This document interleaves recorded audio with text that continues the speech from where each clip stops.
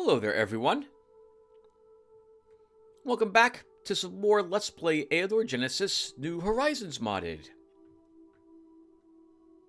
In the last episode, we successfully took the Shard, defeating Urdu and Oinor. Some fun battles right there at the very end. Oinor, in particular, that Paladin Guard was a great deal more difficult for us to fight in the terrain that we fought it in. And his heroes had managed to eliminate a few named folks right there at the very, very end of the Shard. But thanks to their sacrifices, we were able to claim it. We gained 2 more Tier 3 spell schools, the High Magic Tower and the Necromancer Crypt. And we also gained the Artifact Market. There was a 4th building we also got, but I can't remember what it was. That was a great deal of fun to play this game again and finish up a new Shard. And we're going to continue to wrap up some of the more aggressive Astral Masters starting in this episode. It is Astral Turn 33, which I believe is slightly past the halfway point, which I think was turn 32. So we've got another 31 or so turns to figure out how to either evade chaos when it invades, or defeat chaos when it finally shows up. This is something that sounds like it's not possible to actually stop chaos. It will eventually win as its entropy, but we can maybe hold out for as long as possible. Maybe we can find a way to keep ourselves around. On that note, we picked up, I think, 2 ancient parts on the last shard, giving us 2 ancient parts. We also are searching for the keys of truth. We need to find out where the world of the dead is and how to access it. We defeated Lanashar, which is a bit awkward because we probably could have demanded he tell us where it is. Actually, he probably wouldn't have told us, but that would be the most direct master. Direct master? That would have been the master we could have probably gotten a direct answer from.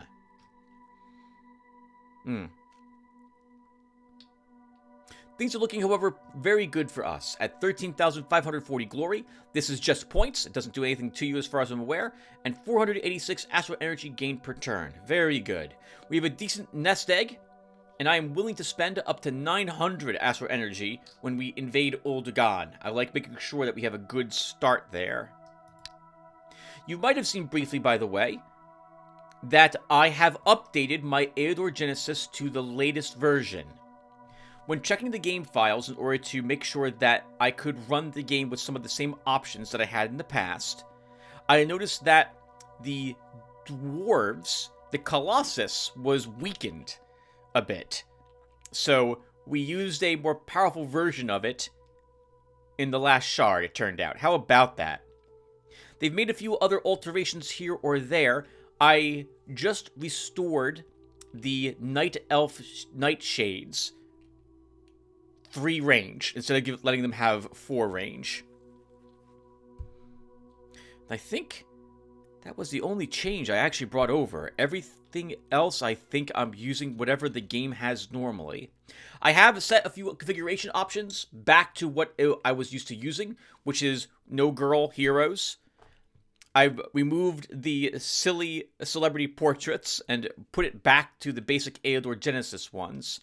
I put in my own name file, and I think that's about it. I've also prepared ourselves for the invasion of Uldagan by lowering the astral energy cost of the item I intend to take with us there. And with all that said, I'll put a break here because the music stopped. Darn it, it just started. Anyway, let's go ahead and talk to Czar and the Astral Masters first, before we go ahead and tell Uldagan it's time to destroy his pile of mud. We'll start with Czar. How can I help you, boss? Czar, do you know how one can enter the world of the dead? Perhaps it will surprise you, boss, but I never had any wish to go there. Do you have any ideas, at least? Were you a mortal, boss, it would be easier for you to get into the world of the dead than to avoid it. But since you're immortal, It's not the easiest thing to do. Ask someone who is adept at this sort of thing. Some necromancer, for instance. Man. I'll try. It just occurred to me. I don't know why this even popped into my head right now. There was another type of completely different video game I had played where I had to enter the world of the dead to save my protagonist's love interest. What was her name?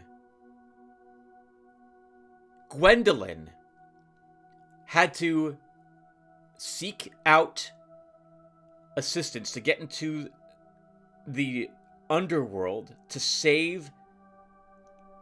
What was his name? I can't remember now. The game was... I just remember the name of the game. Odin Sphere was the name of the game. A side-scrolling beat-em-up of sorts. God, it's been so long. I wonder if that game was ever released on the PC. I don't think it was, or I'd play it. Amazing soundtrack, fantastic graphics, fun battles, but a bit unbalanced. Man. But this time we're going in there to save the entire world, not just a singular person. Well, I can think of who a necromancer is. That would be Belith. So we'll speak with him, and maybe he has an idea of how to get into the world of the dead. But first, we're going to talk from Urdu down. Actually, no. Let's do the opposite. We'll speak from Oinor up, as usual, then. Glad to meet you, Lotaeri. What can I do for you? I have a question for you, Oinor. I'd be happy to answer your questions. What would you like to know? What do you know about Urdu? He is truly worthy of respect. One of the last surviving ancients, Urdu hasn't lost the hope of restoring his race. In addition, Urdu was constantly searching for new ways of protection against chaos. When I first met him, I was overcome with great sorrow when I learned that Eador has lost such a great race as the ancients. I sincerely wish Urdu the best of luck in restoring his people, but there is very little hope he will ever succeed. I see. He needs our power to go back in time in order to potentially do this, then. Perhaps you have some other questions? No, I've learned what I wanted to. I suspect that there is a great deal more going on with us than we were led to believe, and that Czar is specifically and on purpose keeping us in the dark for some reason.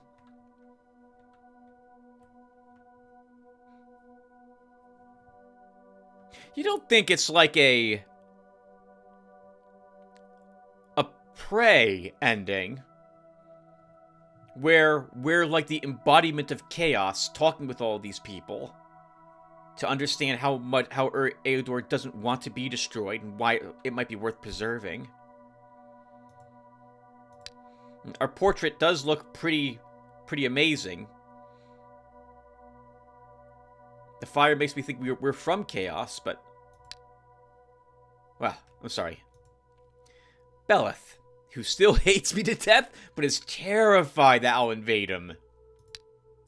Ah, it's you, Lotaeri. What a lucky meeting. What can I do for you? I have a question for you, Belith. What would you like to know? What do you know about Urdu? The ancient is pathetic. For all the time that has passed, Urdu hasn't even learned to speak properly. He's constantly mumbling archaic phrases that, in his opinion, are filled with meaning. It's hard to believe that, according to his stories, Urdu used to be a powerful mage once. I think he's long overdue to join his fellow Iltans, whom he misses so much. I see. Have you learned everything you wanted to? One more question, Belith. What would you like to know? Do you happen to know how I can enter the world of the dead? That's a rather strange wish. I think it's impossible in your current form. Why would you need to do that? We're not going to tell about the keys of truth. I'm not going to play it off like it doesn't matter.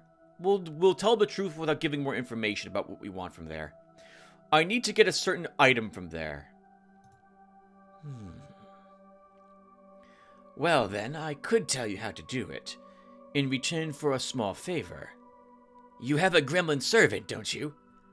I need him or some of his fellow gremlins to deliver messages to my agents in various worlds. Get that done, and I'll tell you how to get an object from the world of the dead. What sort of messages?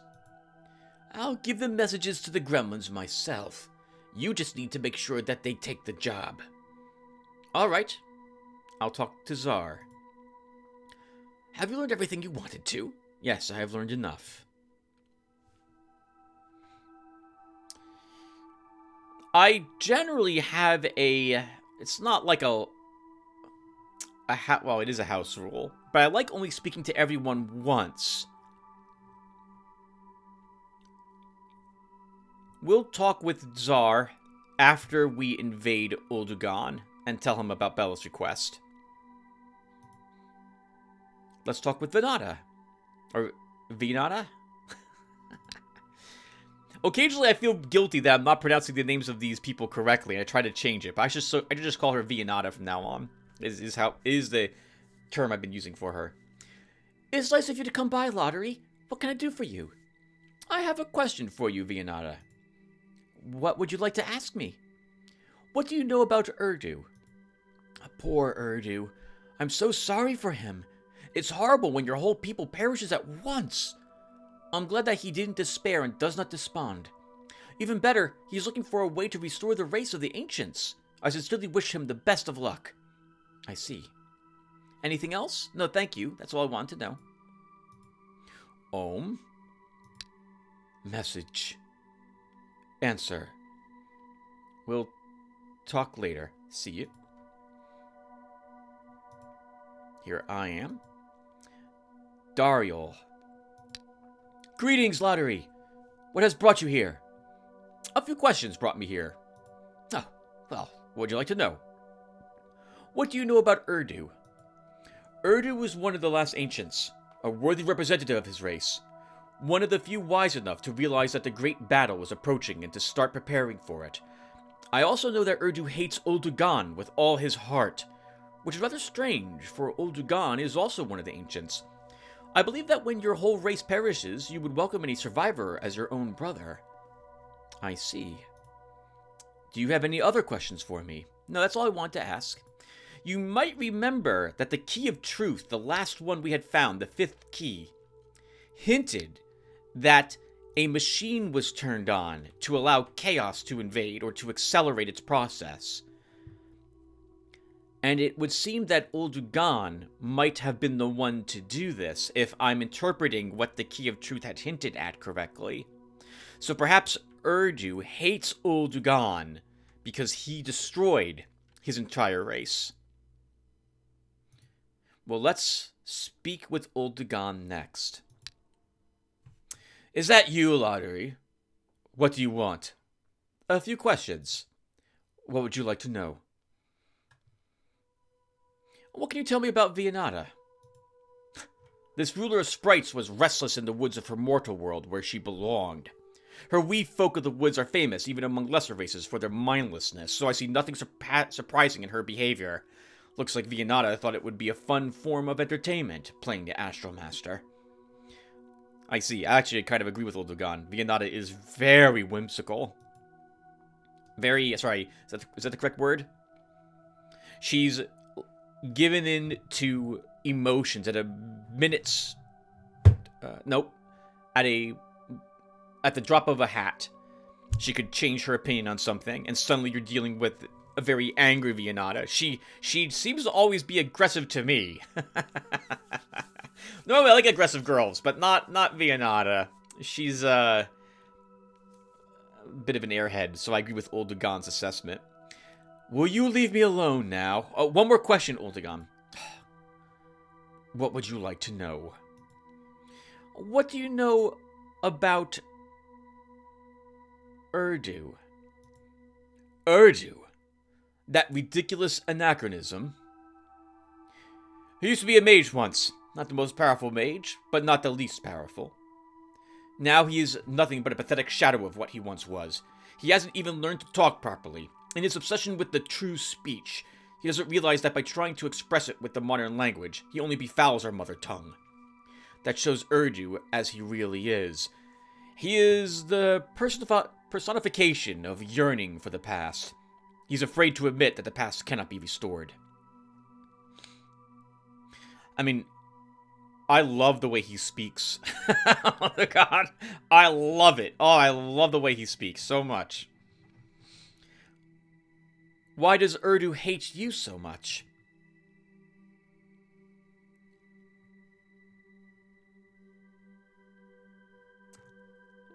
Now that's interesting. That idiot is inclined to blame me for all the troubles that came upon Eador. Mages and merchants never were too fond of each other. But in Urdu's case, this dislike has grown to a full-fledged paranoia. I can only imagine what he told you about me. Inner voice. It's a lie. You're lying. Would you like to join Urdu in his paranoia? Well, go ahead. One idiot less, one idiot more. It doesn't make much of a difference in the astral. Spare me your insults. Since when is the truth considered an insult? A rhetorical question, of course. It's been like that since the dawn of time. All right, I'll leave you alone with your clever thoughts.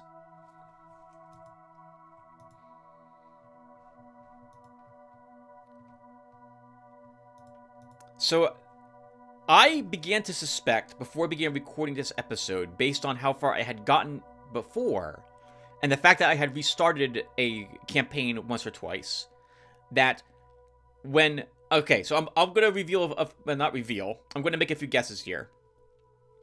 I get the impression that we have done this before, possibly many times, and that our ability to go back in time, or have something bring us back into time, to control time, is allowing us to attempt to get it right, as it were. We must be some sort of destined chosen one, and the only one who can put all the pieces together to stop chaos. Our inner voice told us that Ul'Gudan was lying because we've seen, at some point, how he destroyed the world. And we've made it, I guess, further beyond this part too, but failed in some capacity to stop chaos from invading, and then started all over again. I think I talked to you guys about this at the end of the last episode, at the end of the last year, but I can't remember. Anyway, that's my guess. We'll find out for sure. Or hopefully we'll find out for sure by continuing to play this game. Her school, or her skill, actually, is next. What has brought you here? A few questions. What would you like to know? What do you know about Urdu? This ancient is honest and honorable. I'm sure he can be trusted. I see. Any other questions? No more questions. And Urdu. Greetings to you, Lotaeri. What dost thou want? What is thy wish that makes thee seek me now? I'd like to ask you a question. So tell me now, what do thou wish to know? It might be in my power to assist.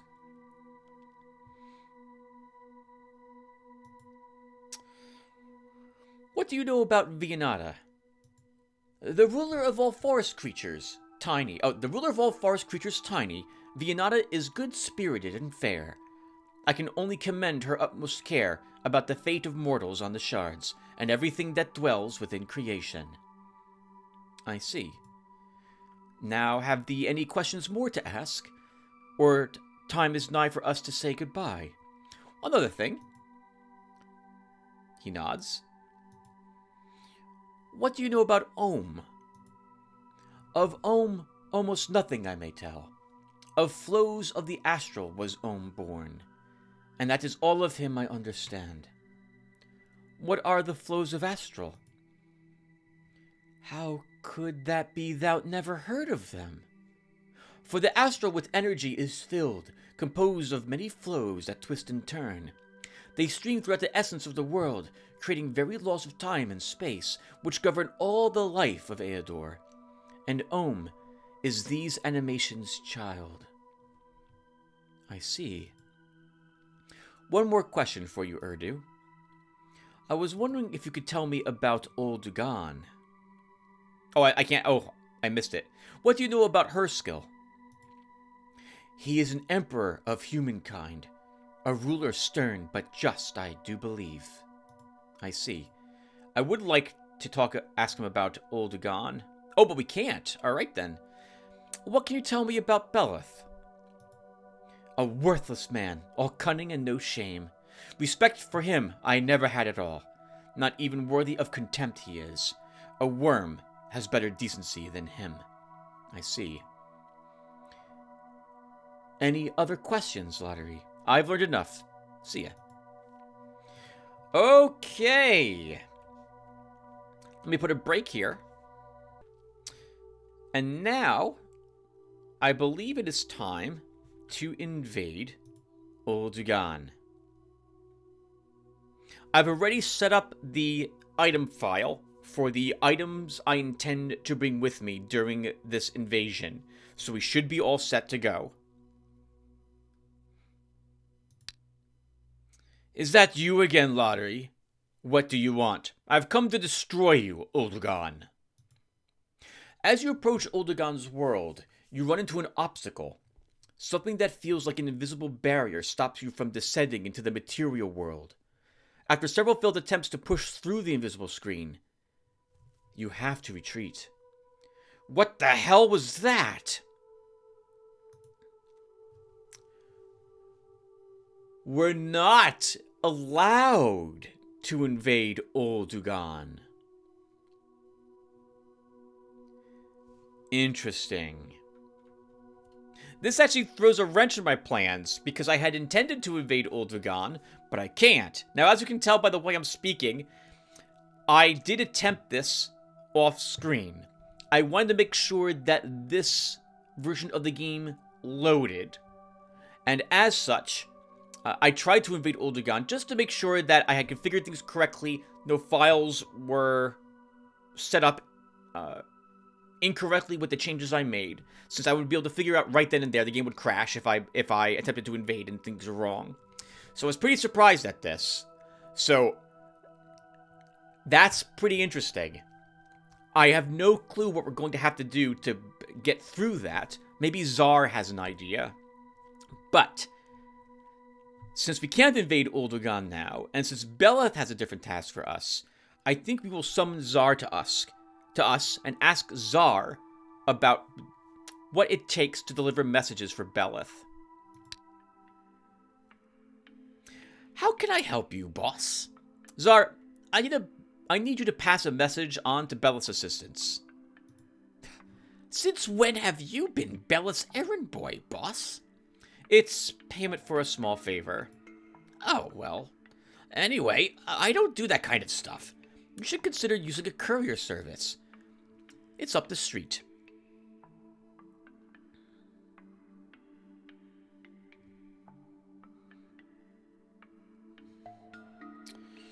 Here's the deal. You use that service.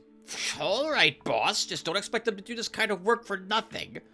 The standard price for that kind of service is 100 energy. So either you pay up, or Beleth's minions will have to get by without letters from their beloved daddy. Alright. I'll pay. I'll be back soon, boss. You can tell Beleth to start writing his love letters, or complaints, or rotten goblin head advertisements, or whatever it is he wants to send out. Alright. Beleth? Oh, it's you, Lotaeri. What a lucky meeting. Oh, what can I do for you? Beleth, I have something to tell you. What is it? The gremlins have started working. Now tell me how I can enter the world of the dead. Why would you venture into the world of the dead yourself? Send one of the mortals. It's really easy for them to enter that world. So all I need to do is kill a mortal? Oh, not quite. You need him to return, right? And bring something back to you. So it would be best to send a mortal who's loyal to you, say, one of the heroes. And in order for the emissary to be able to return, you need to do this at an altar of death. These altars serve as portals between the material world and the world of the dead. So first of all, you will need to find an altar. As a rule, they can be found in Deadlands, in the wilderness, away from prying eyes. Thank you for the information, Belith. Have you learned everything you wanted to? Yes, I've learned enough.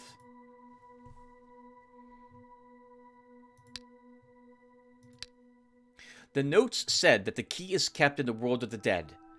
If the information I obtained is correct, one can get there through the Altar of Death on one of the shards. Such altars can be found in Deadlands. We can actually construct an Altar of Death in our domain if we go down the necromancy tree. So that's something I'm going to need to think about in the future. And now with all this said, we're going to invade Gurrington. This was the plan for the next video, or rather the next invasion. But, well, we gotta do it now. We could probably ask about what it would take to invade Uldugan. Maybe some amount of power will get us into that or something of the sort. But, well, I'm going to hold off on it now. Since I would like to do one thing at a time. And more importantly as well, if Czar has that information, he's busy now. He's busy doing the tasks for Bella, so we can't bring him to us at the moment. Now, to verify that things were going to work, I ended up invading Gurrington. So, I cannot stress enough how lucky I was when I invaded Gurrington with the item I brought with me and got the exact hero I was hoping to get. So I made a save of me starting on turn 1. Well, rather, the first turn. I didn't hit end turn yet, but when I saw that hero, I was like, oh my god, this is exactly what I want. And because the game randomizes skills, I decided that I was going to pick up from that spot. Like, we'll still hire a hero here when we invade Gurrington, and we'll take a look around and I'll talk about what my plans are and stuff like that. But then, unless the hero is the same hero, and I don't think it's going to be, and by same hero I mean has the same passive and the same skill, I'm just gonna restore the save game that I have in a different save slot, because oh my god, it was perfect. I was like, oh, you're kidding me. You're kidding me. It works, and I know I'm never gonna get this combination again, so hopefully this will be acceptable. Now, with that said, let's talk about the invasion, because I'm going to continue to do the rest of this pre-invasion stuff. Rather, we're gonna head down to the shard anyway, and I'll show you what it was I decided to take with me. Oh, and first off, for Gurrington, we're going to earn the Explorers Guild if we're successful, the Master Builders Guild, and the Merchants Guild. We'll also earn a Pack Warrior that I don't care about whatsoever. 40 Astral Energy. It's a large shard. We were just on a large shard, so we should expect there to be 4 enemies on the shard. Seas. So we might be isolated. We'll probably have to build ports somewhere. And that's it. Alright, everyone. Lots of awkward cuts are how we're going to get through this video together. So, when I invade a shard, I have a guideline I like to follow. No more than 50% of my astral energy income can be spent when I invade the shard. I don't have to spend anything. I can spend over that amount, but I try to make sure I don't. For no other reason than I want a big nest egg of energy reserve, or a good amount in the bank, as it were. This way, when I do really want to win a shard, like invasion, I have quite a bit I can spend on such. Given the amount of astral energy we are earning, which is 486, I believe I can what's the number I'm willing to spend? Calculator. 486 divided by 2. 243. Now, to help me, though, with this invasion, I'm going to go over that limit, but not by too much, I'm thinking. we're going to first get rid of some of the units we have in our garrison. New Horizons added an option for you to sell for astral energy units. I wish they did this with everything, because there's a ton of stuff I would just immediately get rid of that I'm never going to use. But alas, it's only these things that are supported, at least at this moment. We are limited, as far as I'm aware, when we invade a shard or when we're defending our own shard, to 6 units. And when it comes to defending our own shard, the units that we will be given are those from the leftmost position towards the right, up to 6. So if I want to pick certain units to defend my home with, and we're playing a good aligned Astral Master, that generally means the Veteran Slinger and everything else over in this direction. So it's a bit painful to do this, because I really do like Plague Shooters and Mummies, but we're going to vendor these. And then we'll also vendor one of the Scholars. We've used 2 of them in the past when defending our home, but I like the Veteran Slinger, and I'd like to give him a try if we have to defend our home again. So we're going to go ahead and sell a Scholar. Now, we will earn half of this Astral Energy. So instead of 237 spent, we should earn 215 or so. 218. Well, let's sell them. Okay. So now I have about an extra 50 that I can spend. Of that 218, 100 of it makes up for what we spent to help Belith. So we have an extra 50 based on that income. The extra 100 we earned right there.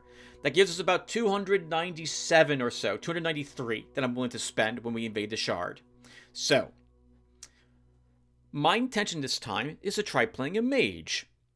Normally, I would consider taking the Cloak of Illusion or the Hat of Illusion with me, but this time around, I figured, well, maybe it'll be fun to actually play a Wand user for a change. We haven't done that a whole lot, and if we're starting with a Mage, there's no guarantee we'll also start with good spells. So starting with a decent Wand would be really handy in that regard, because we can use it, obviously, to slaughter enemies, instead of relying on a few decent starting spells. So we'll go ahead and take the Wand of Lightning with us. As you can see, I've already lowered the extra energy cost of this item as well. It is not normally 177, it's normally 261. A third of that is 87 points? Which is... it might be 81 points is what it's lowered. No, it's like 84? I can't remember. But this is exactly 1/3 of the cost of this. So that really works out for me. You guys might remember or might not remember that I put together a poll asking if you guys would mind if I change a few things about this game. And you guys agreed that the extra energy cost of these items is a little too expensive.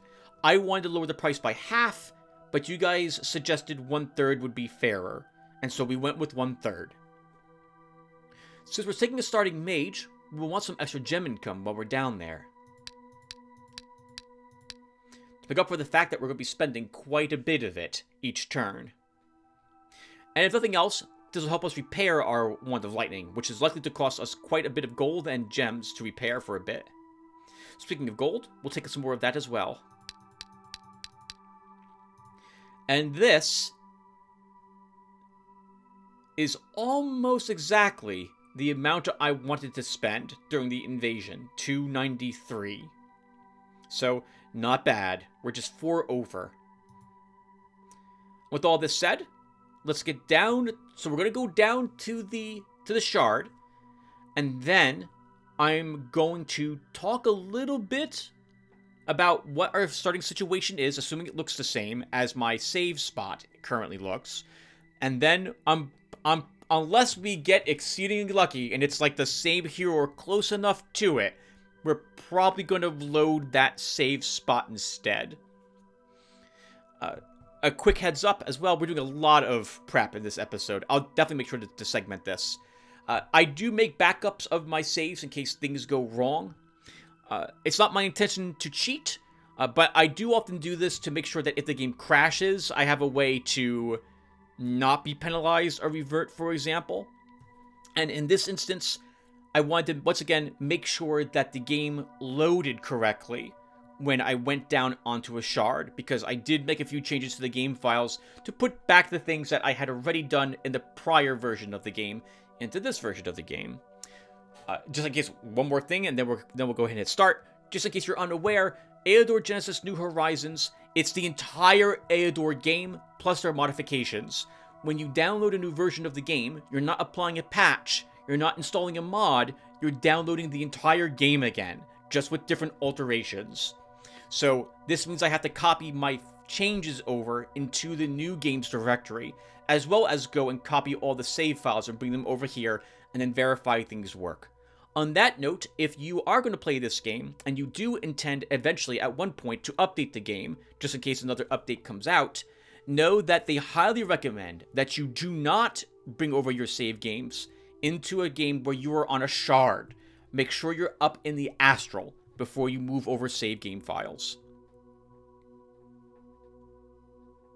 That also means that the multiplayer game I just realized I'll never be able to play it again because they're on the shard, so that sucks. Anyway, let's go ahead and start.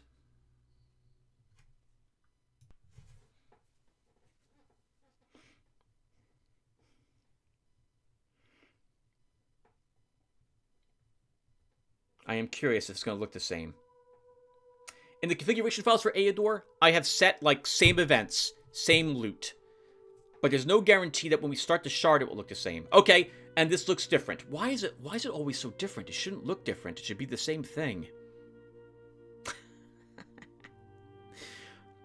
Okay, so I'm not going to bother talking about the lands that surround us at the moment, because until I hire a hero and see if we're actually going to use him for this shard, or if I'm going to just reload the save file, because I can't believe how lucky I got with the hero I started with. I want to see if it's possible, if I have something similar here. So, we brought a Wand of Lightning with us.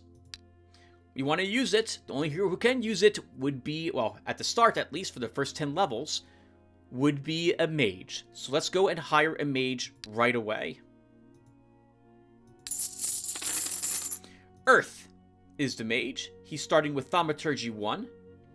And Blacksmith. Blacksmith actually would be really useful for a wand user, because it would keep it repaired automatically. Every end of the turn, the Blacksmith repairs 1 durability for the wand. That's actually really good. That is really good. But the other wizard I had started with Wand Mastery, which is perfect as well for a wand user, and also with like Necromancer is his passive, which means that he has more undead summoning power.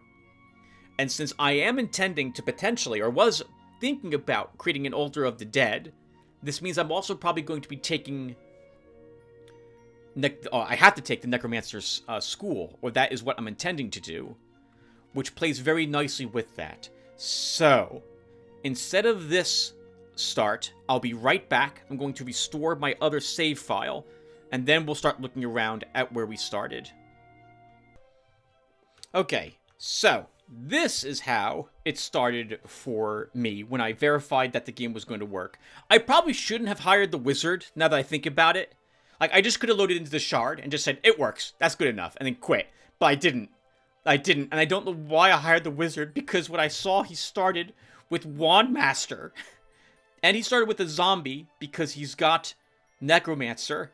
Oh man, I was like, oh, this is exactly the hero I kind of want, so... His spells are awful. Fatigue, Magic Spark, Triple Blade, and Haste. Actually, these aren't terrible. Haste will actually help with our zombie to get it into position. So I guess I can't complain that much. Triple Blade's is an okay spell as well. And now, let's look around at what we have. So, Ritual is earning us 14 gold and 7 gem income, which is decent for a starting province. I think we're always guaranteed to start with this, or something close to it. I can't remember now. I know that on the difficulty you're playing at determines like how much income extra you earn in addition to your standard income. So I think we are gaining a little more gems than we normally would for starting here. But since we're starting in the swamp, that also helps our gem income quite nicely. Combined with the 5 extra gems we're earning per turn, that's 12 per turn, which is very good.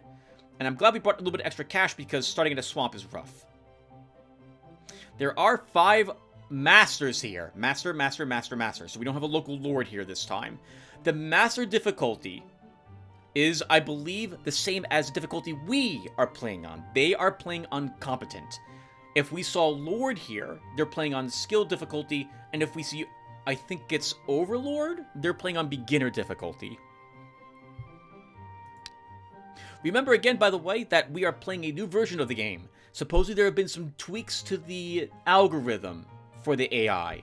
So we'll get a chance to see how this affects us. Hopefully we won't see the hyper-leveling glitch, but I am expecting the AI to be a little bit more smarter about some of its leveling choices. We are starting in the lower left-hand corner. We are not up against the corner, which is decent. I don't like seeing a starting C right next to our province. That's one less province we can claim. The surrounding lands have a bit of gems on them, which is nice. 5 in the Urlis swamps. Unfortunately, over here, this is Lizardman lands, and not the Brigand lands we saw earlier. That's a shame, because this is probably guarded by a Bog Warrior. And there's no way our hero can defeat that group, at least not until he's around roughly like level 6 or so. There isn't that much gold in the surrounding lands either, so I'm glad we chose a mage. 3 free settlements as well.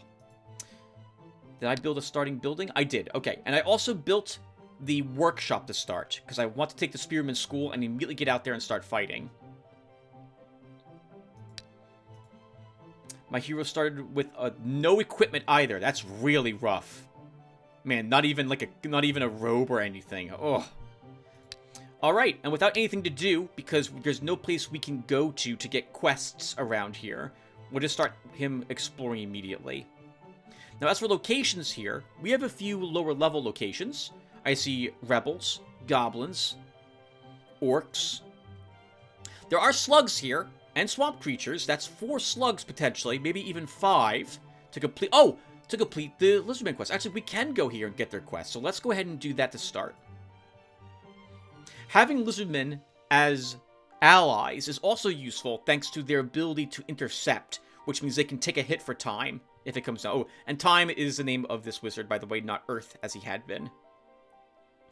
Also, if we take Lizardmen, I know there's a few of you who've asked to be scaly creatures in this game, so it will give us a chance to actually re-add like Megitats as a Whisperer again, and so on, so I'll look forward to that. Now, there's one new thing I think I saw immediately. Settlements look like they have a red title?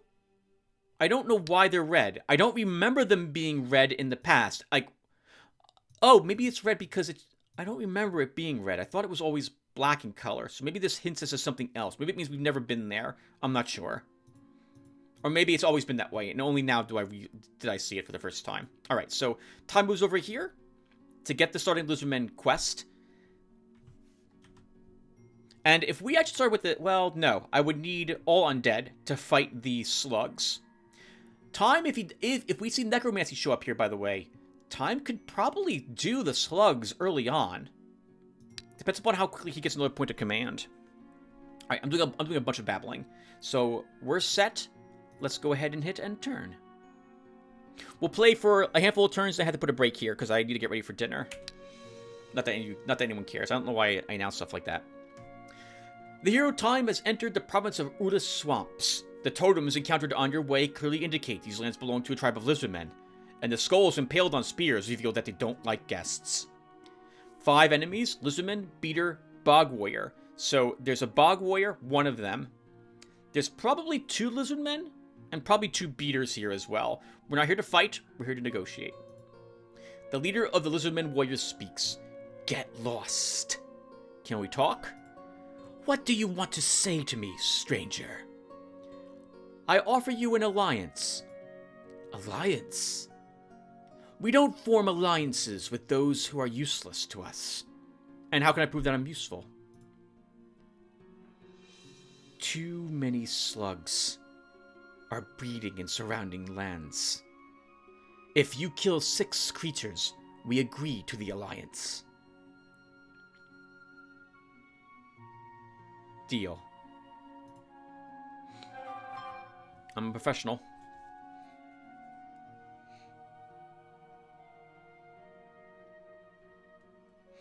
One second.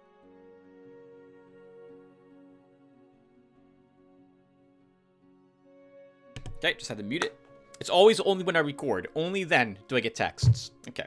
In addition to dinner, I'm playing some games with my brothers. So I need to get... that's another reason why I'm going to be putting a break here really soon.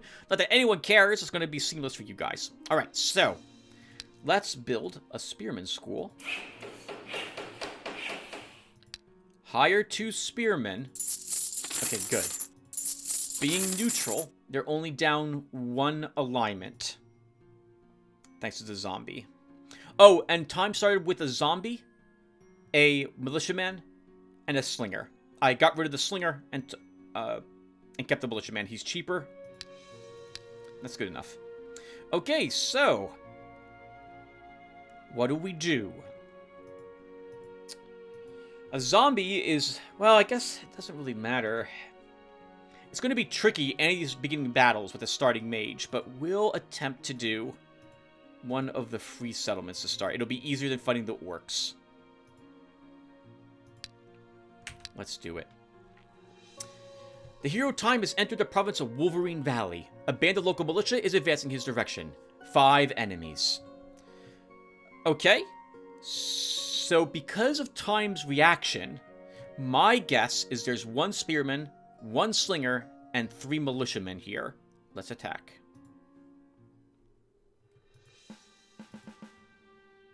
I do kind of like...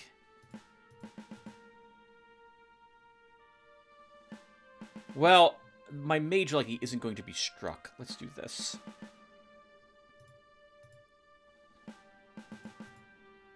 And start. Oh, I'm wrong. There's 2 slingers. Our hero might be taking some damage here. Now, the Wand of Lightning has Chain Lightning, which I believe does its damage to all targets, if I recall correctly. Can I see what it does? Chain Lightning. The shot uses up 1 additional ammo and 2 more stamina. This unit can use a special shot which damages not only the target, but also up to 3 units in a row, at the cost of extra ammo and stamina. Okay, so... I suppose we might as well use the free spells to start.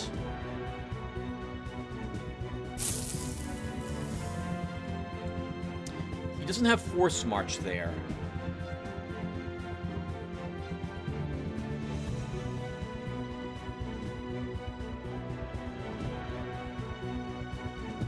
Let's do that and end the turn.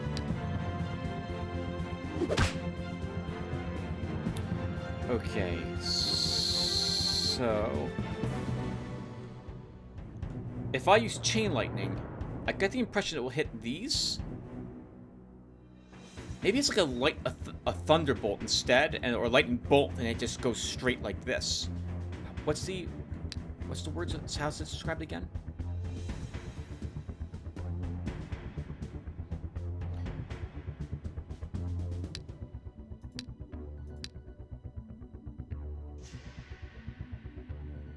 Why not give it a try, right? Let's move you here and throw.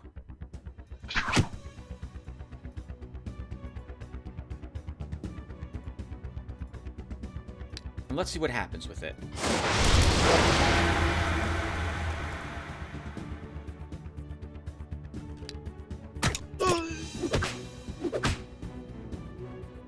I'd rather not lose a spearman to start, but now he's tired.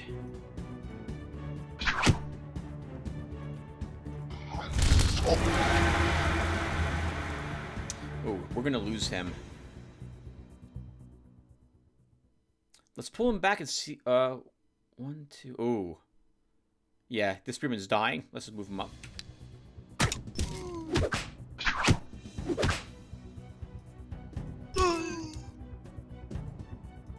Oops.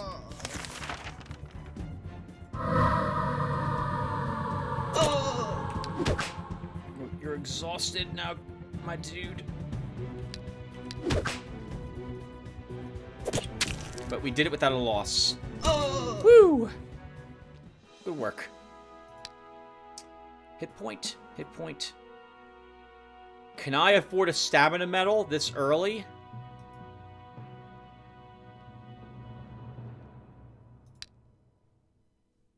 I mean, it's very useful to get it so early.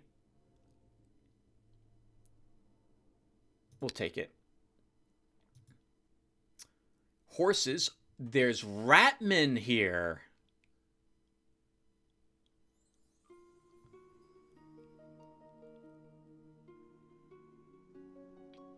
It's not often we get the Ratmen as allies. I liked the one time I had them. We could get their quest as well and see which one we complete first. We might be strong enough later to get the Ratmen to just take the Lizardman Swamp as well from them. We'll go there and get the quest. Monster catchers, trolls, giants are in that area.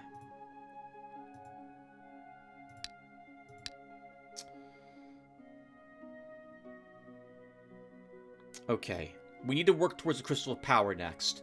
Let's start with the tavern. And then end the turn.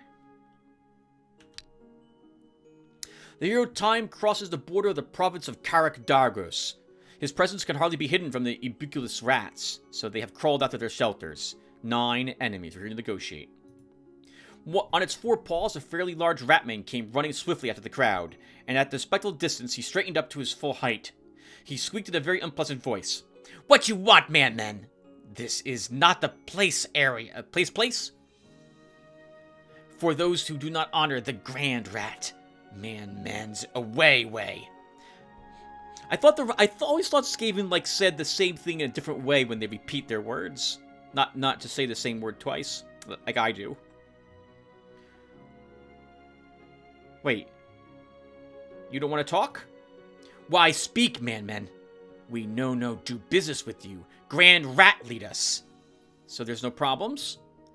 Rather than answering, the Ratman ran back to the line of soldiers, and some squeaking and squealing could be heard, with the occasional nervous twitching of Ratman tails. Numerous sneaky and poisonous green eyes periodically glanced at the hero. After a minute, the Ratman returned. There is one problem, yes. Rotten necromancers. Their despicable magic spells makes food go away. Food attacks us. Food no more tasty. We cannot stand it no more. Kill rotten necromancers. Kill, slay them. And how many of them do I have to kill?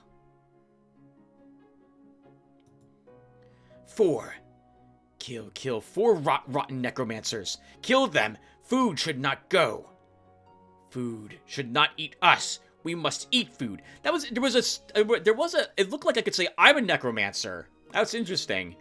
But we're not powerful enough to do this fight if it resulted in something. And I don't want to do a revert right away in this shard. Kill 4 necromancers? That's easy. Is it easy? Not. Well, we would have to find them, and there's none here. 1 more turn. Maybe 2 more. Let's head back home. Now, how expensive is this wand to repair? Not that expensive. You are wounded. So, the really awkward part here is that until Time gains a rank in Necromancer, we don't heal this zombie. He has the increase of Undead Risen, but he doesn't have the option to heal them. Oh, and that's a bit awkward. That's a good unit there, but his alignment plummets when I put him in with this zombie. So no. Let's go into the crystal we just... Let's go into the crystal we just created. Get to starting quest, and then I'll put a small break here. The hero Time has reached a magic crystal through which astral energy streams out into this world. According to the ancient lore of Eador, mortal heroes can receive special quests here. Choose a quest of low difficulty. A dull voice is heard from somewhere deep inside the crystal. New quest. Eliminate creatures. Wolves. 9. That's an easy thing if we can find the wolves. So we're looking for hordes of shamans. I'll be back soon. A tree bearing gold coins has grown in the province of Wolverine Valley overnight. Legend has it that this tree is sacred and is strictly forbidden to pick its fruit. I forbid anyone to pick up these coins. The fruits of the golden tree increase income for the province of Wolverine Valley by 2 gold per day. Excellent. Hey, they didn't take it. So normally you get like 100 gold or so, just about. Maybe less. I think I've had as low as like only 48 gold or even lesser than that. So that will make up for the gold we didn't get by them robbing the tree in about 50 turns, is what I'd say. Which is a long time. But I am glad to see this. I am glad they didn't take it. Alright, so let me put a break here. I'll be right back. Alright guys, let's fit in a little more Eador. So, we haven't leveled yet. Let's go over here next. I generally like taking surrounding provinces before I do locations, so I can get the steady income quickly. That, and I want to push my borders out to see what else is around me. So I have a better idea of maybe if we can get a different alliance. An example is the Ratmen, for example. Okay, this is 5 more enemies. I'm expecting the same layout then. Spearmen, 2 militia, and 2 slingers is probably what we're fighting. We should level after this battle is done.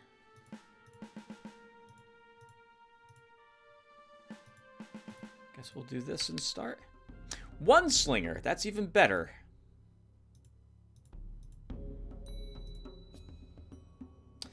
And we could zap the first guy immediately. I always forget that Magic Spark and Fatigue actually increase with your spell power. Well, we shouldn't need to cast anything, thanks to our, well, these 2 spells are useful, and our wand is useful. Other than that, I want to hold on to the gems that we're earning each turn. So, we won't cast...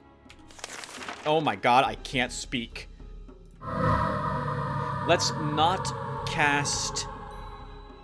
What is it called? Oh my goodness. Oh. Oh, I sound so stupid. Let's not cast any spells that require gems. We shouldn't need them for this battle. Wow, they're really coming towards you, aren't they?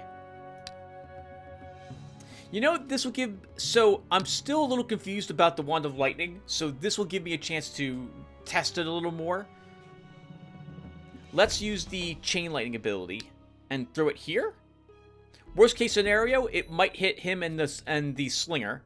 Best case scenario, maybe it might strike these 3 enemies. Okay, so it targeted these 3, which is still very, very good.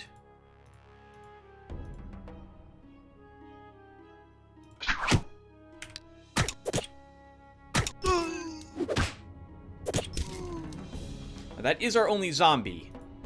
So, I mean, if we lose him, so be it. Actually, maybe we should even try to lose him, because he is 2 gems per turn upkeep. I hadn't thought about that before.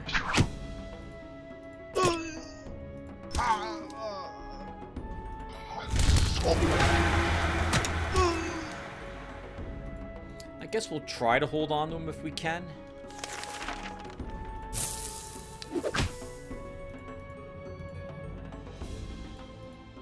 And if we level up and get undead summoning, that would be fantastic. But if we don't, we'll probably drop the zombie. We did get it.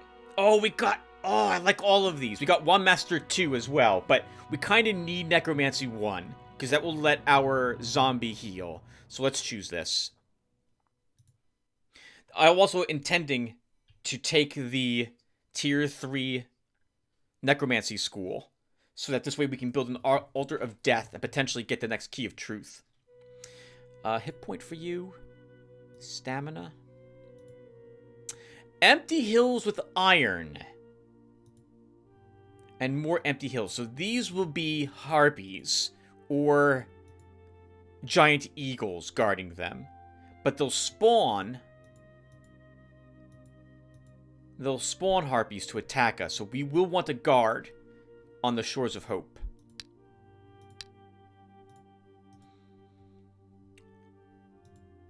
We also don't want to be here, because if it does spawn enemies, I don't want to lose my only hero. Alright, so what's next? We want this. So we need to build the library next. How many gems are earning per turn? 11.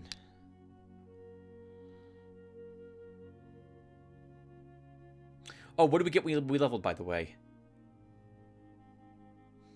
Health? Really?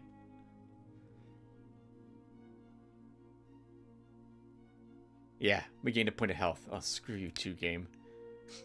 Okay. Whatever. Let's... Oh, that's expensive. But we're gonna want it. Let's take the School of Necromancy. And then we can drop Fatigue, we can drop Magic Spark, and we'll take a Raised Skeleton. And another,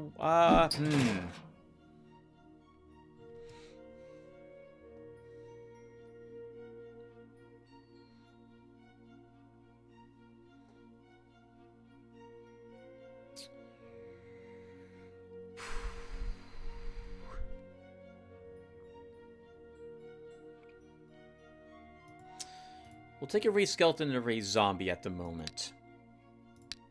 Oh no, I don't want to plunder. Stop! I don't want to plunder the province. Not my home province at least. Alright, repair that wand. Our zombie needs to stay with our wizard now so that it regenerates. My other heroes look like they're in good shape. Other heroes, other units. Let's put you there. We have a veteran spearman here. I don't think I care to hire him. I plan to replace these guys with skeletons or the like eventually, so we'll ignore that merc. And we'll head down here to fight. Maybe we should drop the zombie now, because we're going to raise a new one. This one's already badly hurt.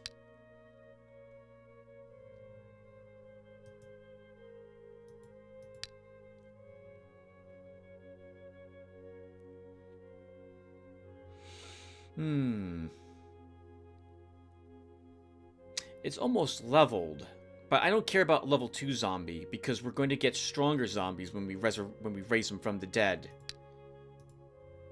So I think we will just... Well... Yeah, let's just drop it. And then we can build a granary. No, we can't. I built the School of Necromancy. 6 enemies. Bushman, Slinger, and a Spearman. A little tougher than the other ones that we have so far because, well, there's more of them.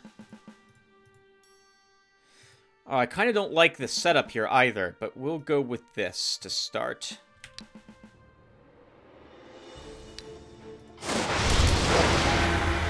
Good. That was great. We hit both slingers, which will weaken them.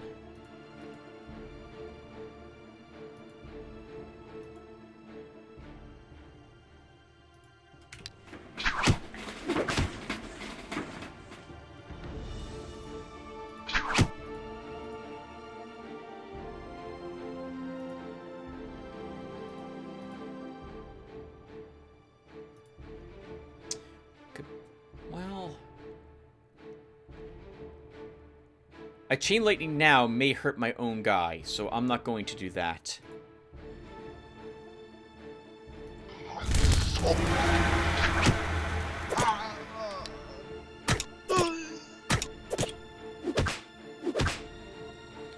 we can get you away, you might get a decent medal, but I think you're going to die.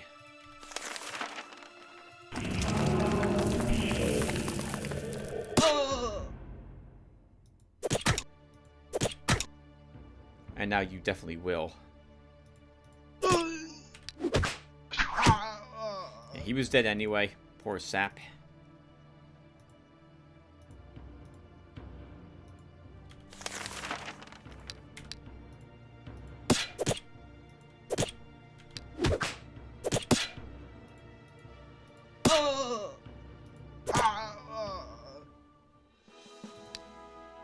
+1 health, Necromancy 2, or Wand Master 2. I like both of them. Let's continue to take Necromancy at the moment, so our undead heal a little more between each turn. We'll give you a stamina, we'll give you a hit point. I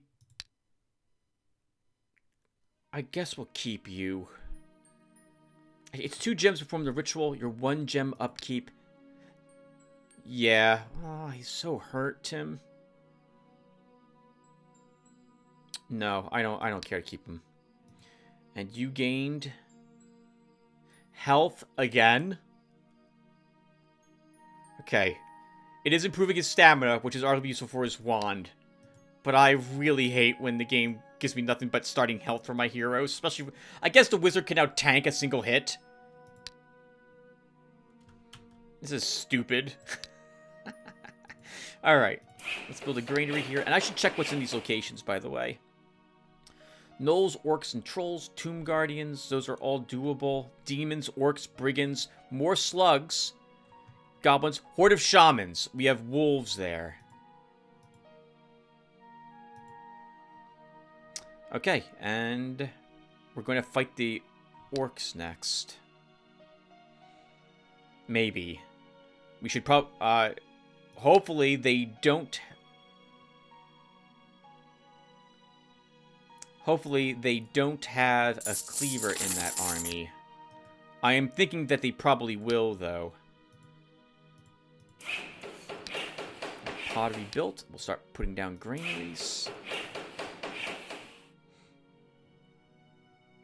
This time, let's not also choose the wrong answer to give the orcs. We don't negotiate, we run. If they have a cleaver.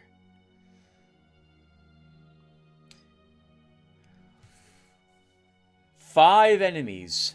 Bugbear, orc, and a ghost whisperer. If we didn't have 2 points of health, we could probably do this battle. We might still be able to do it. If we can resurrect a creature, that would be handy. But if there's 3 orcs here, that's a lot of tank to chew through. So I think we should retreat until we have another command slot and another magic. Alright, so then that's all my starting provinces. So then now let's go ahead and start fighting rebels, I guess, where we can. Or we the Shaman Horde. That's going to be 5 wolves. But we could fight them. We could fight the demons. Which circle will have a necromancer in it? So that's one of those.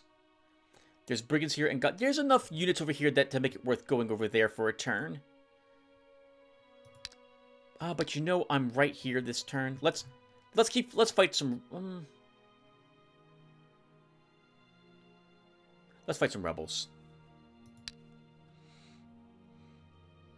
And we'll build the show booth. Build another granary. And end the turn.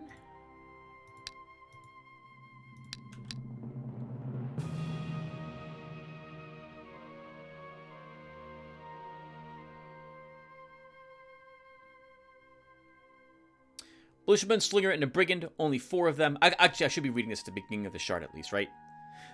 The hero time approaches a mysterious building, something vaguely resembling a den of robbers. It looks like the criminals here might be of the most unrespected kind, and it will probably be worth cleaning out this nest of riffraff as quickly as possible. Scouting results, 4 enemies, Militiaman, Slinger, and a Brigand. We can absolutely do this. I like this terrain. We have a hill, they do not. Let's do it. Though I don't like where they put themselves. That's a... Good for them.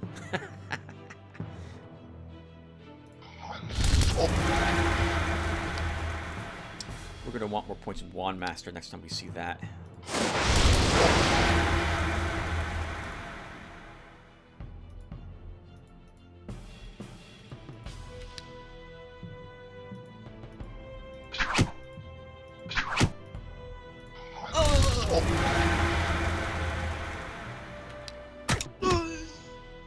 Yeah, so we can tank it.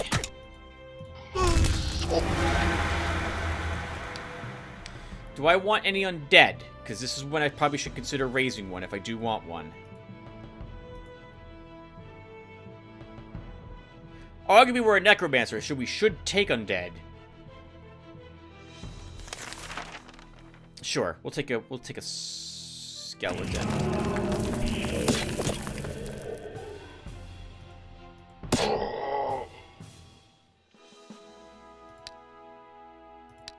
And we'll drop off the level 2 guy.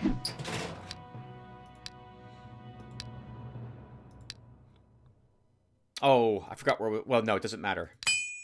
Actually, it does matter. I could have kept the level 2 guy. Should have kept him instead. Alright, let's do another battle while we're here. Let's fight some goblins. Drop down another granary. I'm not sure what the best strategy is when it comes to early shard necromancers, like what we've taken here. Gems are always a concern. We're earning plus 12, which is a good amount of gems to earn early on. But I'm always unsure how much should be slotted into keeping a undead army around. Undead are very nice. They also help free up more gold. But they are a small drain on our gem income. You guys know all this already. I'm just mentioning it because I'm not sure what I should really be doing, and I'm probably making mistakes with what I am doing. I do think, at least, starting with the Wand of Lightning, which was unrelated to necromancy at all, was a good choice for this build, since I'm not casting many spells. We're just using the decent damage from this wand to help us. Okay, let's build a gaming house. Get money to give us even more money. And end the turn.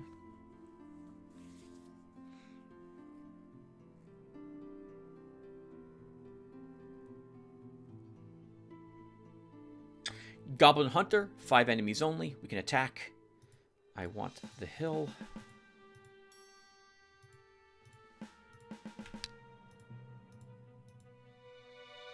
I don't know why I moved him there. Why did I move him there? That was dumb. That was so dumb. Okay, let's see. That was dumb because I could have moved him here and then here. Instead, I just kind of shuffled where these two were. What's your range? 6 up there. Good God, these little goblins have a lot of range. And I can't reach them. So we'll just have to end the turn. We can't kill him either. Oh, there must be a leader here. This guy is increasing your defense by 1. Yeah, that's annoying. Defense will lower the resistance of magic arrows, so I don't care to cast... sorry, triple blade.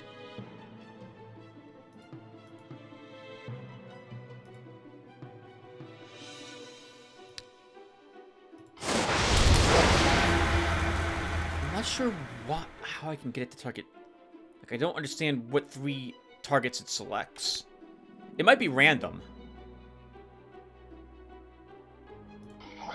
Now that's an interesting movement that they did.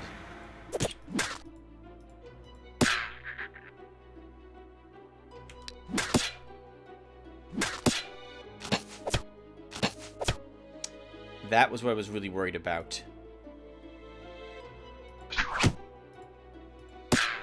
Because we might lose our hero here.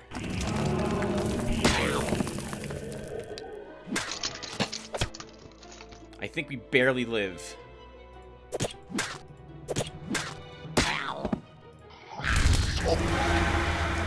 For my complaining about health, that let us win that encounter. Us to survive that encounter without losing him.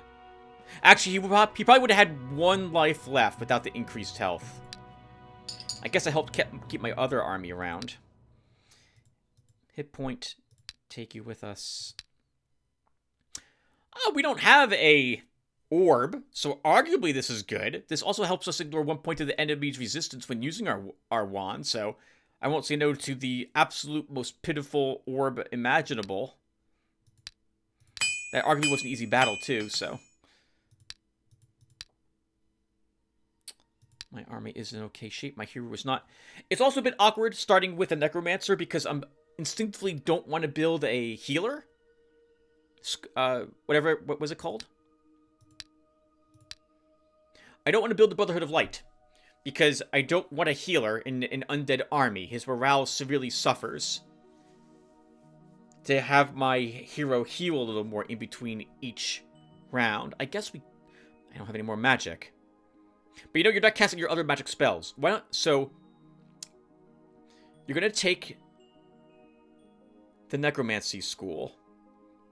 You could take Life, if nothing else, just for Cure Wounds. Chalice of Life and Shock, which are all useful. Let's do that. We just won't take any, or I'm not intending to take more points in this school. I'll have to drop something. I don't really want to drop Triple Blade, as this is really useful against things like Necromancers to really hurt them. So we'll drop the Haste. And take a Cure Wounds. And now we'll fight Rebels again.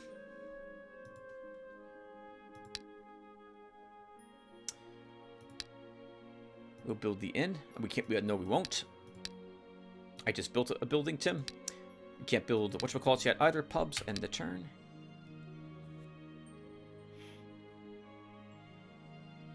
Making lots of mistakes early on, too. Thank goodness I'm playing competent, because I can make a handful of mistakes and still probably do decently.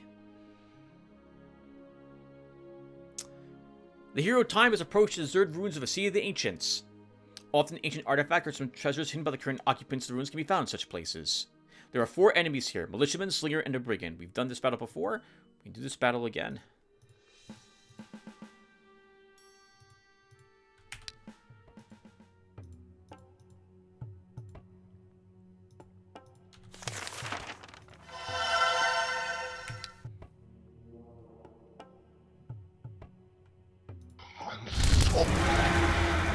I kind of want them to get a little closer, so let's shuffle around a bit.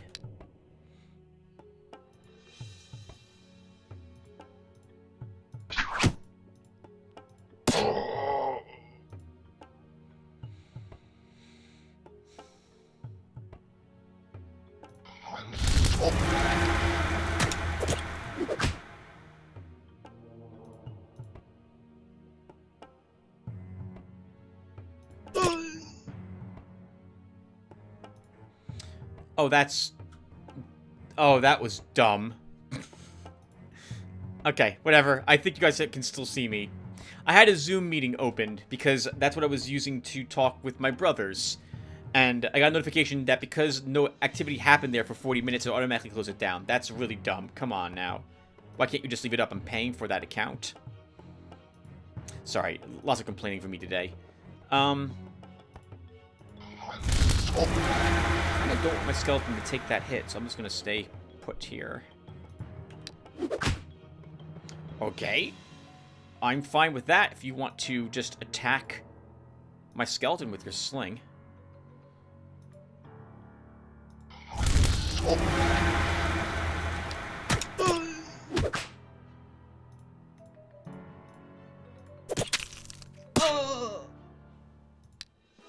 +1 command. Very happy to see that. I'm also going to grab a point of wisdom as opposed to Necromancy 3 because I really want another spell slot. This will also give you more experience points, which will help us level faster. So let's take this. Stamina. What's your stamina? 15? I'll give you Force March now. We have the money and the gems that we could hire another hero now, too. I guess we should, and he'll just keep exploring. We don't see any shops in any surrounding lands.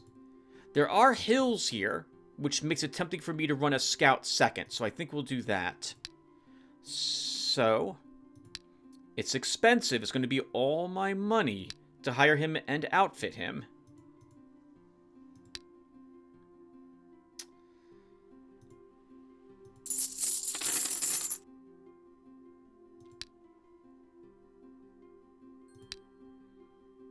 In time, we'll fight some orcs that are here.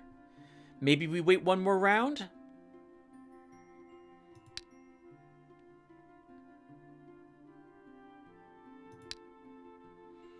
What turn is it?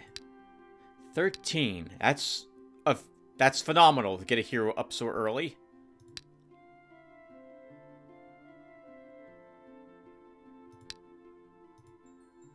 Let's do it. Skirad.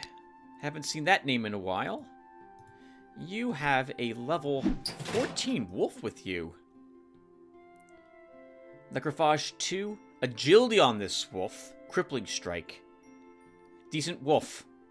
Hopefully we can keep it alive to the end of the game. You guys were making some good jokes about how the wolf was able to keep everyone safely inside the castle as the only guard in it. So you know what? Let's leave him here at the moment. We can afford the 2 spearmen. Okay. We have no cash left. What did Skirad start with? Let's take a look. Reaction. It's not the best, but it could be worse. So I'm glad to see that. We'll give him a bless. We'll give him a cure wounds. And a shock. Time should also get another spell. So I'm going to give him Soul. How expensive is Soul Trap? 5 gems for Soul Trap. I figured this would actually be less gems in that.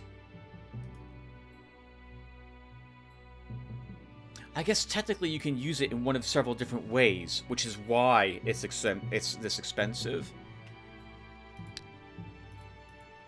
I was expecting it to be a little cheaper, gem cost to cast, given that you need a body to cast it. But Soul Trap is a very powerful spell, so I guess that's why it's 5 gems. Actually, technically, Tim, yeah, your raised zombie is even more expensive, so. You still need a spell, so let's take Soul Trap, after all. And I still didn't see what you started with. So you start with Reaction Skirad, and you also start with Blacksmith, so you'll automatically repair your gear. Like every turn or so. Let's double check that. Blacksmith. Every turn, the hero repairs his own equipment, restoring +1 durability to all items. And you'll just explore. And then we end the turn.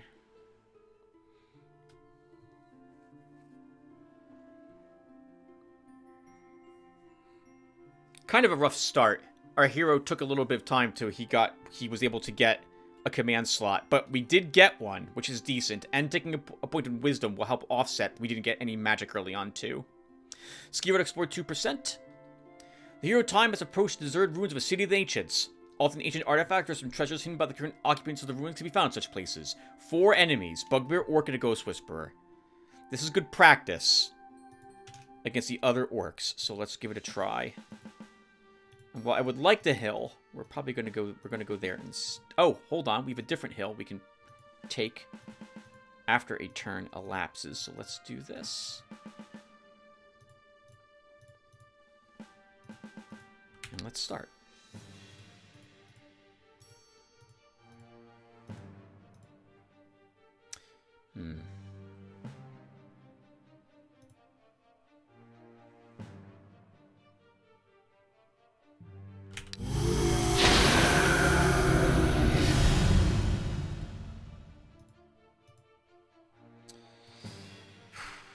One orc. 2 archers. No resistance on these. Alright, let's try our chain lightning again, right? So we'll put it here. And let's see who it... you know, I'm thinking it's only going to hit these 2. Let's see if I'm right about that. Nope. Okay. Hit all of them in a line. I was thinking maybe it's related to the fact that only these two were within my weapon range, but now that I think about it, I think the first time we even used it, it reached further than that. So I don't understand how the AoE works.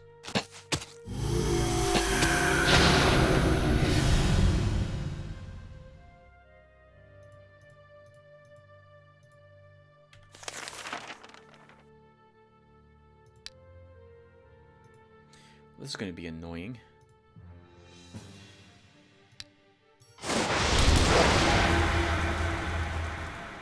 I want him a little closer. Oh, they're going to kill that one.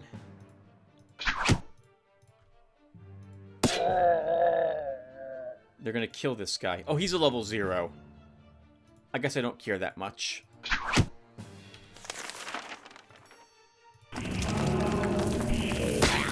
Was a misclick there, as usual. Whoa.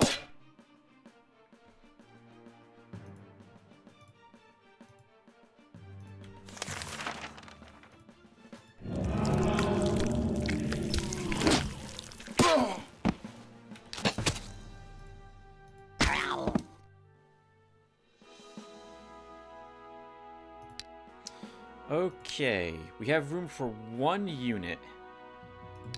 I shouldn't have summoned that zombie. Or rather, one of these undead I shouldn't have summoned. Let's keep the zombie with us. And maybe we drop one of the spearmen now. We start going full undead.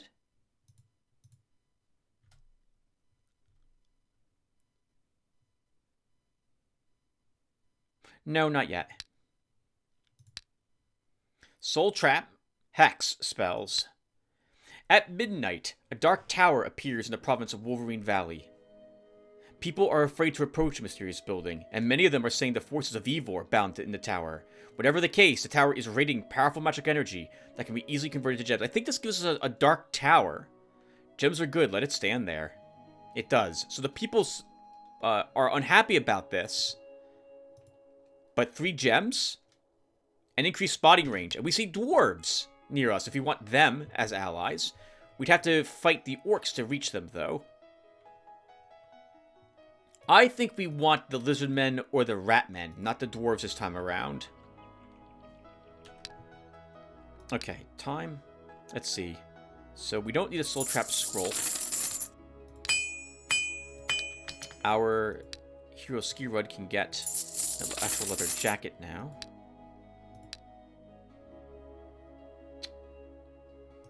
Ironclad Merc. Too expensive to hire at the moment. But we could afford... can we afford him?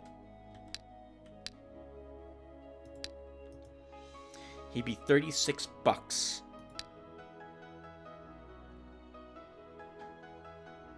Well, I think we'll hold off on hiring mercs for a little bit. Time. Let's have you fight... Ooh. Druids might have a wolf with them. Druids will be, I think, 2 wolves, a dryad, and 2 fairies if they're a low-level druid group.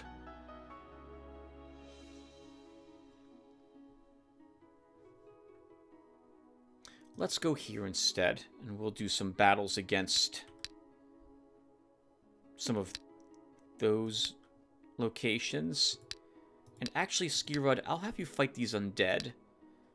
But I'm going to give you another shock to help you.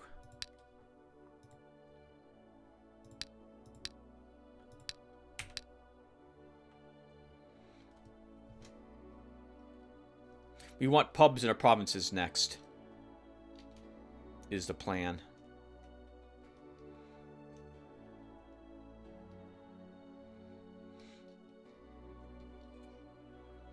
Four enemies, Skeleton, Bone Spearman, and a zombie. Skirud doesn't think he could win. I think he can. So let's do it. They'll slow down on you, Skirud.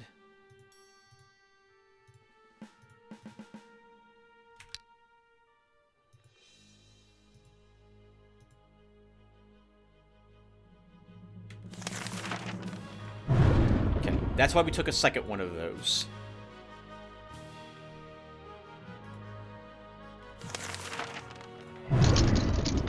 By far and away, that is the most dangerous thing on this battlefield at the moment.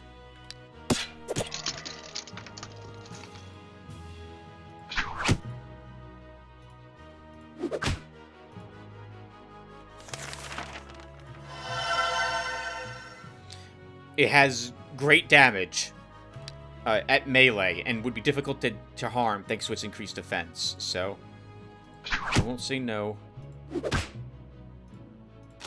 killing it. 6 life left. You do... We'd have to get lucky to kill it.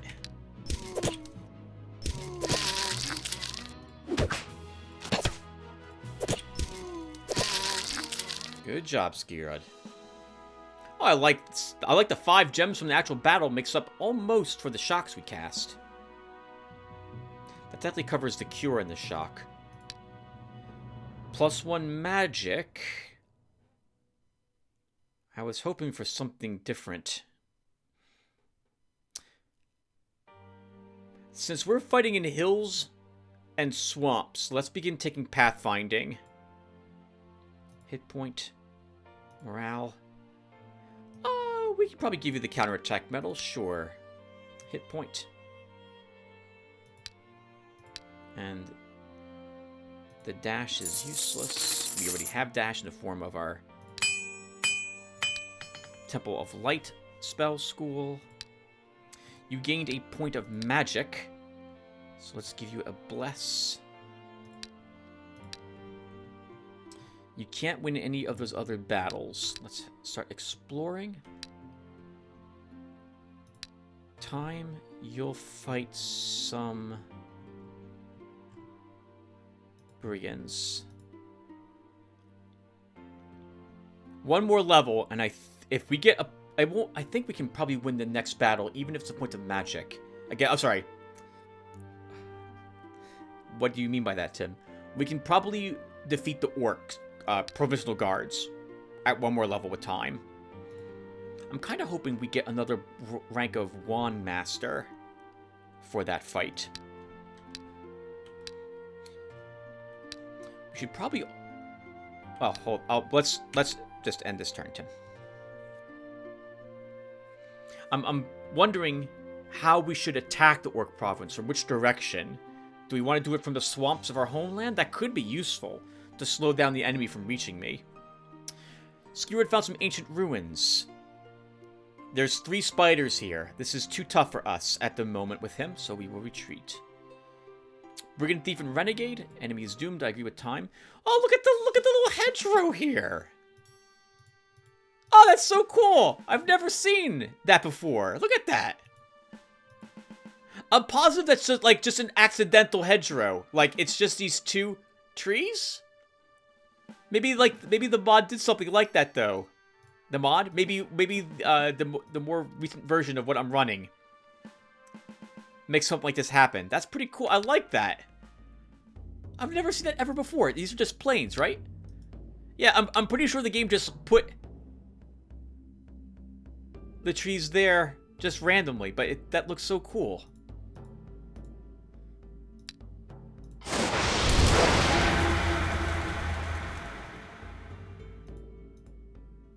Oh, let's not do that.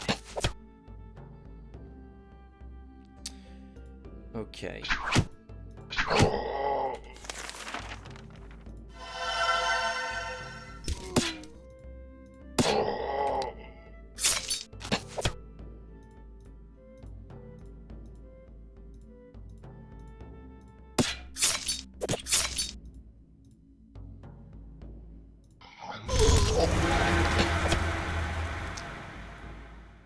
That's so interesting. Why does he attack the skeleton? Why?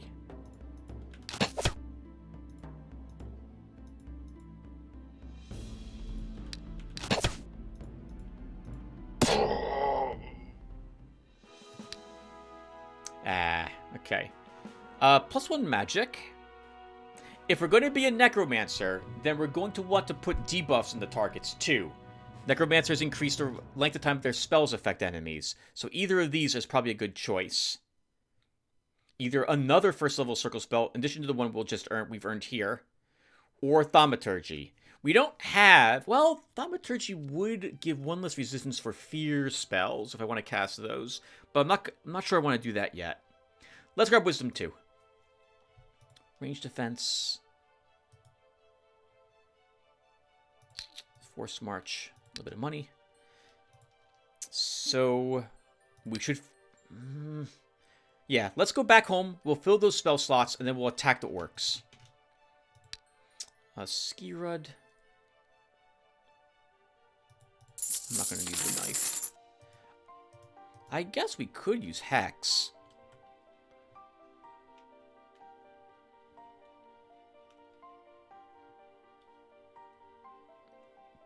I'm not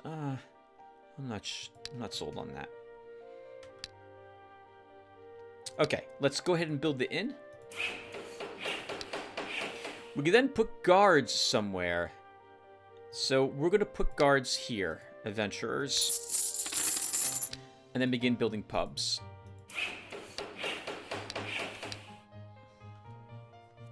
The adventurers are there just in case harpies decide to attack. They can probably defeat a group of like 4 harpies, which is what I'm expecting to attack them.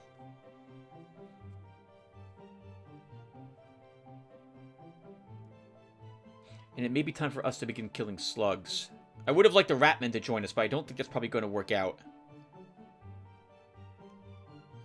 Unless we can find more necromancer groups lying around. This is too tough for Skirud. We will withdraw. 9 enemies, militiaman, slinger, brigand, bowman, and a thief. That's too tough for you. Can time do that battle, though?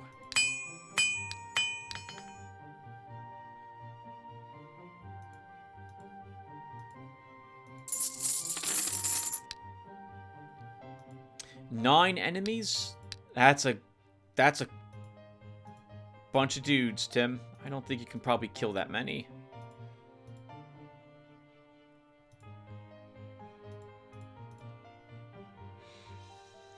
Okay, let's attack those orcs.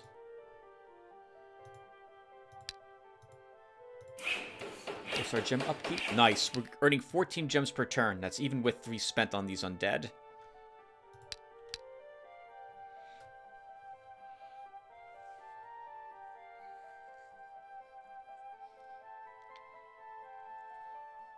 I'm surprised how much I like the starting wand also. I think this was a good pick. Alright, the hero time has entered the province of Spear Plains. Great name for an orc province. A band of orcs is rushing in this direction with battle cries and swearing. Attack! We can get a hill.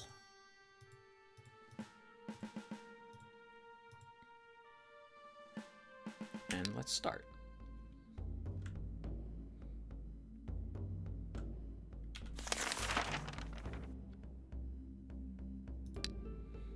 There were 3 orcs here. That's why he was so afraid.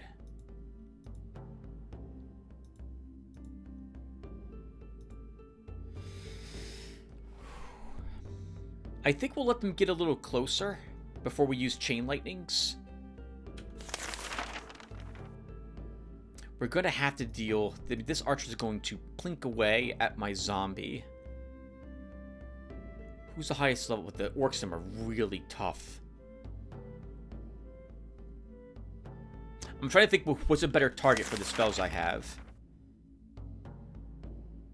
9 points of physical damage.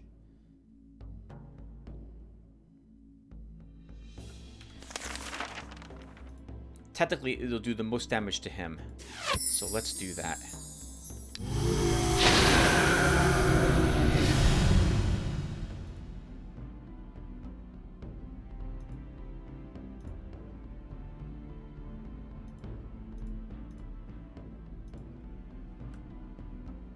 This should kill him. So let's use a chain lightning here.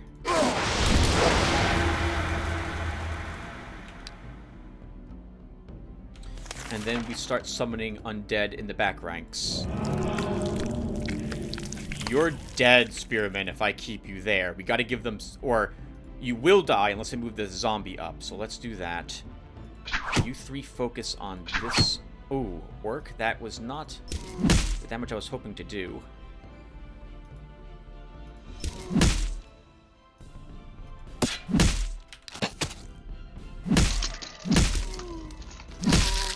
That's really bad.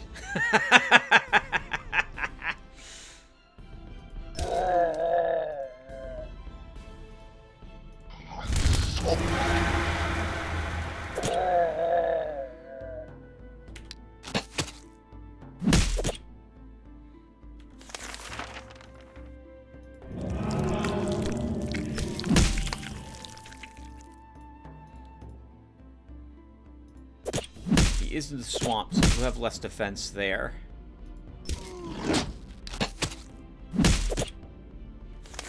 Close. Very close. But we did take it.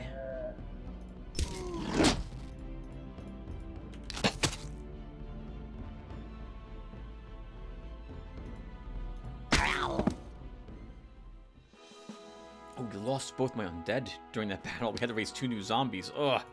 Hit point. Morale? Yes, yes. While exploring the province of Ritual, Skirud found a sanctuary. Examine it. Dark Priestess, Bud Butterfly, Slave Driver. Too tough for him at the moment. Alright, orcs, welcome to the family. Let's see.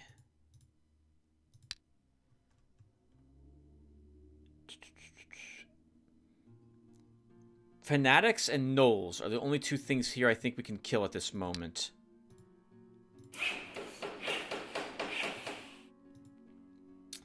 Time your armies hurt. Let's spend a turn exploring here.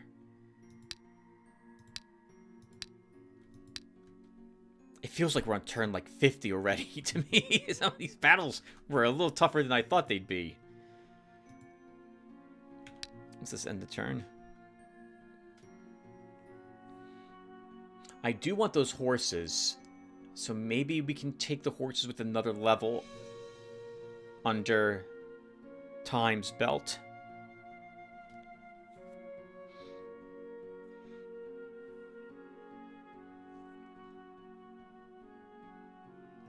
A lookout tower, Skirud found. Gang leader, brigand, thief, renegade, assassin. Too tough for him. While exploring the province of Spear Plains, the hero Time encountered adventurers heading back from some unexplored lands. Nothing else unusual has been spotted. Approach the adventurers. If there's just 3 of them... Hero Time has approached a team of adventurers. Considering their tired yet satisfied expressions, they are returning from a quest, carrying some valuable loot along. You could try to take their spoils away from them, but probably not without a fight. Yeah, let's kill them. Elf, dwarf, halfling, and a scholar. It matters where the elf is. He's probably going to be here. But we'll kill him immediately. If he is... Well, it won't matter. We're going to kill him. Oh. Immediately anyway. We should... That should kill him.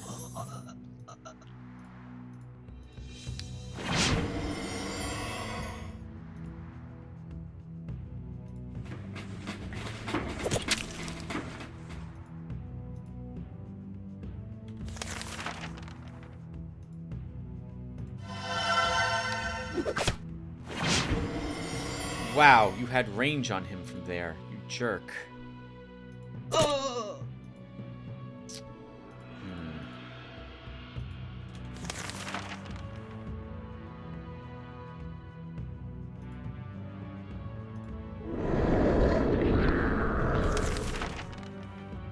How much life do you have? 1 hit point. Okay, so we can only do 1 of these.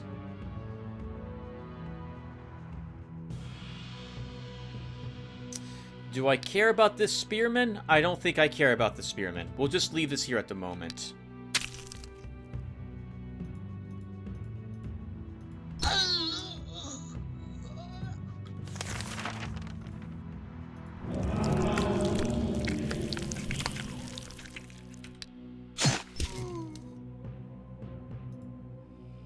I want him to step in between all of those units.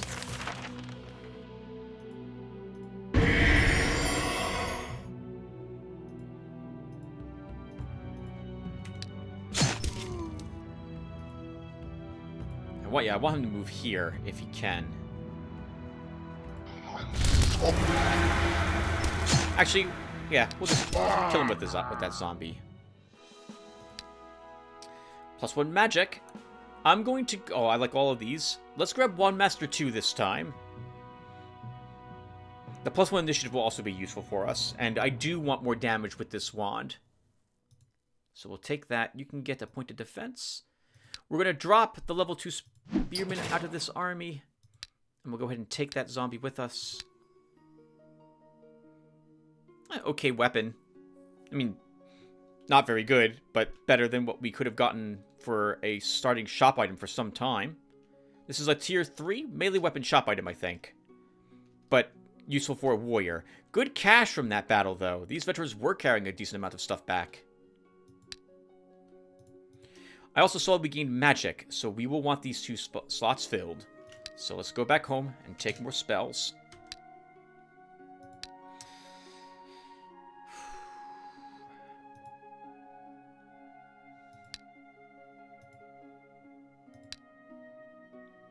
I'm not yet sure what other spell schools I want.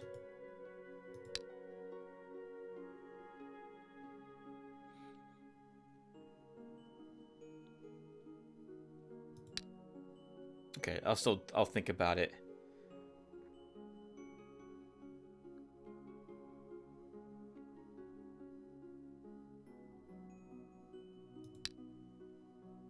Skira, to keep exploring.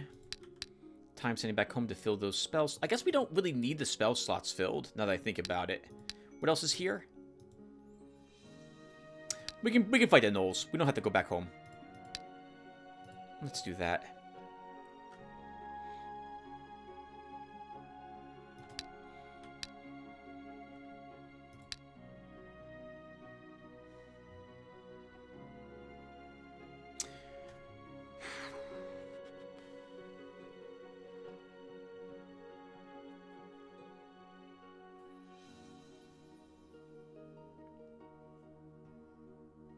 Sorry, everyone. I'm thinking about another building I want to build. You know, I'm going to build the infirmary. It's a rare occurrence I build this early on, but getting the population growth growing in the capital would be useful. We're still at a dwelling, and it's almost turned 20. So I'm guessing there's probably some sort of, like, idol here preventing us from... There isn't one visible, right? Yeah, there's probably something here which is preventing my capital from growing quickly. So let's build this here. That, and I see no mandrake anywhere around us. There could be some here, but I'm guessing there probably isn't.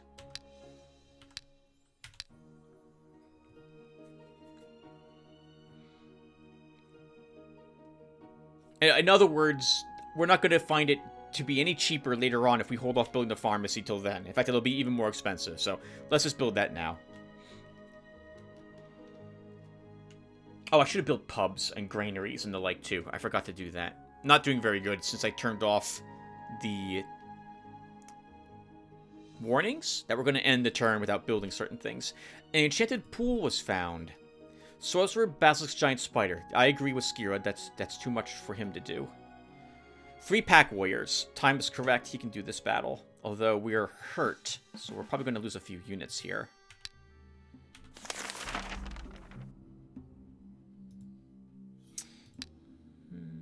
Let's think. Oh, I should have set up down here and forced them all to arrive through this little choke point rather than where I did stand up on the hill. Well, it's too late. This is where we stood up. I'll hit them with a spell. Start.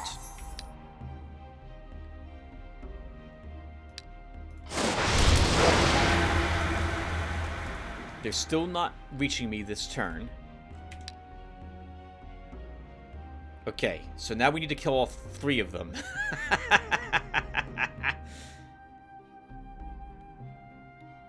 That's not going to happen. Alright, so...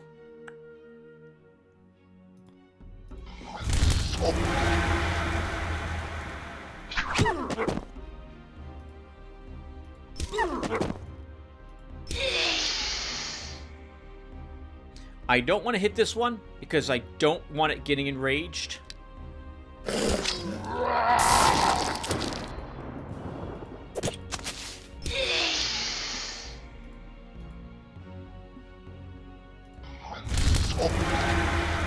Good, and now it's over.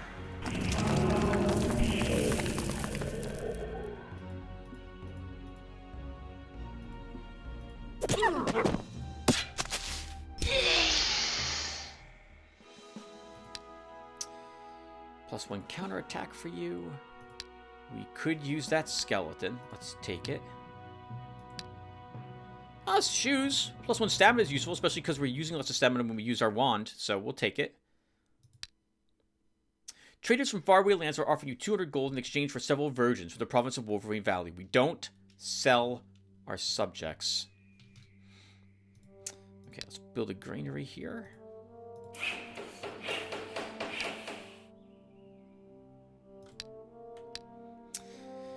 Time.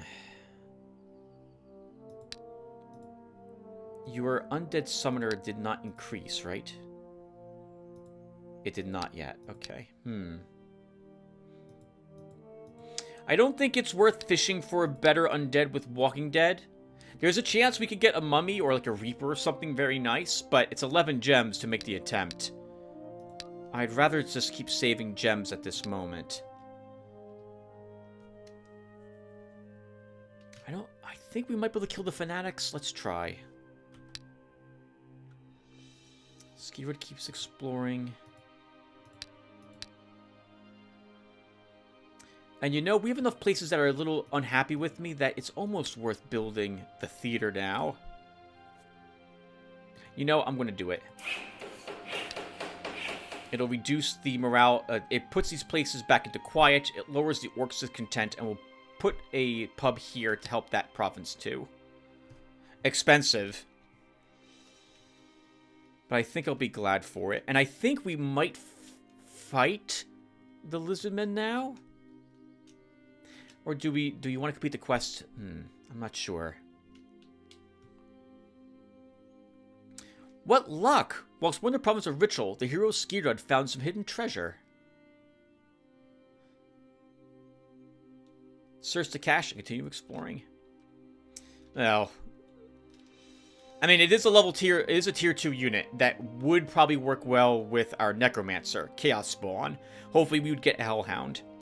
105 for gold, 12 gems. That's respectable for free. Grand Healer, Monk, Faith Devotee. 6 enemies. What will that be? I think there's 3 Grand Healers, 2 Monks, and 1 Faith Devotee.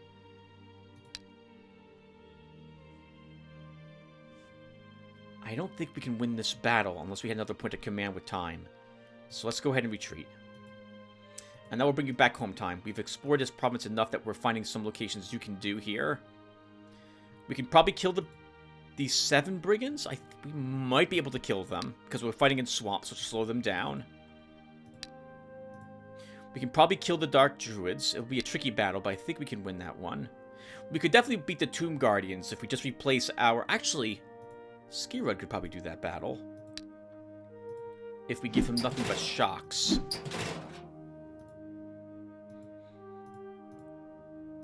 Now that I think about it. So let's have him do that. Assuming there's only 3 enemies there. A Mummy, a Reaper, and a Bone Spearman. I think he can win that battle.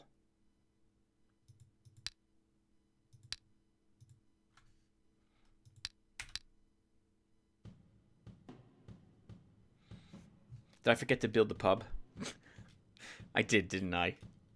Oh, God, Tim. I'm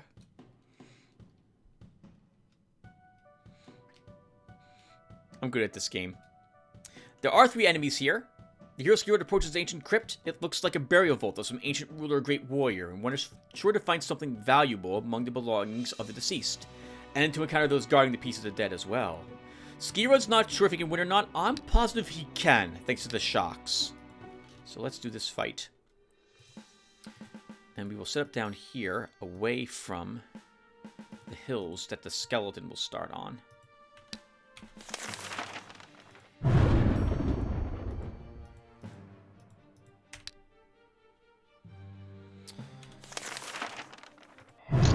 Nice. I was hoping we would actually kill one of them with a single attack. That's good to have happen.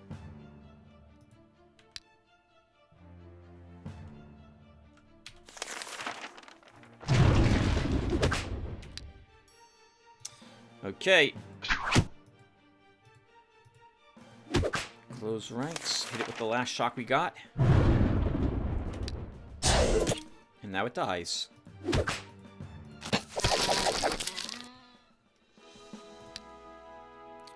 +1 command, which I like. No range attack options for you, Skirud. I guess diplomacy, because it will let us purchase provinces on the cheap. So let's take this. Also, you get a stamina. You can get some morale. You can get a counterattack. Oh! Swindler's Jacket. Not bad. It's more defensive range defense for our scout than he had before, even if I don't ever use the province plunder. So sure, sir. I'll give that to you. It's fully repaired, too. Point of command will give you this. I see the gang leader here. He may be a good addition to give to our necromancer. And with 1 command, we can purchase provinces for half price. We have the money, so Skirud will go right up here to purchase these horses. We'll put a pub here. That also means I don't really want to build anything with horses until after I get that province. I'm going to go ahead and build the recruiting station. Whenever I build a spearman school, which is most of the time, I do like the light infantry guard. It's a decently strong guard, and I won't say no to having it. So we'll aim towards it. And the extra 20 experience points is useful for my starting units I hire. Time. Let's see. We'll leave this here at the moment. You don't need that bow.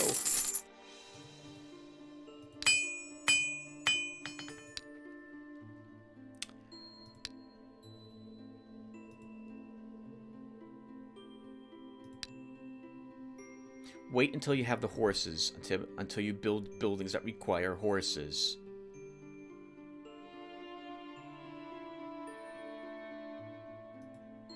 Oh, you can't build another building here anyway. Okay, so... You mentioned the gang leader. Do you want him in your army? His morale will be lower than you would like, even with the undead here.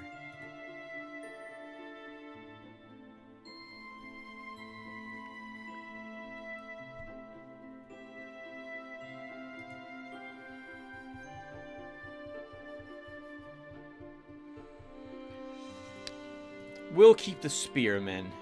If I knew how much morale he'd lose upon hiring him, that would have been handy, but since I don't know, I think he's going to lose like 4 morale, thanks to the Astral Masters alignment, karma. It will be counteracted by the undead, but I think he's going to go down only to -3. We could still be -4, even with the undead in his army. So... although he is nice, he's nice and cheap, too. He's not an expensive unit. I don't have another army for him if he doesn't work out in Time's army.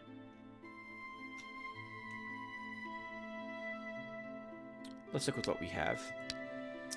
And you, what army are we fighting with you to start?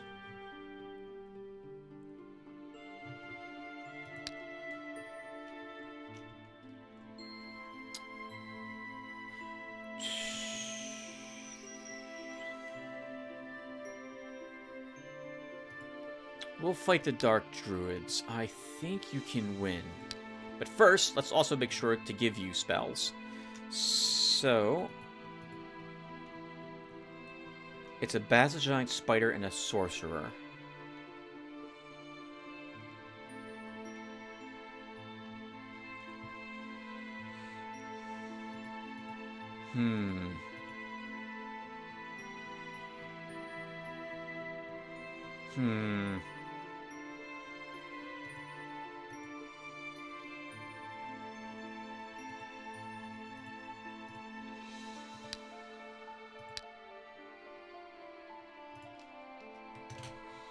I think you can win, Time.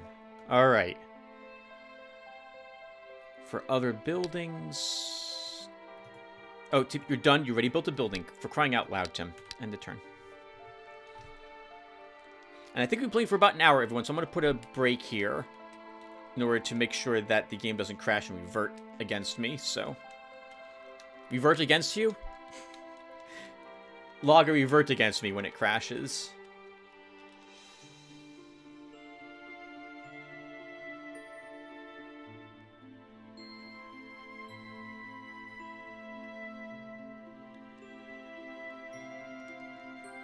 The ruler Ohm has been defeated and banished from this shard.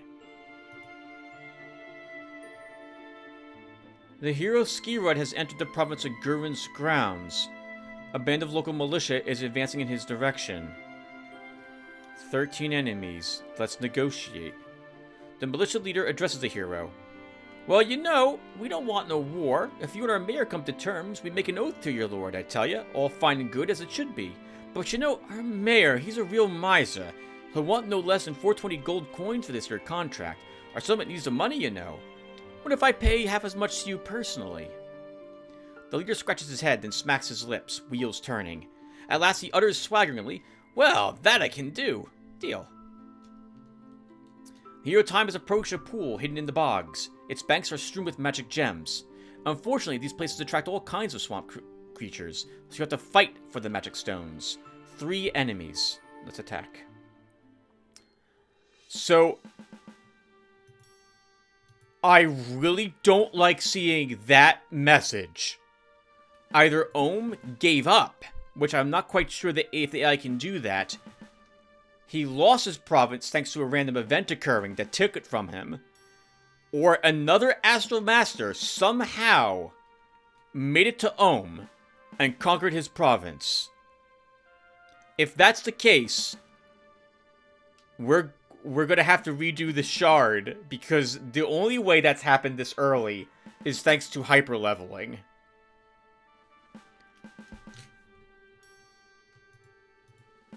Let's start. Well, they're all together, so chain lightning it is. And I'll be curious if you decide to summon an imp now. I don't think you will.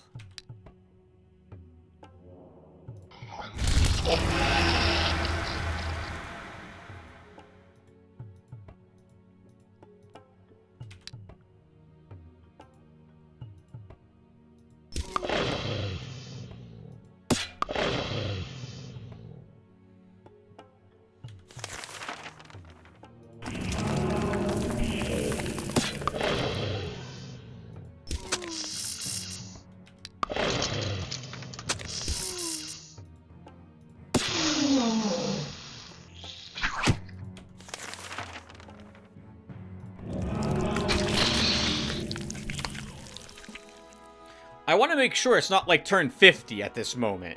If it's only turn like 23, there's no way an Astral Master should have died already. Unless they got a really lucky event. Like, holy crap, you're kidding me. A +1 command. We'll go ahead and grab Wand Master 3 and... Oh, then... yeah, let's take it. +1 more range and +1 initiative. Our zombie can get a counterattack. We do need 2 more units now. We can take both of them. Let's take both of these. A longsword. I mean, it's not tier 0 shop trash. This is tier 2 shop trash. 114 gems, though, is nice. The deputy of the Wolverine Valley province informs you that a statue of an ancient god of luck has appeared in the middle of the city square overnight. This is a very good sign, and the people of the province are celebrating and enjoying themselves. This province just became peaceful. Break the statue. It's the work of our enemies. Darn it! An unusually rich harvest is gathered in the province of Shore of Hope. There is so much food that there's no room to store it. Sell the surplus food. Guys, that happened on turn 22. I mean, we're gonna keep going. But I'm really nervous that this version of the game has that problem back again. It won't matter. I have a backup of us on the Astral. We'll just go right back to the previous version of the game. But it's turn 23. You might have forgotten, but in the past, on turn 23, the enemy AI would be showing up at my doorstep with a level 24 hero, or level 23 hero with all level 23 units, which is what I think might be happening at this moment. So we'll keep playing. until we see how the AI is doing. But if we bump into them around turn 60 and they're level 30, we're gonna immediately stop this shard and go back to the old version. Guys, I'm so nervous that the glitch is back now that I've seen this.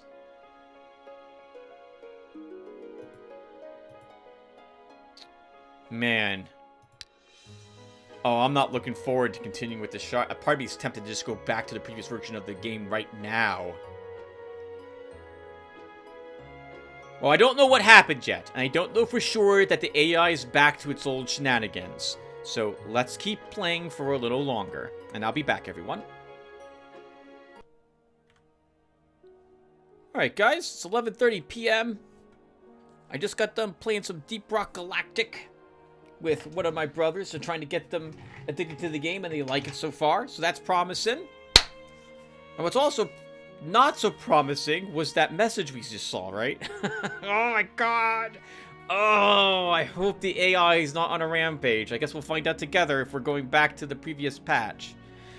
Well, let's continue.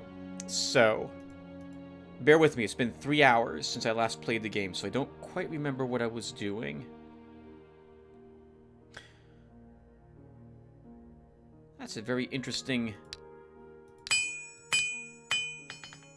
spell layout I have. What did we just... I don't remember what we just fought. Oh! We fought, right, the sorcerer and stuff like that. Okay. So, let's try fighting some brigands next. What's that brigands group consist of? Actually, Tim, you should be fighting the druids, because you need to kill wolves. The next quest might have you kill brigands, so go and do that instead. Oh, that's a lot of shocks you have, Skirud. Oh, that was probably a mistake. Let's have you fight some bandits. Okay, and let's do it. Brigand, bandit, renegade, assassin, thief. That's 5.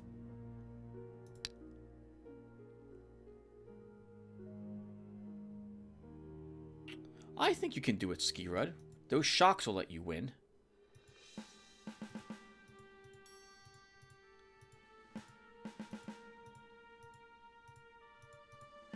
And let's do it. Okay, so the shocks will let us win. And we have to hit the assassin.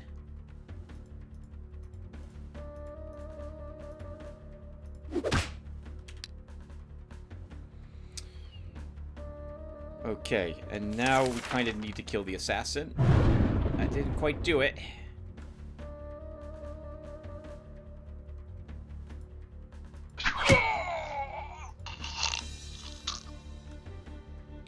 Our hero could take a single hit from one of these brigands if it comes down to it.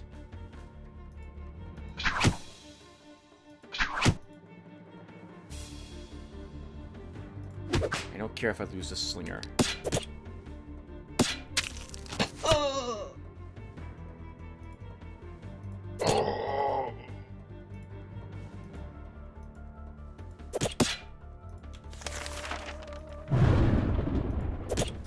Oh!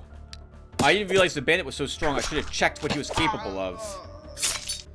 I think we'll still win, but this got a lot tougher because I didn't check that.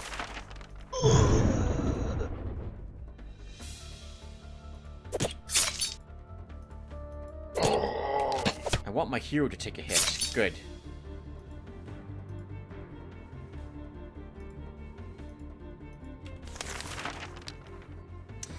Bit awkward here because he's going to move into the woods, but... Oh, nope, he's going to die. Excellent battle, Skirud. Lost 2 units, but... And one of them was, I think, my fault. A mistake I made. It was all of it's my fault. It's always my fault when I lose units. Alright.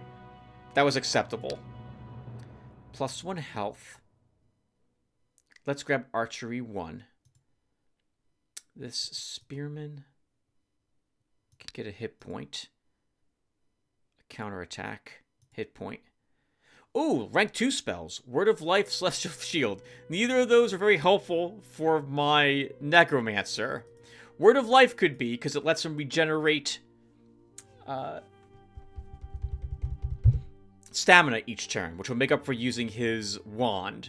But otherwise, that's not what I was hoping for. Still, I won't say no to 2 second-level spells. Oh, there's no wolves here at all. Healer, Fairy, Pegasi, Forest Keeper. Let's attack. Maybe the Forest Keeper will be the summoning wolf type of Forest Keeper, and not the I'm going to murder you at long range Forest Keeper I'm expecting him to be.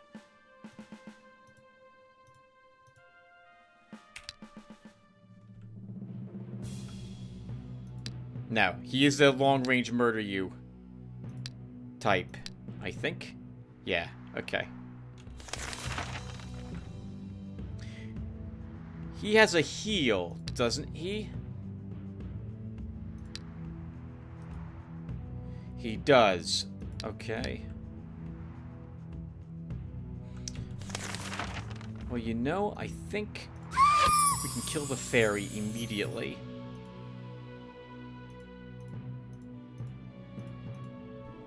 Which we want to do, because then we can summon a skeleton and kill the elf next turn.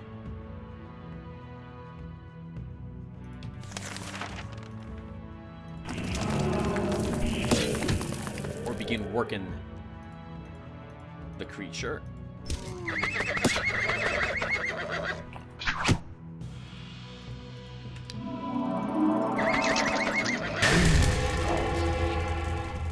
You jerk. Healing that Forest Keeper.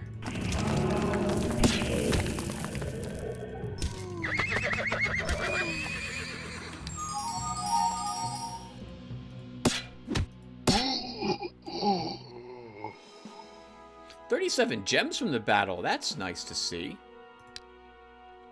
Defense.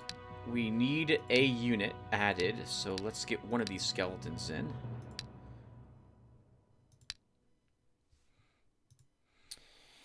Time, you've almost leveled. Let's see. We're getting lots of warrior gear. We have no warrior. Alright. So let's... Do we have enough money to... We almost have enough money to hire a warrior. Wow! Holy crap. Oh, and we have horses. I completely forgot we just got horses. Okay. So let's build a pub. We got them last turn. And we can build a farmer's market. That'll let us now put mills in 3 locations. Actually, 4 locations. Very good. And Skirud, you should fill these unit slots. Let's bring you back home. We'll bring those tier 2 spells with us. And time. What's here?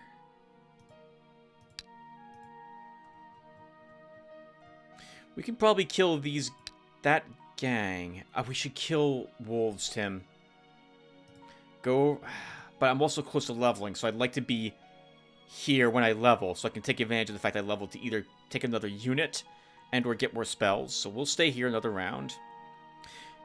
Do we want to fight slugs?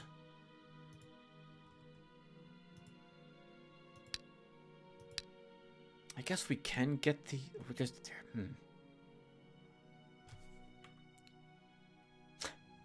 What's going through your head, Tim? Tell the viewers. Okay, so I really wanted the Ratmen as allies more than the Lizardmen. The Lizardmen would argue be more useful. The rats would get along better with the undead than the Ratmen would with other... Well, the Lizardmen don't care about undead. Not really. Their morale will suffer by -1 or -2, but they're neutral, so they won't care overly much. And there's 5 gem income in that province. We're probably sure have to take that province now if we decide we just want to kill the Lizardmen. Or we could complete their quest and the Ratman quest. And turn the Ratman in quest first for allies. then turn the lizardman out quest in for a reward, and then kill the lizardman in that province anyway. Well, let's start by fighting some swamp creatures, I guess. Skewered heads back home. And we end the turn. Basilisk, Swamp Dragonfly, Giant Slug. 4 enemies. We can win. We can win. 2 giant slugs. Okay. That's not so bad.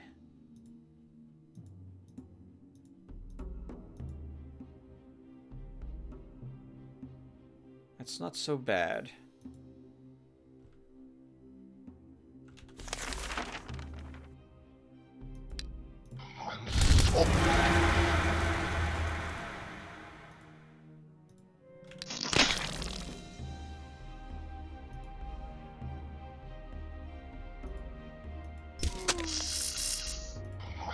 Well, that's a bit awkward. I was definitely hoping we would kill that dragonfly this turn.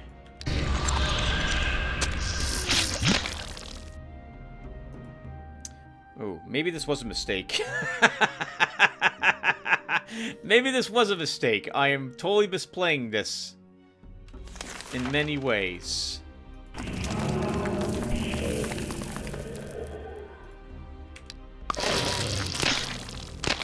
Yeah, we need the slugs to waste their spits on the skeletons, while the rest of my army deals with that.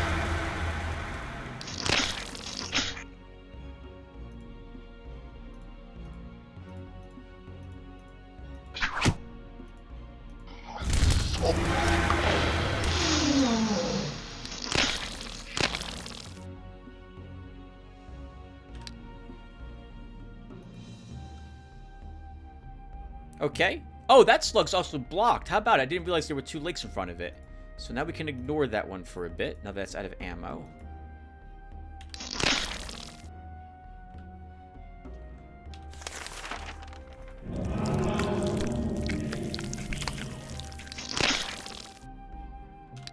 Okay.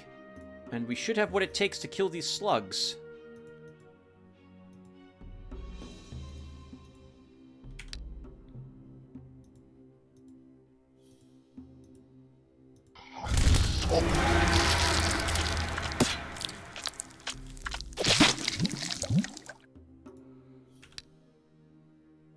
I hate you. I want to hit you with all my units, you stupid slug. Alright, let's see.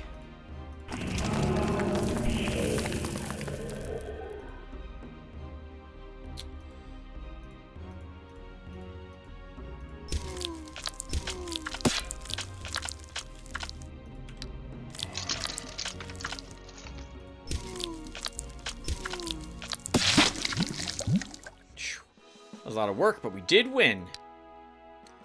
+1 magic. Let's grab a point of thaumaturgy. Hit point for you, sir. We need 3 units to make up for what we lost there. Oh, we can put a... No, we had a point of command there. Okay. Oh, our command is then done at 3. Oh, sorry, 2. We won't get... I don't think we'll get another point. So, all right. I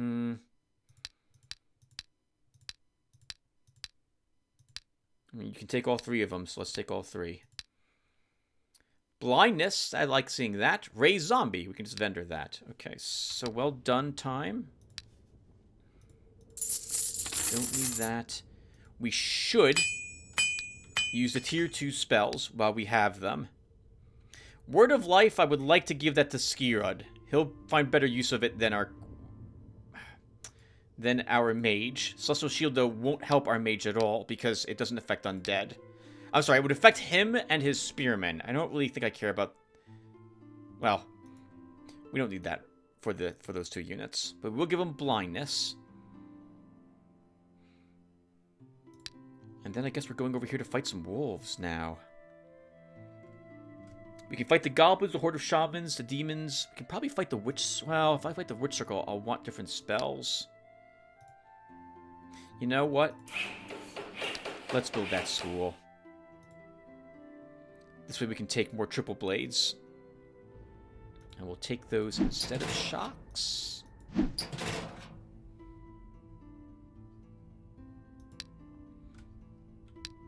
then Skirad. Let's see. A shock. Magic. Actually, we should probably give you a magic weapon instead. A heal and a web are good spells for you. You need more units to make up for what you lost. Let's also build the barracks. We can't build the barracks. We built you just built the high magic school, Tim.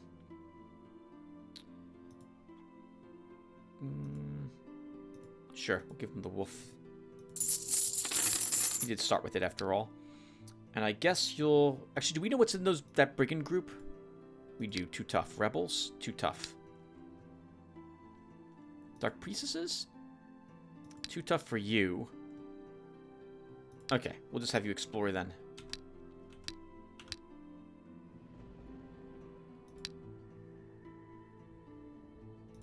And we'll build a granary over here.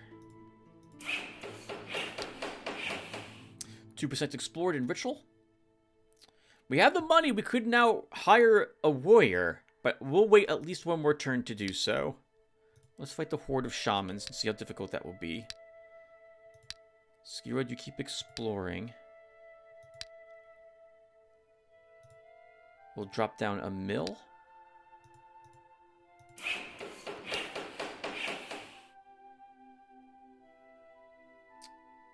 We're probably not going to get... Oh, there's iron right next to me.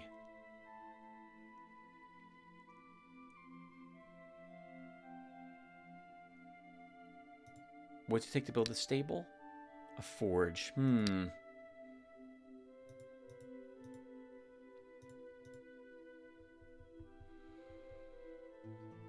Let's do a battle or two here. And depend upon what we win, maybe we'll try to fight the Ergen Hillside. The guards here. Hopefully it's harpies, not eagles. But yeah, hopefully it's harpies, not eagles. We'll see. 2% explored. Really easy battle. There's that hedgerow again. That must be some sort of special new terrain feature they added for this. Because now I've seen it twice, and I don't think I've ever seen it before. How about that? Oh, only 3 wolves. This is a bit painful then.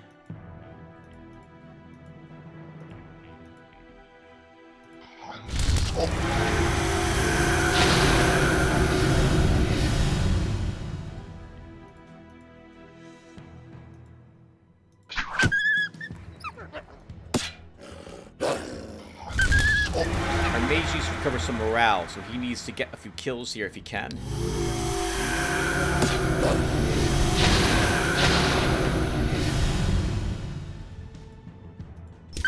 Oh, well, that was supposed to be for my mage, but now it's not. Let's see. We can probably soul trap. And then we can death bell to get his morale back up. Oh, even though the hit point on him now. I should check to see. Oh. Well, we had another hit point on him, that jerk.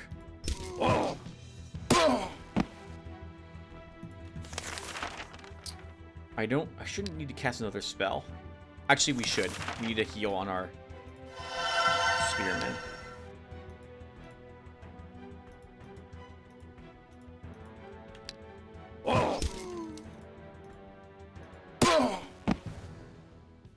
A short staff. I want my wand equipped at all times. We put 3 points in the wand master. There's no reason why we should use this instead. At least not at this moment. Another crystal sphere. I hinted that we should keep using our wand. Alright, so it's $67, 3 gems. That's not very good, but I wasn't expecting anything good from that battle. We need 6 more wolves killed. And there's none here. There's none there. There's a Ratman burrow here. So we could get Ratman as allies by going here. Interesting. So maybe we should ally with the Lizardmen. We'll get them as an ally in our domain. But we can always go here to get Ratman as an ally for otherwise. Yeah, that's probably better. I think we'll probably be doing that then. So, can we do a battle against more slugs then? Maybe we can get the ally with the lizardmen right away. Let's fight some goblins first. Level up him again. Skeeter, you keep exploring. We build another mill. At home, we'll build the barracks to give me the light infantry guard if I decide that we need it someplace. And we end the turn. An ancient crypt was found by Skirad. Black Knight Bone Spearman. If he had 4 shocks, I could do it. But he has 1, so he's not winning that battle. 6 enemies, Goblin and Hunters. Let's retreat from here. And we'll swap these two. Time will fight the Black Knight. Skirad goes here and explores. We'll put down another mill.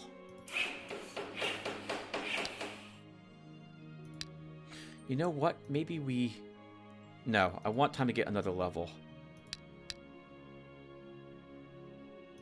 So you'll fight the Death Servants. But now we need shocks. And we'll need 3 of them.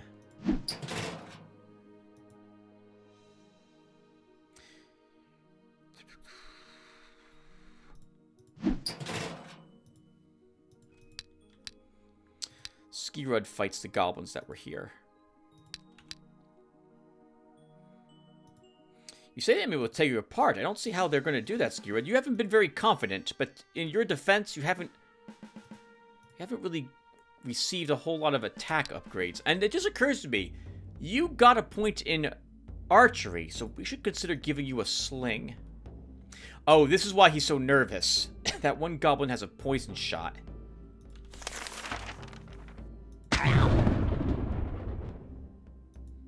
That one goblin had a poison shot. He's not quite dead.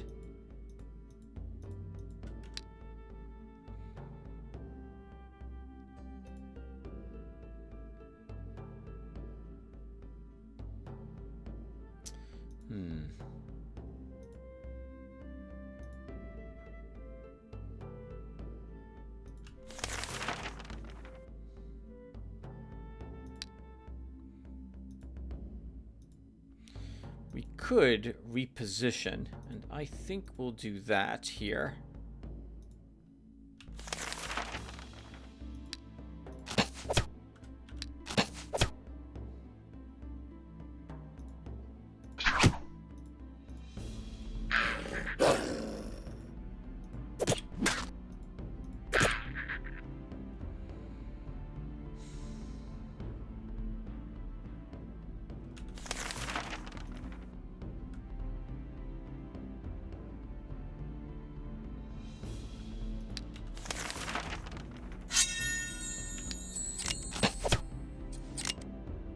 Interesting.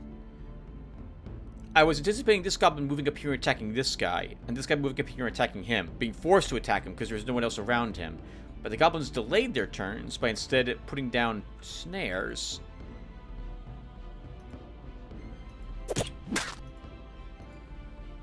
That was dumb. Why'd I do that?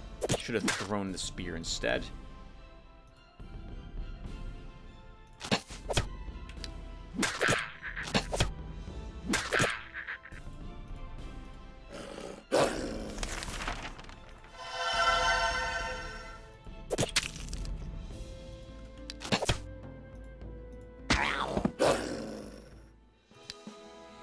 +1 health.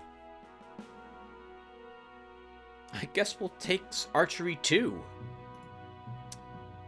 Give you a resistance hit point. I forgot. Oh, +1 health. I just said it out loud. 55 bucks and 5 gems. Double check. You got 3 shocks. That should be enough. And if it's not, your undead can finish it off. I like fighting the spearmen in swamps because there's no way he's reaching me quickly. Oh god, whatsoever. I should have taken more shocks, apparently. That was only 8 damage. Which is really bad. That was 12. That was quite a bit better.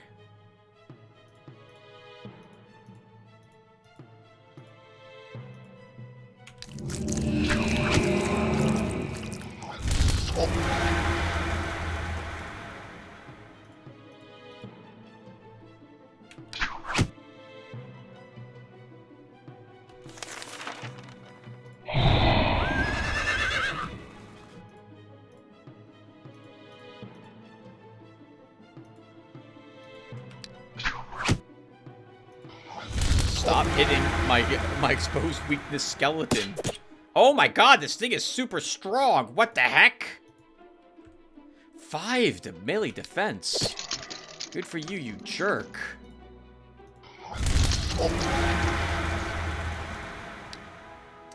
+1 magic. We might as well grab Necromancy 3 at this point. Defense.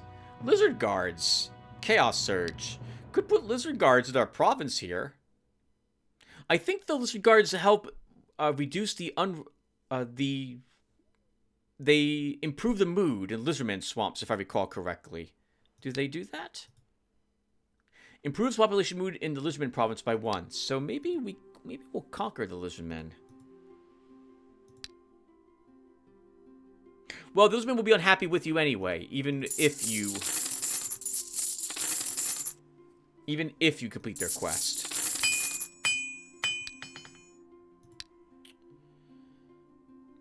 There is a Keshik here. He's 56 bucks per turn. We could afford that.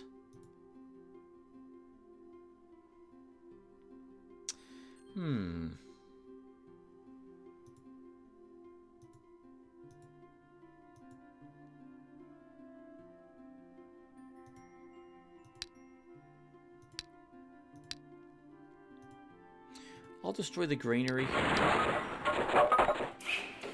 I'm gonna put a mill in Wolverine Valley. Once again, we have the option to take another hero. I guess we should.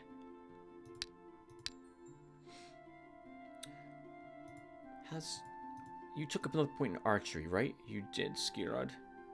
But I don't want to move you back quite yet. Let's have you fight some orcs, and hopefully there's an easy group of 3 of them. Time has a free slot. Let's Walking Dead and hope we get... Oh, we have Chaos Spawn here, too. Why don't we Chaos Spawn and hope for something good? After the initial ritual is performed, a Hellhound ready to serve its new master appears in the outlined pentagram. We'll suffer morale penalties, so we don't want you in the army any longer. 7 is somewhat acceptable.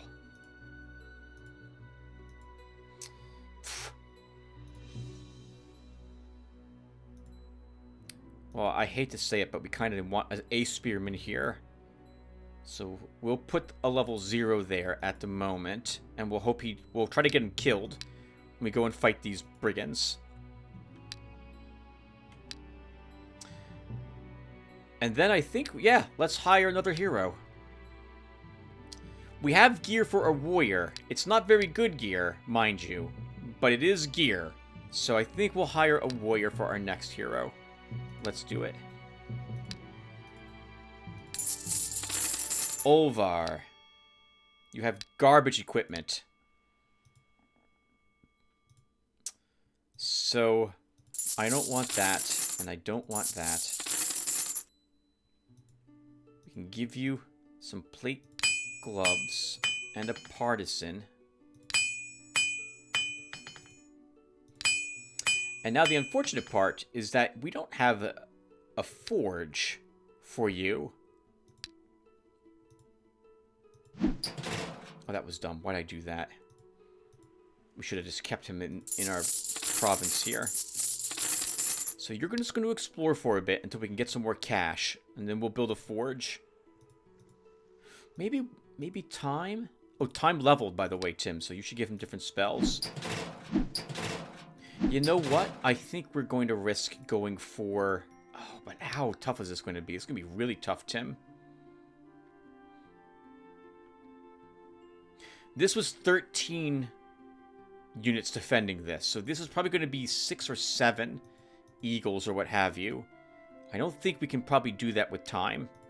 So let's send him to the lookout tower after all.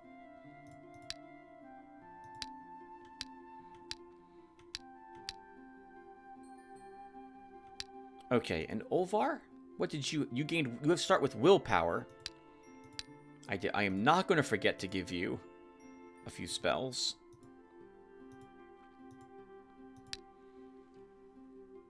What was your passive?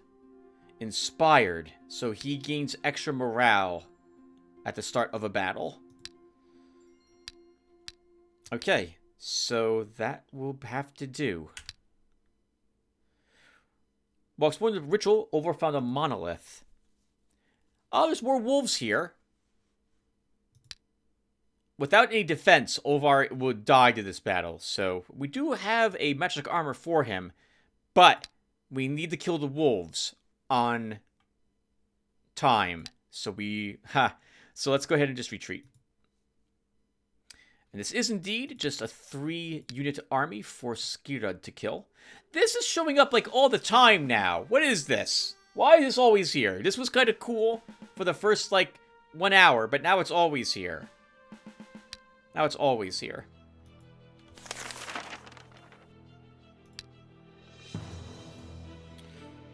We're going to be a little bit more aggressive.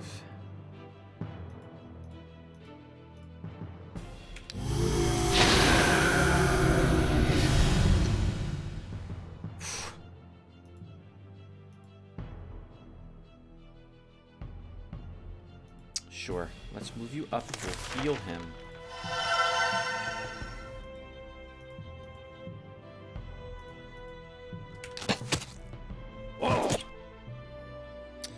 Okay. Spears against the orc.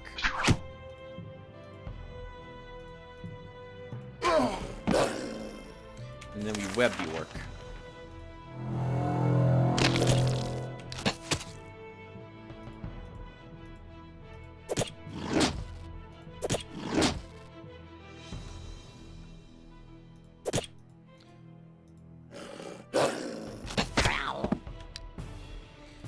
Kill the orc.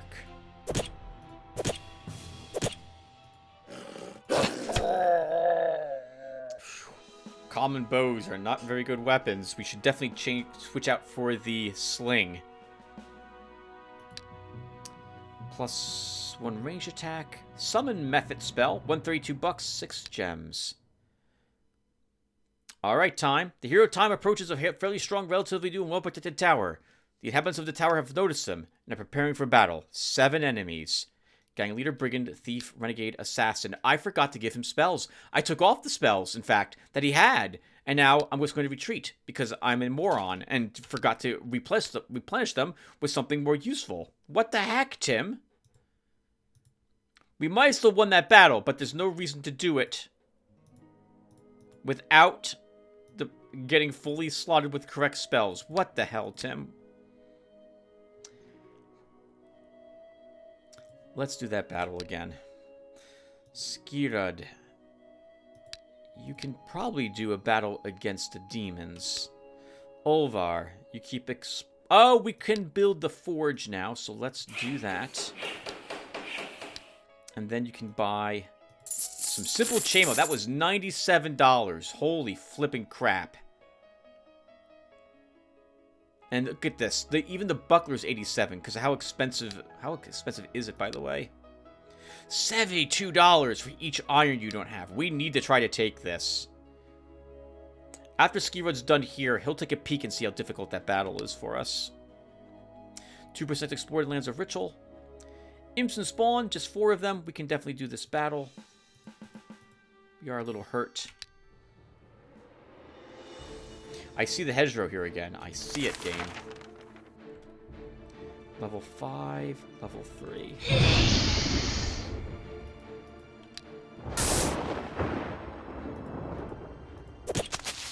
Uh-oh. This was going to be difficult to kill, isn't it? Do you have... He does not have Enrage.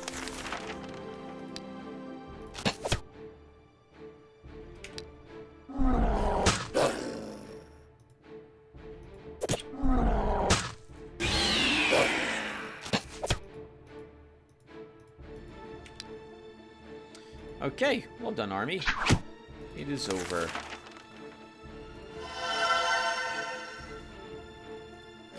I have agility on this wolf, so I should be, if I should remember that, and he gets a free attack unless the enemy has diligence. Stamina, stone crust, burden. I like these ones. What's again Skira with the rank 2 spell scrolls? Okay, time. You are better suited for this battle this time.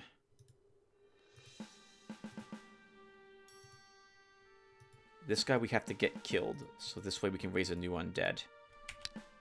Actually, I didn't have to do that. We could have just created an undead with our ritual.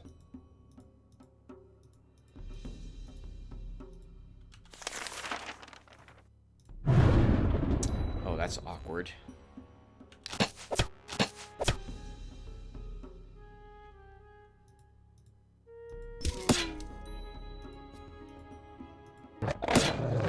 Wow. I thought we would do more damage than that.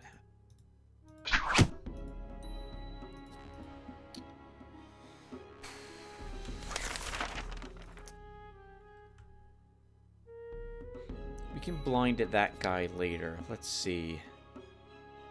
We'll kill him on the counterattack, and not much can hurt the zombie except for... Well, I guess the rogue can move up.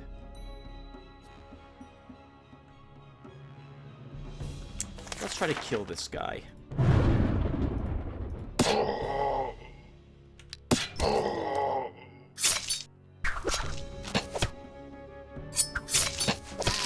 Oh, good for them. I did not think they'd be able to kill that zombie.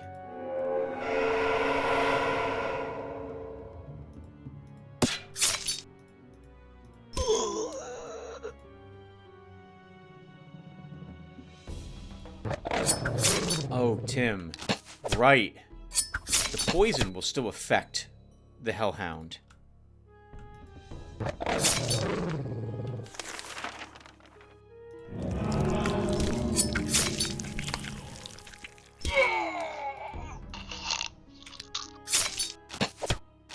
don't care. Kill that guy. Or don't. We can just fire him after this is done.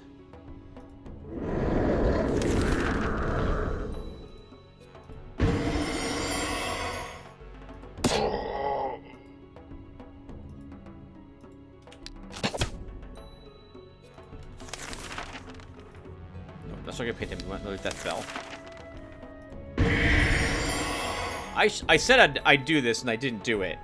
I should check to see if his summoning power increased, because it feels... Oh, we did, Tim. You took another rank in summoning power when you leveled up. You remember the fact that you leveled up and you took the 3rd rank in it? What the heck? Why do I have the memory of a goldfish? Okay, well, we won. Very good. Wow, we have undead leveling now. Let's give him a counterattack. That was a mistake. It should be a normal attack. This little spearman, I'm just going to get rid of you. We'll give you a hit point. And we're going to go. Well, we still have room in our army for you, so I guess you get to stay at the moment. Exit. Elemental Monument. A wonderful monument established in the province brings the right weather at the right time. Harvests are abundant, income for the province grows, and the people are pleased with your reign. Plus 15 income, plus 1 population mood. Slows down unrest growth. Increases the morale of the province defenders by 2. Skirud, let's see what's over here with you. Ovar, you keep exploring. Time. Let's, I guess, leave you here and see what undead we get. Level 5 skeleton. What's your total undead summoning power? 3. He gained a point. In addition to, right? What is this? This gave him +3 undead summoning power, and he gained another point probably at around level 7 or so, thanks to his passive, Necromancer. Let's fight the Horde of Shamans. It's a waste for him to do this, but he's the one who has the quest to kill the wolves, so he'll go ahead and continue to do so. We have no more mills we can construct. Every single spot's been filled. Filled? No, it hasn't. This one has not been. Put a mill here. And then I guess we'll drop light infantry there to help guard it and end the turn. It's 4 enemies, Griffin and Giant Eagle. So let's retreat. Can we do that battle with you time? I'm not sure if we can. 4 more wolves will still not give us the amount of wolves we need here.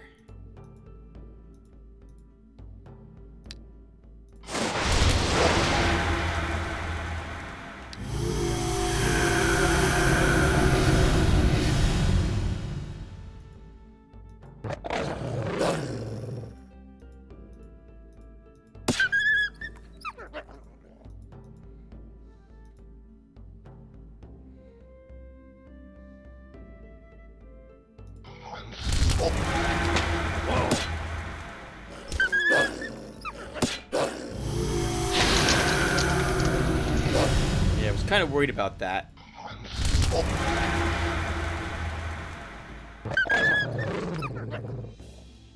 Which is why I targeted that one totem when I saw that they didn't fire either of them.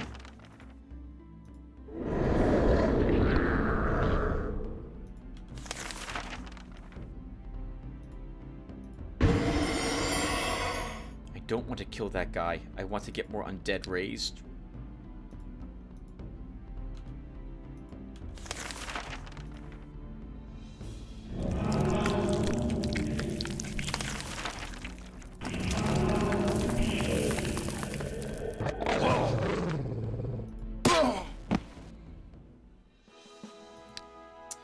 +1 magic. I guess Wisdom 3 for another tier 2 circle slot. Hit point for our Hellhound. We have room for 2 more units, so sure. Skeleton and the zombie. We're blowing through magic really quickly, Tim. Sorry, crystals very quickly. You're not making good tactical decisions.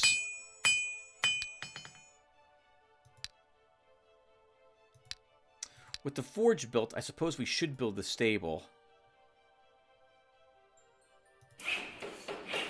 That'll earn us 5 more gold here.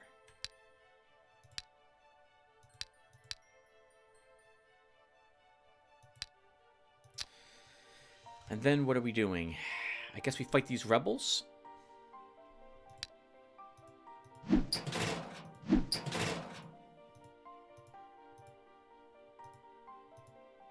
Take a bunch more spells. I guess we'll take another one of these. Not making much sense with what you're saying. Tell the viewers why you're taking each individual spell. So we're undead summoner, so let's grab... I probably should take, yeah, we should take multiple raised skeletons and zombies. Soul Trap's proving to be really useful for a hit point stamina restore, so let's grab 2 of them. We'll take triple blades. These will hopefully help us kill the bowmen rather quickly. We will take a what's the group again? Rebels? There's something here actually that's... I thought there were higher level units here. There's no like assassin or the like. It's all low level stuff. Maybe we should fight the Dark Priestesses instead with you. Time. Let's do that instead. So...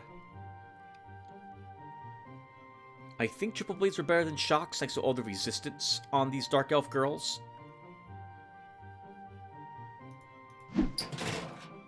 second web will probably be useful. We still take the cure wounds for our Hellhound now.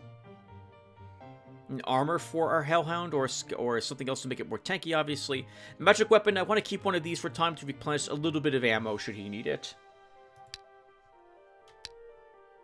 So Skirad, let's have you start searching there. Olvar, you keep exploring. What turn is it? We had a third hero about turn 29 or so. This is going very well. While exploring the province of Ritual, Olvar met the Spirit of Knowledge. By communicating with this wise creature, the hero has gained valuable experience points. He's leveled. I don't like any of these. I really want attack upgrades for him. Let's grab a point of Constitution. I am glad to see him getting a point of Command at least, though. Ancient Ruins. Let's examine that. 3 more orcs again. I agree with Skirad. He should easily defeat this enemy. We just did this battle like 2 turns ago. Once again, this line of trees here. Oh, well, that was a misclick. So... we'll hurt the orc with that.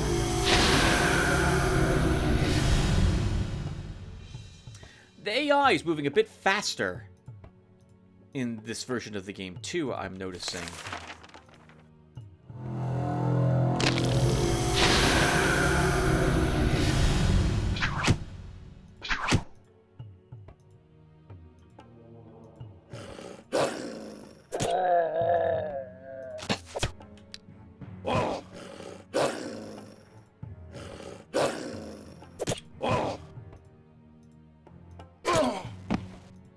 She has dodge, which is why I was trying to melee her a little more effectively. Trying to get more units into melee range, since we'll do less damage with my range attacks.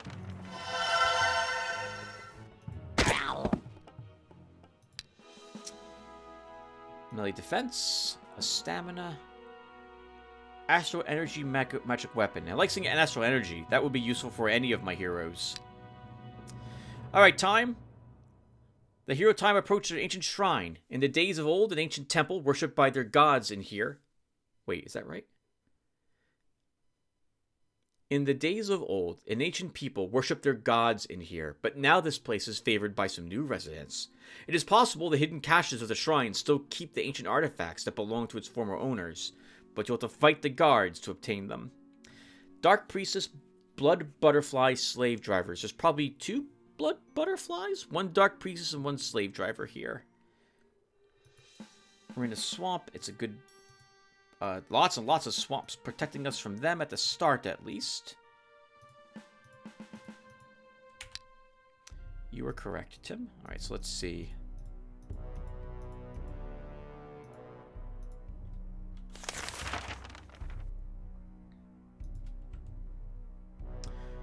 So the issue here is that if I lash out at this priestess, she heals herself, and I'm effectively not doing any damage. So let's just not cast anything this first turn.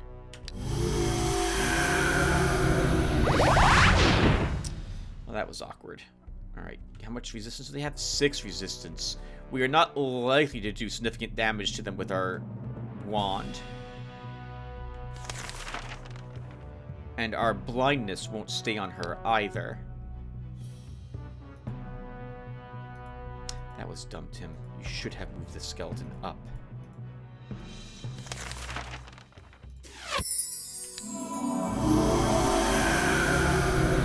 That does at least stop her from hurting us, shooting us this turn.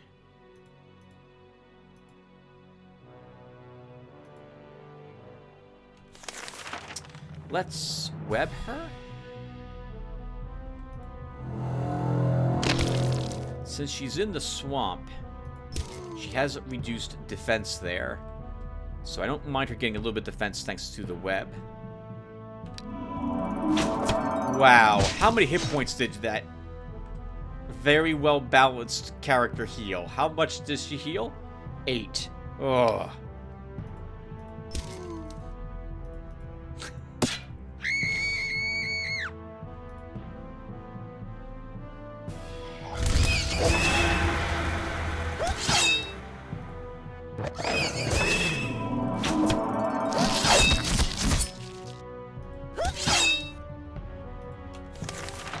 webbing her, Tim.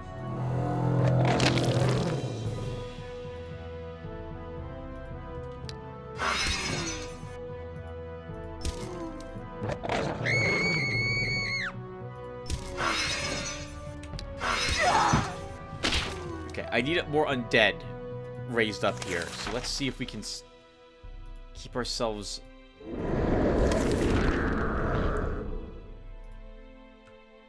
from killing this last unit right away.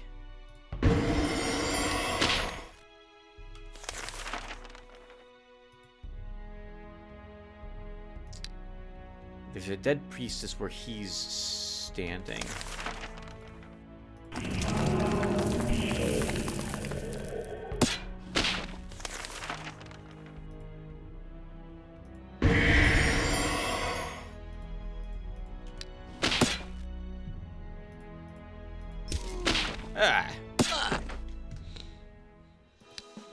Very good. Very good. Do we want... I guess we're taking the skeleton. Well, now we have a very balanced unit on our side. Dark Priestess. She would actually be useful for us in this army, since she's kinda evil and can heal. I didn't think we'd get any of them. She's a rank 2 unit. That's disappointing. Since I don't know how much... I don't know if we'll have the space for her in the army. One more turn, and then we'll put another break here. Okay, so...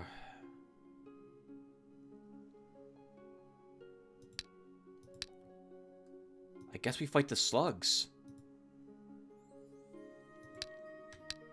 Skeward keeps exploring. Over keeps exploring.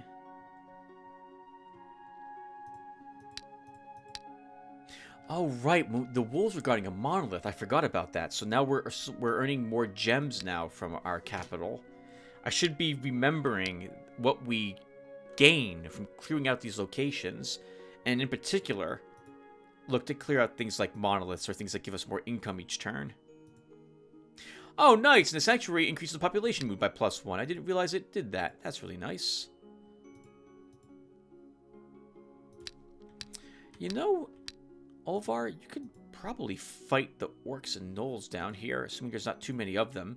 By the way, I was about to forget that you actually gained a unit slot.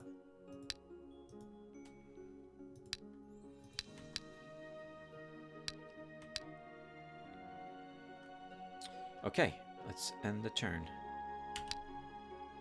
4% explored in the Shores of Hope. 4 giant slugs.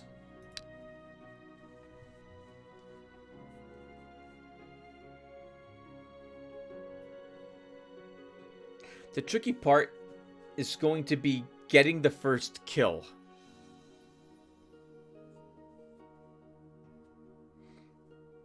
Our skeletons have to tank a great number of range shots. I don't know if we can win this battle, but you know, let's try. This would also finish the... Yeah, this would finish off the Lizardman quest. Is that the wind outside?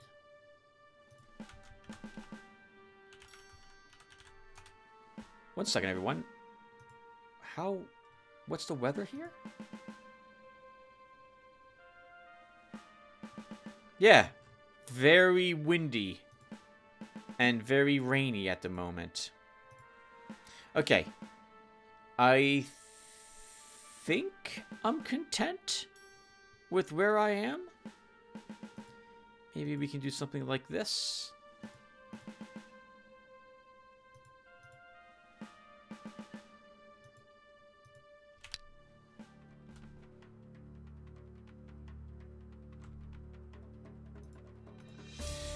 Nine hit points on that skeleton. So normally I wouldn't be worried about range attacks from these guys, but their range attack strength is basically equal to my skeleton's range defense. Which means problems. I should be waiting for him to step out of the swamp before I shoot him.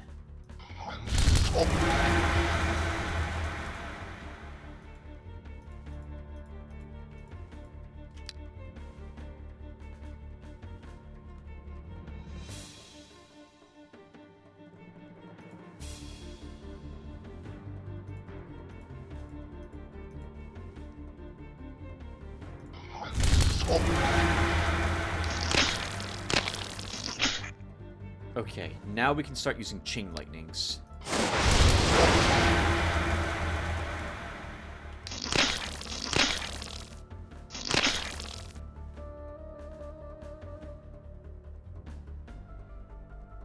Oh, we're almost out of ammo.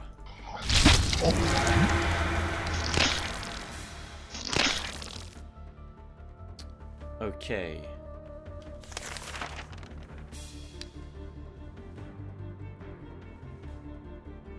And they're not. What are we doing here, Tim? What are we doing here? Let's rest.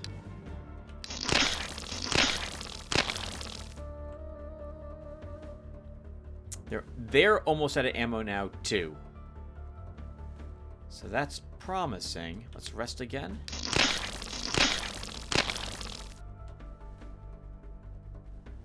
Okay.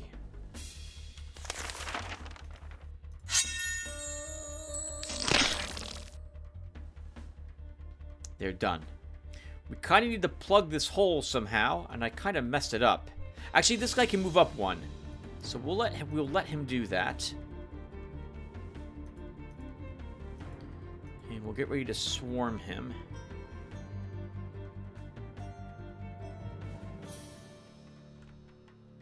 The skeleton dies no matter what. It dies this turn or next turn. Oh, no. It dies this turn. I thought I could attack him. I forgot. They get a counterattack for some reason. How are we doing this now, Tim? You need to focus down this slug somehow. Oh, God. This is really a nightmare. I should be using web. Why am I not using web? I don't know. I apparently don't care if my units live or die. Oh my god, game! Okay. So let's web here.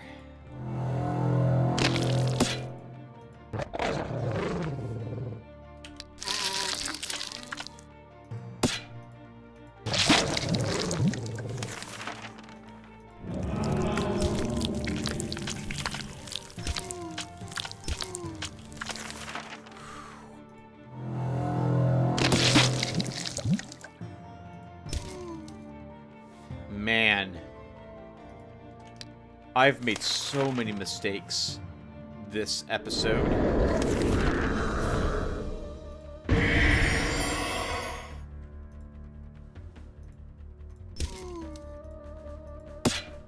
Good God, this thing's not taking any damage. What the heck?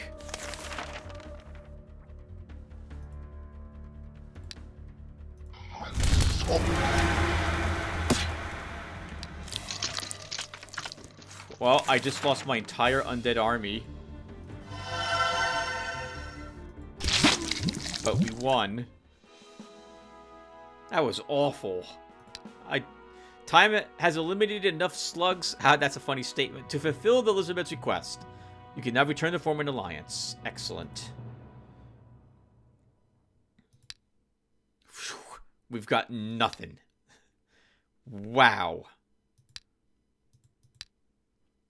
Oh, come on, game. Screw you. What a piece of trash. For 4 giant slugs, 204 bucks and 6 and 18 gems. Your spy's report. A local blacksmith in the province of Spear Plains has forged a splendid sword. For 5 years, he has been working on achieving perfect balance, lightweight, and crushing force.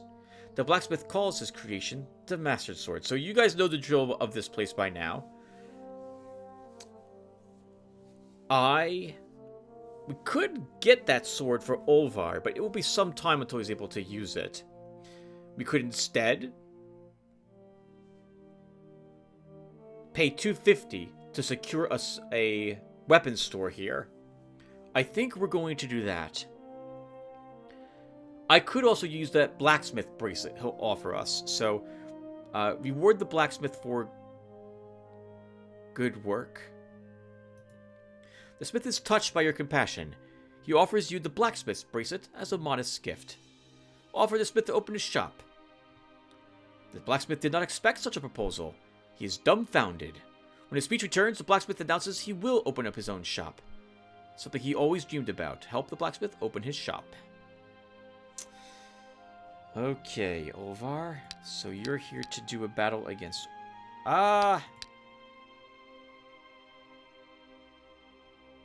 Gnolls. Maybe there's just like 2 gnolls there. Time can you wear the blacksmith's bracelet? Technically, I plan to race him as an actual necromancer, in which case he can actually use those iron bracers we just got. So we'll give him those.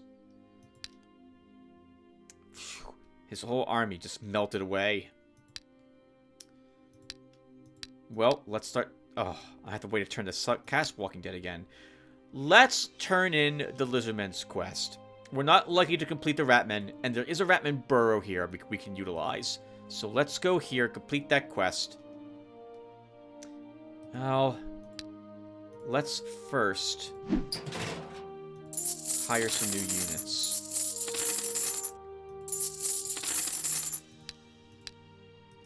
And then move you there. Time. Ski Road keeps exploring. Olvar's doing the ancient ruins. When we turn this quest, it should level time also, so hopefully he gets a decent commander skill. Not something like it improves morale or something of that sort. That's gonna suck. Actually, the morale improvement isn't bad. It's not bad. It would help our Hellhound out. And it could potentially, in the future, help that Dark Priestess if we take her. Hero Time has entered the province of Earless Swamps. The totems encountered on your way clearly indicate these lands belong to a tribe of lizardmen, and the skulls impaled on spears reveals that they don't like guests. Negotiate. You have eliminated the slugs! Superb. You have proved that you are worthy of being called our friend. So the alliance is formed? Yes. We are allies from now on. By joining our forces, we will vanquish our enemies together. Keep on guarding. It's the one skill I said I didn't want, and of course it's the one skill I get. Of course. Screw you too, game. I effing hate you. So, Leadership 1. The experience gain? That was thunder. What the heck? I need to stop playing because I might have a power out. Okay, so let's choose Necromancer. I guess, okay. So a handful of things here. Let's stop and be fair with this particular skill. Actually, let's look at what's available for him. So, Battle Mage, I like Constitution on a Wizard. That's a decent spell to have because of the stamina. We are using a wand, so we would benefit from that too. Hit points are also useful. I do like seeing Pathfinding on the Druid. We would also benefit from +4 Summoning Strength, which is the equivalent of +1 Undead Summoning. It also would improve our Wand's Strength, so that is good too. I'm not as interested in that. Not for this shard. Mage, spell power. We haven't been placing points of spell power, so this would be the first of it. I wasn't really interested in taking spell power, so not too tempting for me. Necromancer. So morale does not affect our undead at all. But we are running around without all undead. The Hellhound is in our army. It would benefit from this. Our hero benefits from the morale, to my knowledge. And in Necromancer, it's kind of tough to keep his morale up high, because I constantly am losing units, as you've seen. So that's useful. And the whole army gains experience. And his level 2 Spearman currently would also benefit from the increased morale, basically counteract the army he's in. It's not that bad. Let's choose it. 3 Pack Warriors. 3. I was hoping not to see 3 of them. But we'll do the battle.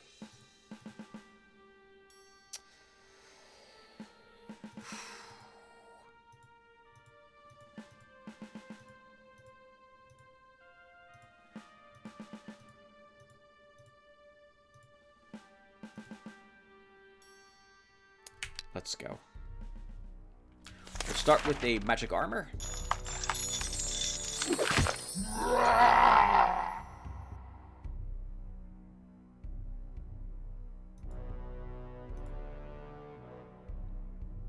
And that's good. He moves up here. He has first strike with his partisan, so I'm going to let them hit him. And by let them hit him, I mean our spearmen hit him. Our spearmen hit him. Oh my god. I'm in the... Holy crap. I can't even correct myself with a correction without getting that wrong. What the heck is happening, Tim?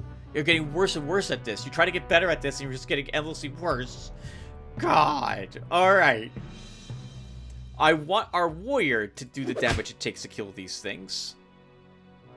And he'll do it when they attack him with 10 counterattack. Actually, we do need to hit this once. Good.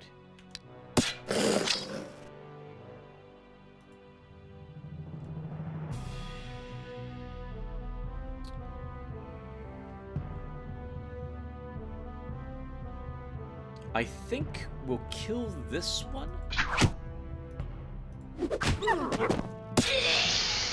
Like so. Warrior's really tanking for you, Tim.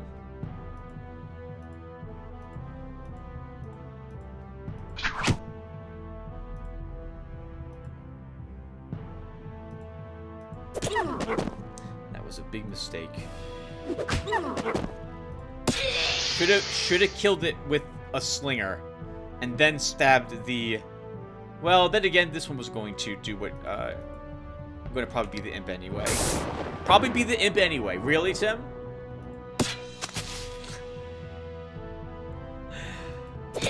Oh, viewer. Why do I record video games? I sound like I'm the dumbest person in the world who doesn't understand who doesn't remember what these units' names are and says the wrong thing every time I talk about anything. +1 health. We have Weapon Master and we have Combat. I like seeing both of these. Let's grab Weapon Master. Stamina for our Slinger. Stamina for our Spearman. Wand of Knowledge. Very good. A better orb than what our Wizard is currently using. Summon Ifrit. Good money for that battle too. Some Tower Runes for Skirud. 2 Gargoyles. I don't know how he thinks he's killing 2 Gargoyles.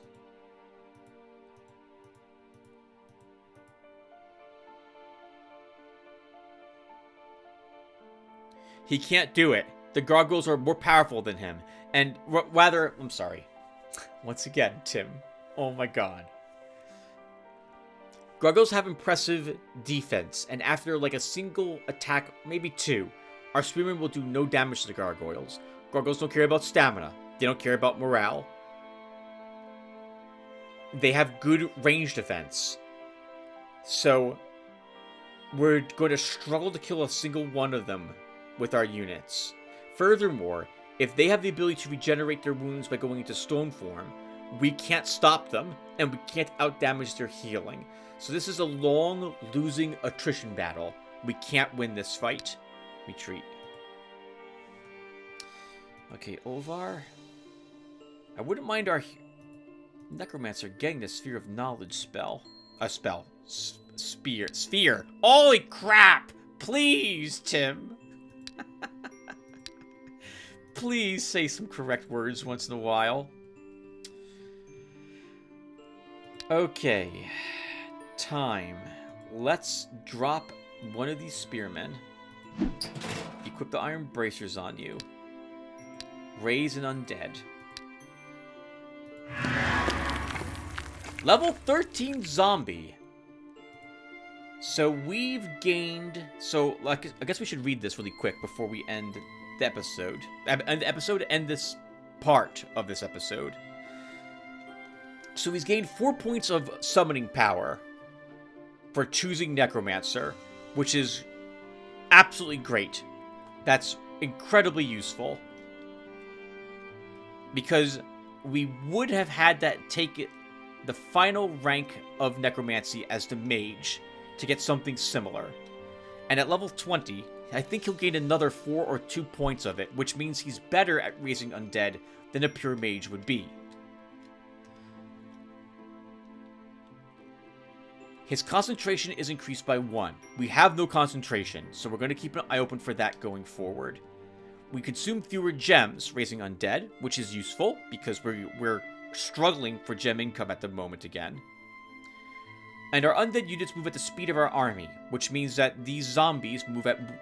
We have a mobility 2 with those zombies in our army instead of just 1. His Necromancer passive ability... What is it currently?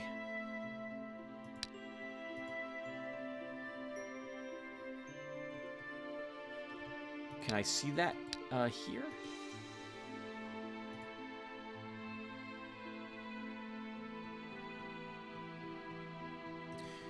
We have 12 current points, so that's 4 for choosing Necromancer, 3 for having Undead Summoning at rank 3, and then... I can do math. 5 more? Really? From his passive ability? I think that's accurate.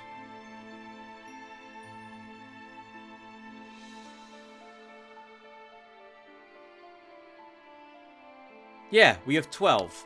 7's accounted for, so the other 5 are coming from his Necromancer passive. Very good. Very good. Okay. And I gotta put a break here, because we have a storm outside. But let's at least set up to end this round.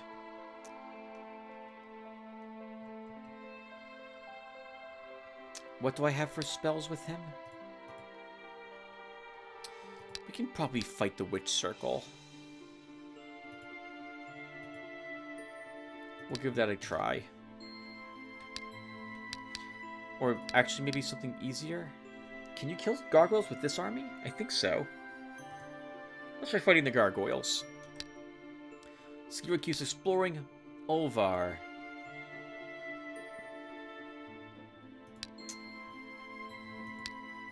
You'll fight some orcs. Let's build the Lizardman Quarter. This way we can grab a Lizardman in our armies. And then we'll start working on the Lizardman lands. So...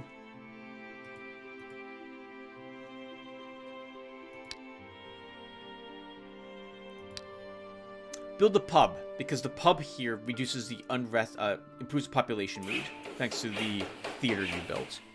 And I'll be right back, everyone. I'm going to put another break here.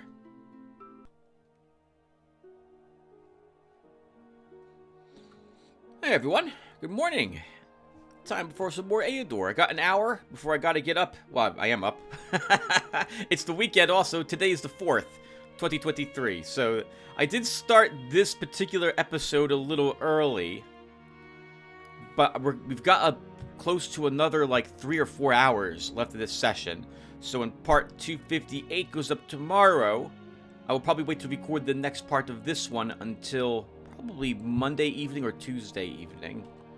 Not that anyone cares. Alright, so we just took the Lizardman province via an alliance with them. And now we're going to need to consider what we're going to do to push out of our Ring 1 provinces. We have difficult battles in all of these areas. And over here, this is a 3rd ring orc province. That's going to be tricky. I think what we should probably do is look to gain another command slot or 2 on time, and then try taking the Ergen Hillside. Normally, I like taking the 2nd ring of provinces by turn 50.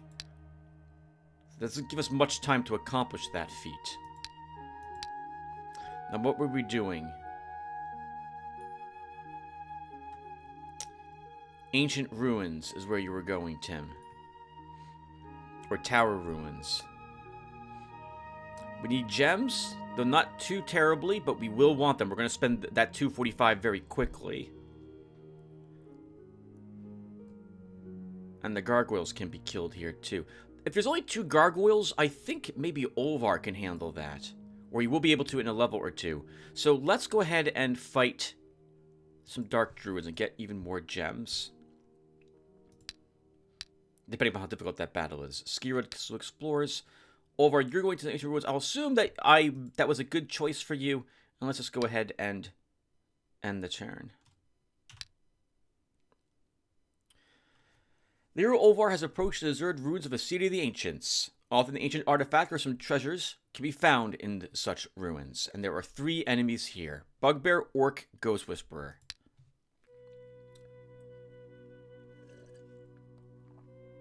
The annoying thing about this battle is that first strike won't really help us here. The AI is going to use the Orc to shield punch our warrior until he can't first strike. So in this instance, I would have preferred to have a shield instead of this weapon. But we can still win.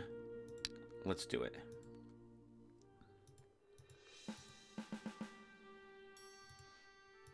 Oh, we're still hurt, too. Interesting. Okay. 1. And magic armor to start. Our spearmen move up. They fan out a bit.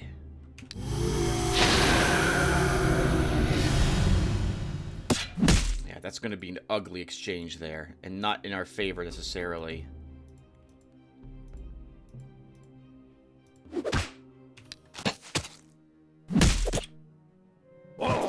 Ooh, okay.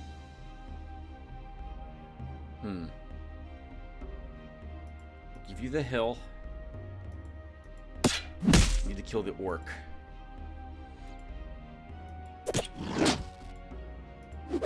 This is annoying. Oh, that jerk. Oh, this. Oh my god, it's so many attacks from angles I didn't want. Okay, well, didn't matter, I guess, in the end. And we still won, is what I meant by that. Lost a level 2 spearman and more damage than some others. Okay, well, whatever. We did win. Let's give it a hit point. Okay. Feathered arrows. Slightly better arrows than are the common arrows we're currently using on our scout, whose name I forget. Vulnerability scroll is decent. Good cash for that battle, 126. While exploring the province of Shores of Hope, the hero Skirud met the Spirit of Knowledge. By communicating with this wise creature, the hero gained invaluable experience points. And he leveled.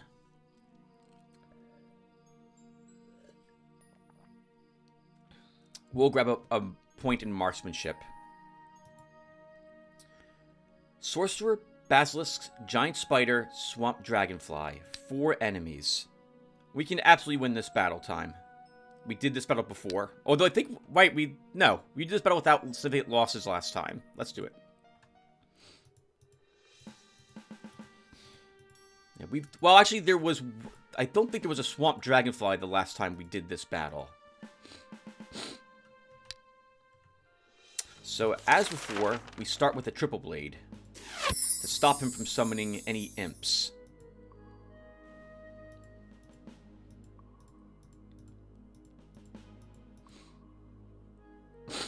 And that's good to start. Now, he could still summon one. He'd die if he did so. But he could still do it. Looks like he's not going to, though. Can we kill the Dragonfly without using my mage? Maybe. No. Okay, so...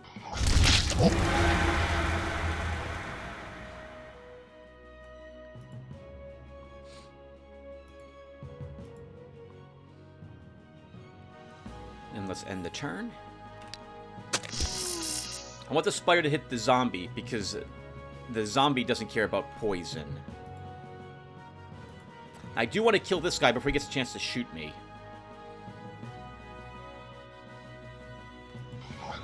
That.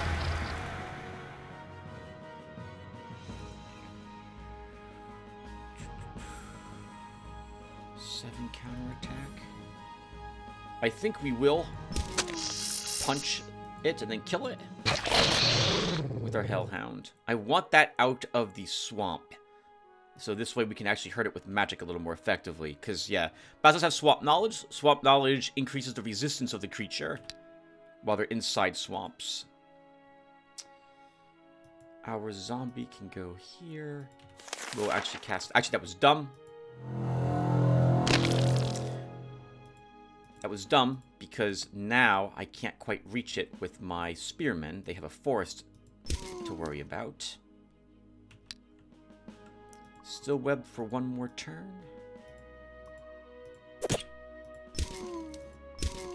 Let's web it again. And now we've won.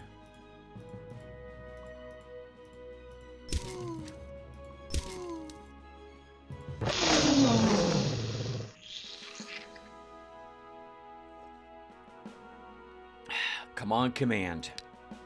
Oh, we didn't level? Really? I thought we would. Okay, whatever. So let's take a attack on our Hellhound. More plated gloves. 122 gems. There's been a strong earthquake in the province of Wolverine Valley. Many locals have been killed, and the damage caused by destruction cost you 136 gold. What bad luck. I can't afford to send people over here. Thankfully, no buildings were destroyed. Let's drop down some light infantry. And with that one battle, that 122 gems will ensure that we're not going to have gem problems in the near future. Time. You didn't level. I thought for sure you would. Let's fight some lizard men. You'll have the easiest time fighting them. Assuming we don't have a Whisperer and a Bog Warrior there, or some other higher level thing like a champion. Skirud, I'm going to bring you home. We have a slot I want to fill. And I want to drop off these spells. On that note, Olvar also has a command slot. Let's bring him home. I want to store equipment so I can pass it off to different heroes. 4 enemies only, lizardmen and a beater. I agree with time. They're probably not worth the trouble. Olvar can probably do this battle now that I see what's in here. Let's retreat. Your messengers inform you that Astarchus, the greatest good magician alive, is celebrating his birthday today. On this occasion, he gave a copper coin to every man in the province of Richel. He has enchanted every coin so that it brings prosperity and luck to its owner. Send him a spell of gratitude. Okay, so Olvar, let's see. Vulnerability, summon Efret. The rest of this I want repaired. This gets left for our scout. This gets left for our mage. The sword-dagger combo will actually be somewhat useful for him if we fight things like an orc again. So we'll keep both of these on him rather than give him a buckler. We do have a sniper here now. He's 460 to hire. Good God. But we could get him in Olvar's army. But this time, for this shard, at least at this point, lots of this is here, I don't think I want an expensive merc. Not until well, actually, the merc might help you push out of these starting provinces. He's almost half our cash, Tim. Let's not take him. Let's focus instead on the building very expensive, but probably almost required shops and magic schools. All of our heroes could use a belt. So let's build the Tanner store.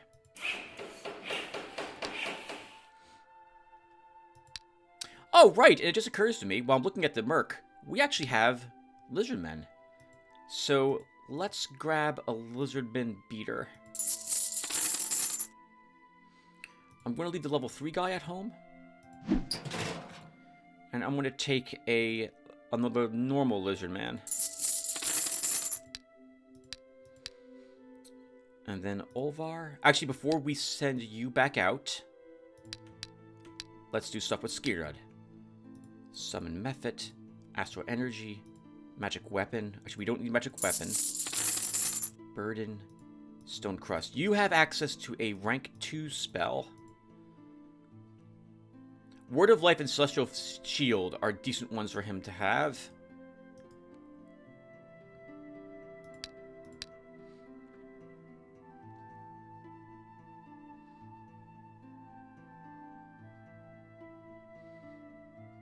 Our warrior can't get Word of Life unless we... Well, until at least he's level 11. Where his class gets 1 more point of magic no matter what we combo him with. So I think we'll give Word of Life to Skirud.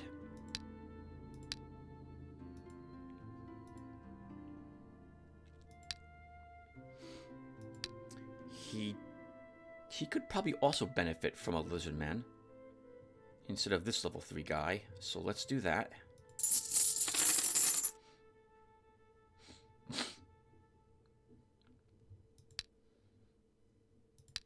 And we won't need the common arrows anymore because we have feathered arrows. There's less durability on these, but Skirud is a blacksmith, so he'll be able to repair his gear over time. So I don't mind using these. We lose... I think we lost 1 ammo? We lose 1 ammo, but we pick up 1 more ranged attack. Oh! No. I was about to say I wanted this rope sling, which I did, but now with these arrows, I feel like I still should use the short bow for a little longer. We did just get these, and I would like him to use them. If we see something like a chain sling, we'll move him over to using that instead. Oh, right, and I was just mentioning how every hero could use a belt, and I didn't buy one for Olvar. And Skirud can probably also buy a few more things. Let's give him a leather hat and some gloves. And Olvar, I guess we'll buy you a leather hat. And Olvar, you're going to move over to the swamps to do a battle against those lizard men. Time comes back home. Skirud, you can... What's in this province?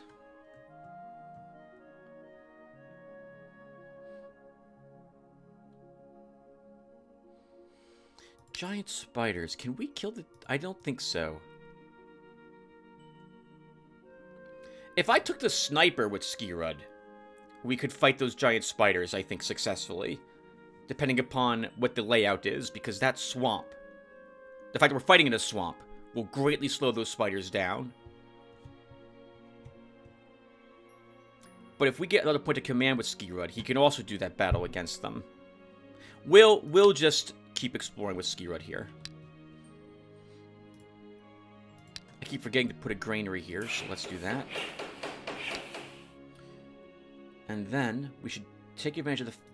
Nope, I just built the leather worker. Alright, we're done. End the turn. 2% explored the land of ritual.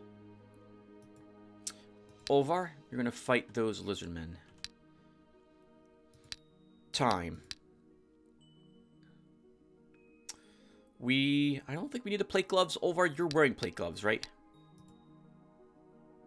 He is. I suppose we will keep them. We buy a belt for you. Now you are a necromancer. You start with that passive, but we made you that class. So we can actually buy chainmail for him. Let's do that. And we'll give you a hat. And now let's stop. Well, actually, let's not stop. You're going to fight the giant spiders? Oh. Skirud can do that battle in the future. He can do any of these battles. Let's fight the rebels with him while we're here. Because I want another level on time. Ha. I like my use of this expression. I want to take a peek at the spells I've got available to me to better equip Time Spellbook.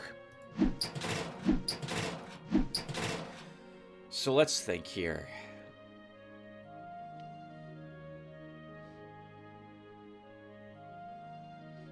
I think we absolutely take at least one web. Actually, stop. The first thing I want to do is look at what spells might be useful that we have here. I like Burden. If we can take more concentration and or thaumaturgy, this will be incredibly useful. So we're going to give him... Actually, we won't give him Burden at the moment, though. Well, then again, it is useful. Take it, Tim.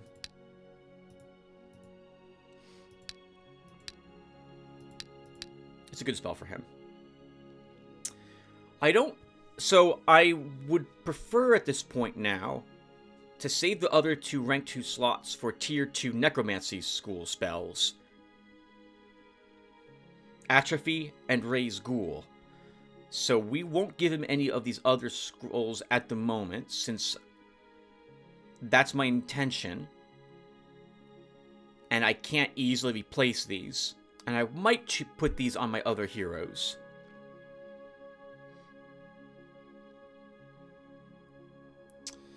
I would prefer giving Astral Energy to, say, Skirad. But we are using quite a bit of it on time, that we're not going to have a staff equipped, at least for the foreseeable future. It's tempting to give him this. We can always, I suppose, well, we still also have a 4th spell school to build.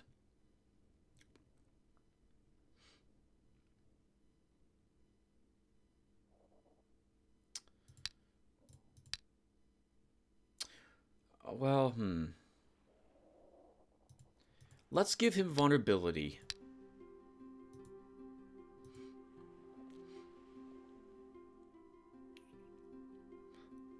Then we will give him back 2 raised skeletons and 2 raised zombies. Or what? 1 raised zombie and 2 raised skeletons. We'll give him at least 1 soul trap. Since we're currently about to fight spiders, we could probably use some webs. I do like my magic armor. I do want a magic weapon. And triple blades are better used than shocks against them.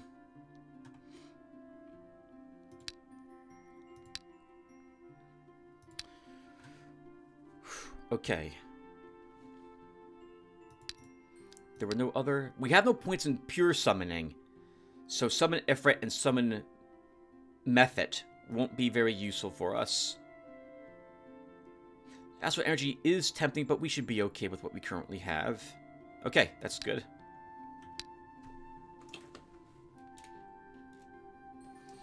Sorry, super windy outside today, too. I gotta go out walking later. No one cares. I don't know why I say such stuff like that. Okay, so I think we're good. No, we're not quite good. Do you want to build... Oh, that's so expensive. I mean, I want to build it, yes, but we're not going to. So...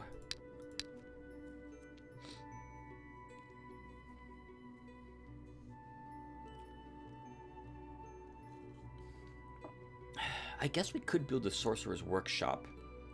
We're going to need this built anyway. Because we need the Sages Guild in order for us to construct Tier 2 spell schools. And now that we built that, Tom can actually purchase some... Oh, we already have stamina boots, Tim. You have sandals. Okay, well, we needed that building built anyway, so it's not a waste of money. But I probably should have built something different. Do we want to cast a ritual? Walking Dead is still on cooldown. Let's just end the turn. Okay, Olvar. The 4 Lizardmen. I think here I would like to use the Partisan. And we'll keep you in the front, and hopefully the Lizardmen will all attack you. So let's attack.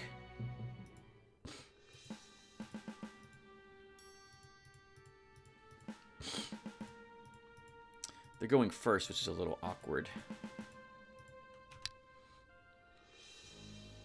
Okay, so this might be suicide, but I'm going to move him up 1, and we're going to use magic armor. That was dumb. Should have moved him into the swamp to start.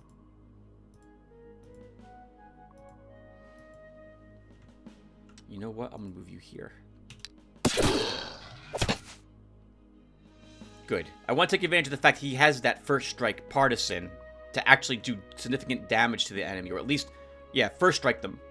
So, because to my knowledge, the first strike, after it hits the enemy, will impact the damage they do, if we can drop their hit points low enough that it would affect the damage they do. I'd like to kill this, which we should do if we hit it. No, 1 hit point left. The others are totally going to intercept if I try to shoot this one.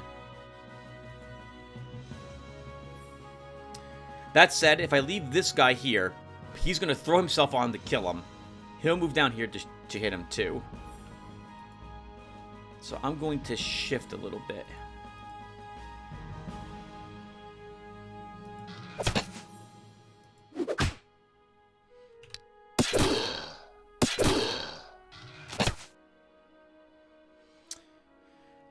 Okay, good. So we can move you here and kill. We can move you up and kill. Start shooting that one. No more damage there.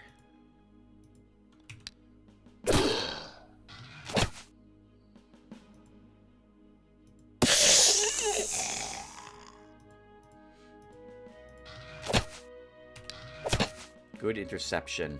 Let's heal.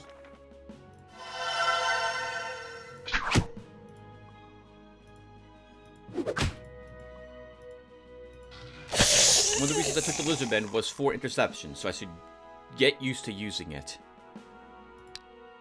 +1 command! Hey, very good, Olvar. Oh, I like all of these skills for you. We could use the income. We could also use more defense for you.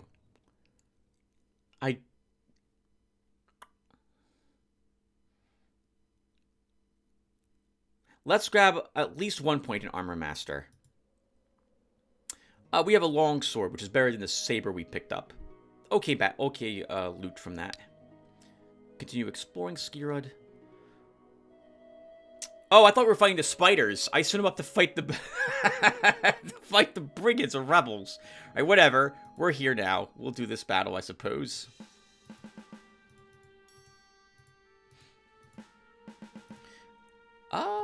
I'll take that hill. Actually, no. This one's the hill to die on. Hopefully that doesn't actually happen, though. Okay, so...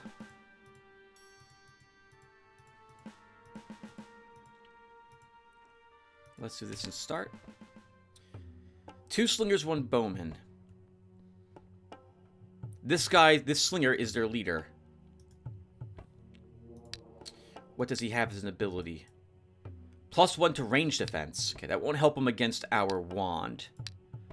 So, speaking of that then, why don't we go ahead and... I forgot to equip the orb, I think, on my hero. I did. Okay. That's not going to affect us too badly here, but we absolutely should equip it next turn. That was very nice. Their leader has been killed, and now that will impact the rest of them.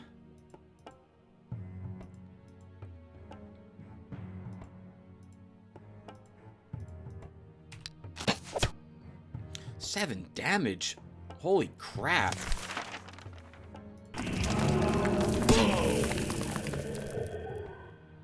What the heck? That was a lot of damage. Alright, let's move you up here. I guess I don't care about my spearmen, do I? I don't. I kind of want more undead in my army, so... we'll just move you up. Throw a spear. Move you up 2, move you up 1.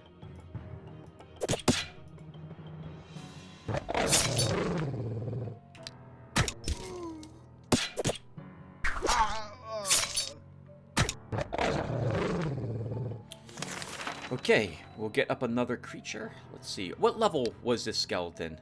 12. Good. Okay.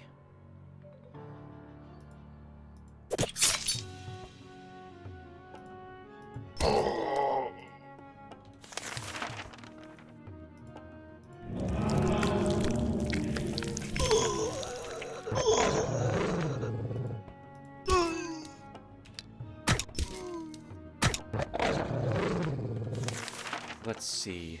Let's raise that soul trap. And we'll use a death bell. I absolutely love that growl from the Hellhound. It's such a phenomenal job on the sound effects here. $44, very good. +1 command. Very good. And of these skills, I think Thaumaturgy is what I want. So let's grab that. Our spearman. I don't care about him. We're going to leave him at home. We'll give you a counterattack because we want the skeleton and the zombie. We could use a marshal's baton on him instead of an orb.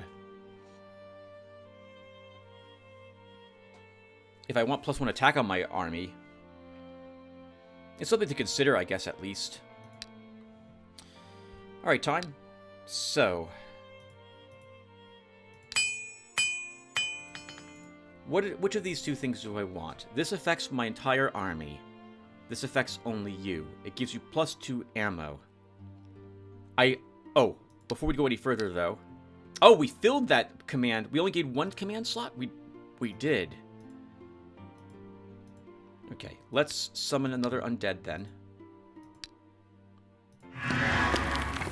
Bone Spearman. I would rather have had a mummy, but whatever. I mean, it'll have to do. I feel like we should attack this province now. For that iron. There's 4 enemies there. We have a blind and a burden, which will help us against those creatures. I feel like you probably want the marshal's baton. At the very least, you don't need the orb. We'll give him the marshal's baton at this moment.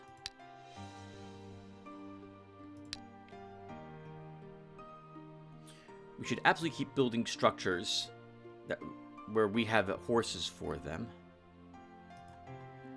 We're probably not going to build the sorcery store because our Wand of Lightning is better than the other wands we could buy from those shops there.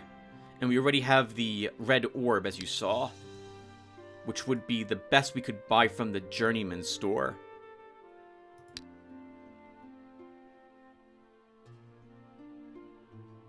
We built this. We're probably going to build a carpenter shop. Oh, I thought that gave us access to a leather sling. It does not.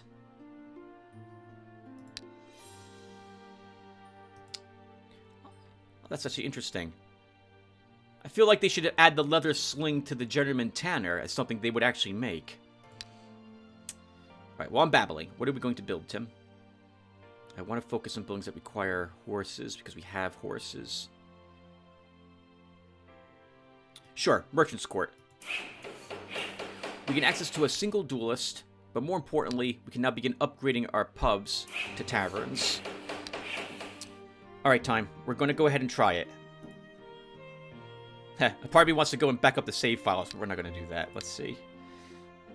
So I can undo this decision if it ends up being bad. We'll just revert if it's bad.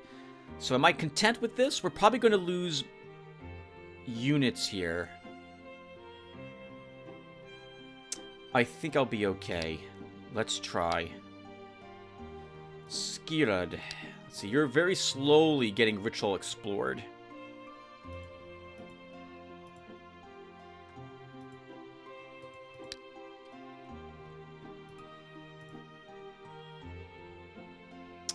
You could probably kill those Tomb Guardians again. I mean, not again, but those Tomb Guardians, if I outfit you correctly for it. With at least 1 more shock.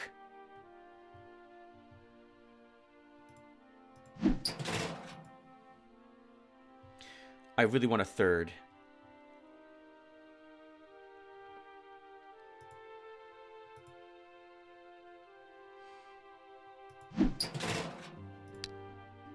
Let's head down there and do that. Olvar, you need to put a command. Let's W back home to fill it. Oh, isn't there a secret slot somewhere here for the Necromancer? I had read that there's some sort of secret unit slot for the Necromancer class. Maybe it's at level 20 that he gains it.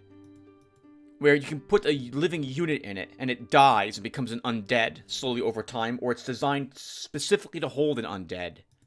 But I don't have access to it at the moment, apparently.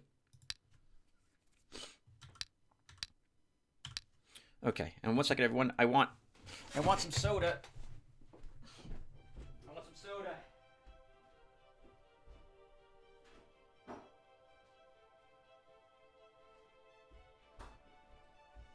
Nothing like having some Coke Zero. Cherry Coke Zero in the morning. All right. Oh, rituals, Tim. You can cast a walking... We cast a Walking Dead. You gain a bonus spearman. You built a building. We built a... Did I build a building here? I did. I don't remember what I built. Alright, it doesn't matter. End the turn. Yeah, I agree with time. The hero Time begins his journey through the hills of Ergen Hillside. A pack of wild griffins appears in the sky ahead. Everyone knows that these creatures are hungry for some fresh horse meat or human flesh. It's not too late to turn back. We're gonna try it. We get to go first. That's huge. That's huge! Because we can get a burden on them. 2 points of Thaumaturgy will guarantee it lasts for a few turns. There's 2 griffins! Oh no! Okay, that's super awkward. 1, 2, 3, 4. Like, oh no! And a huge misclick. I moved my... Oh my god!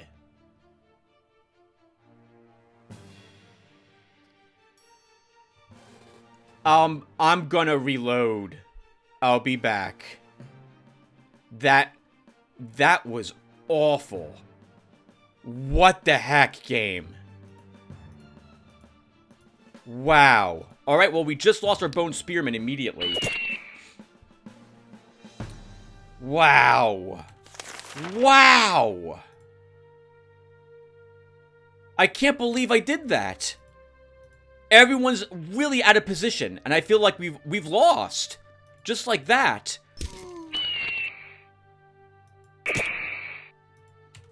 Yeah, they're gonna attack my mage, so we need to put a blind here. Oh, it's only 1 turn, so our mage is still dead. There's nothing I can do.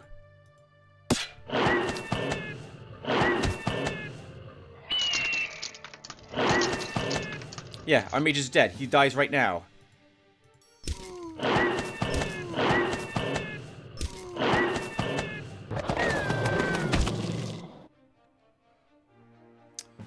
I would need to somehow surround him with units, and I don't have a way to keep him alive. Either of these guys are gonna kill him. I can't believe I did that.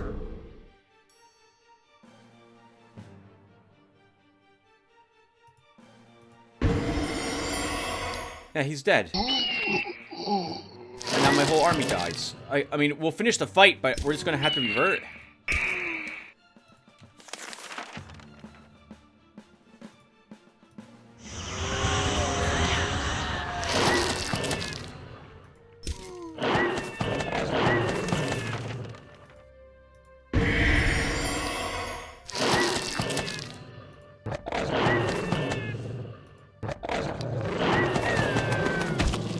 Well, we won. I can't believe that happened. Wow. We'll give our Hellhound... What's your stamina? A stamina point. 456 gold, 102 gems. Resurrect him. Man. Alright, I'm going to put a break here now. In case any awful misclicks happen. I'll be back. So, I'm going to rant really quick. I'm going to also curse a bit.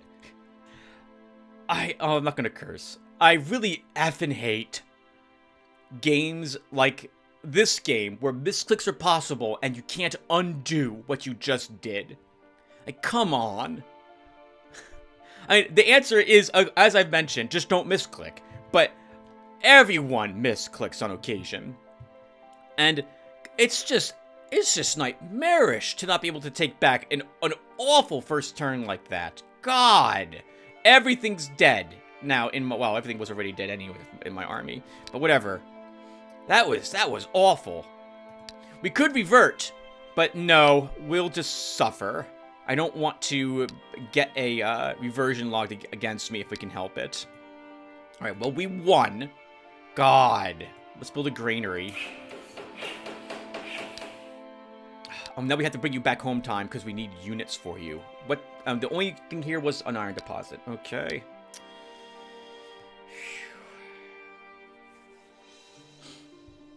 Well, the good news now is that we can build things like the Diggers Guild.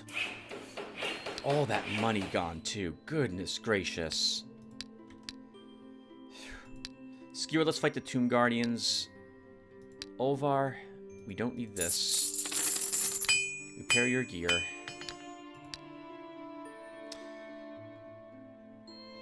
We'll give you one of these level 3 spearmen. And then you will explore here. Let's try to full explore ritual. Ancient ruins were found here. Imp, spawn, and demonologist.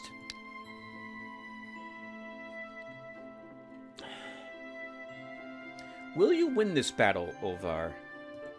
There's 5 of them. The demonologist summons imps each turn. I would have preferred if you had another lizardman, not that spearman, now that I think about it, but you don't. You'll do it. I do like seeing that there's only 1 imp on the board at the moment.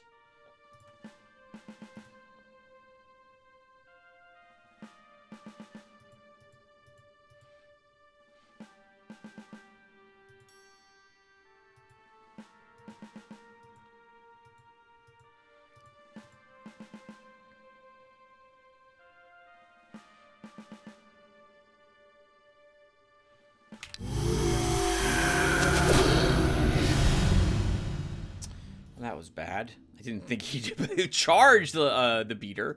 All right, let's do something like this for the one he summoned.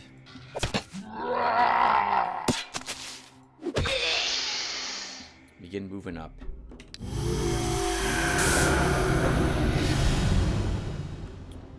You can do that one more time.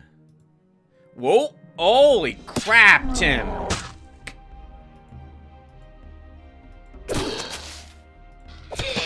What is going on today?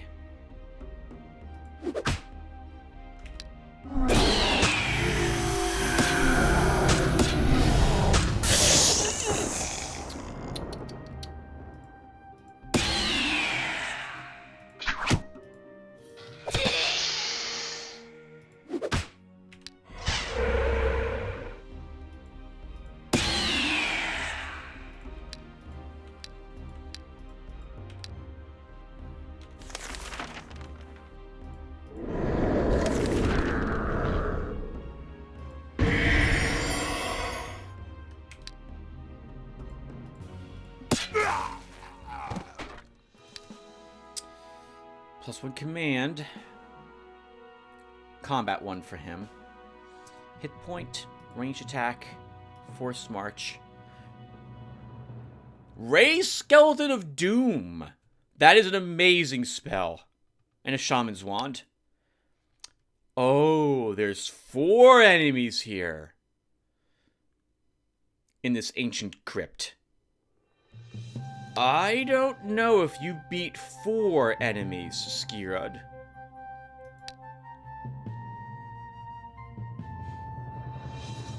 We'll try. I have a bad feeling about this, though.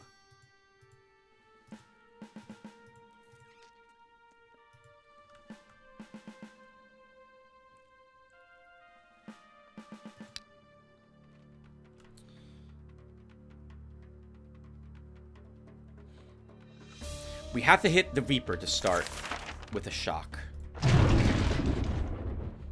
Right, that was fantastic. I like seeing that much damage done.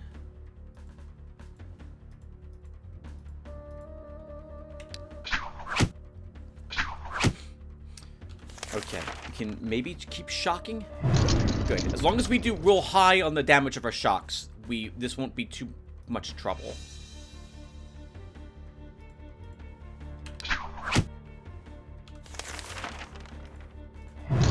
Good. Alright, so you guys did win.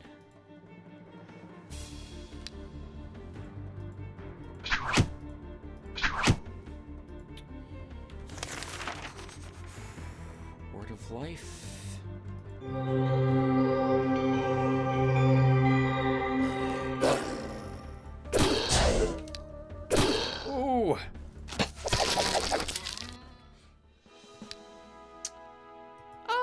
+2 defense to our wolf.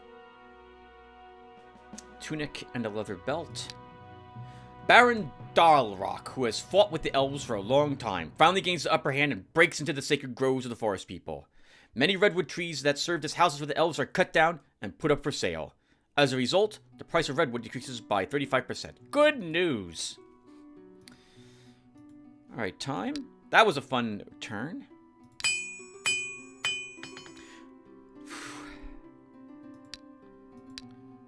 Can't cast a Walking Dead spell, so you need a whole army back again. That sucks. If I give you Lizardmen... Oh, they do not get along at all with each other. Why? These guys are neutral. Okay, well, it won't matter. We're gonna go ahead and give you Lizardmen. Are you sure about that, Tim? Maybe you give him the Spearmen. The Spearmen also are affected. So it doesn't matter.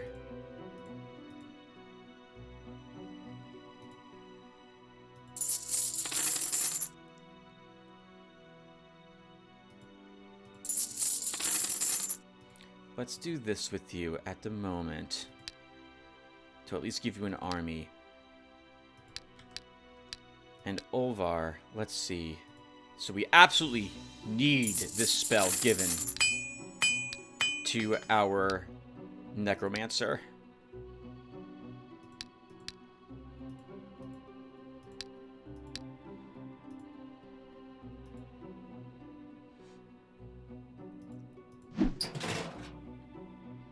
Yeah, that is just too good not to have Ray Skeleton to Doom. Holy crap. That was lucky find. We need one of these rays immediately. We can put it into this unit slot. Let's go and fight the giant spiders then, with time.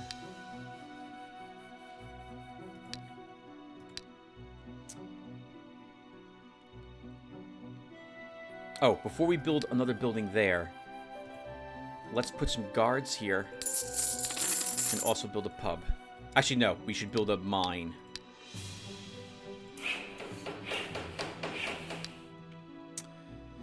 Skirud, you won. What are we doing with you? Oh, did I buy a belt? We did buy a belt for time. Okay. So, Skirud. There's no way you're killing trolls, not with the spells you've got. So, let's just start searching here. Olvar, you gained health, right? No, you gained command? You gained command. Alright, so let's go ahead and fill those command slots with stuff.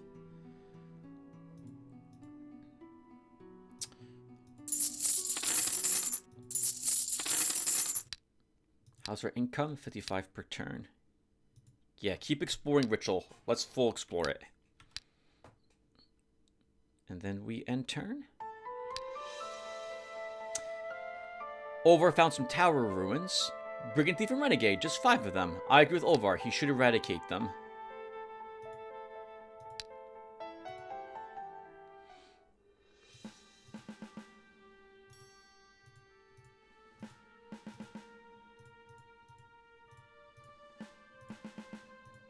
I really hate where their archers are. They have a fantastic position for them.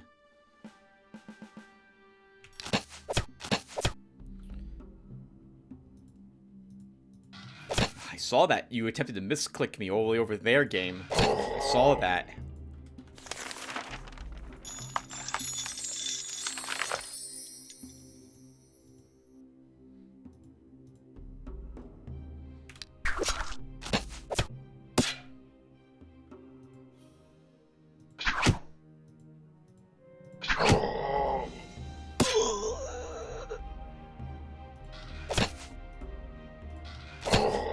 Good. And it's over. Let's work on the morale of our one lizardman a bit.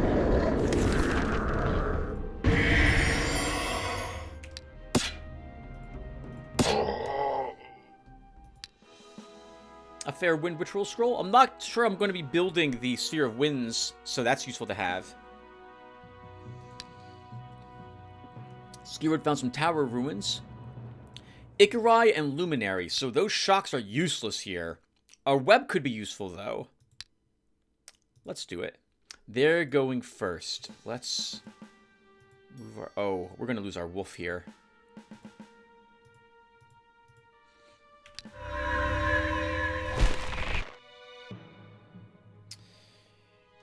Alright, word of life there.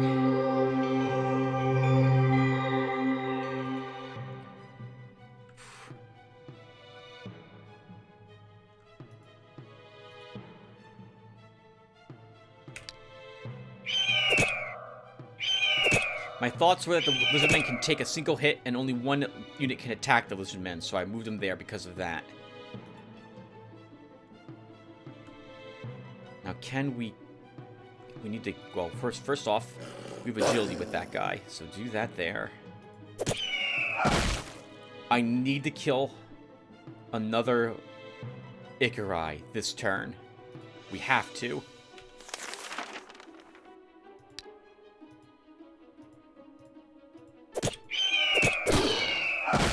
And then I want to web another one.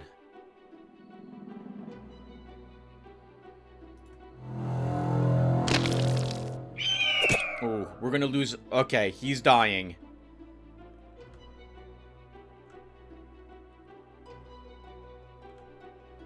He's going to kill him. Unless you can... No, he's 5 range defense, so we're not going to be able to stop him from dying. So if dying, we can't shoot him down to kill him. We have to move up and melee him. But I also need this to die this turn. These two might be able to kill him.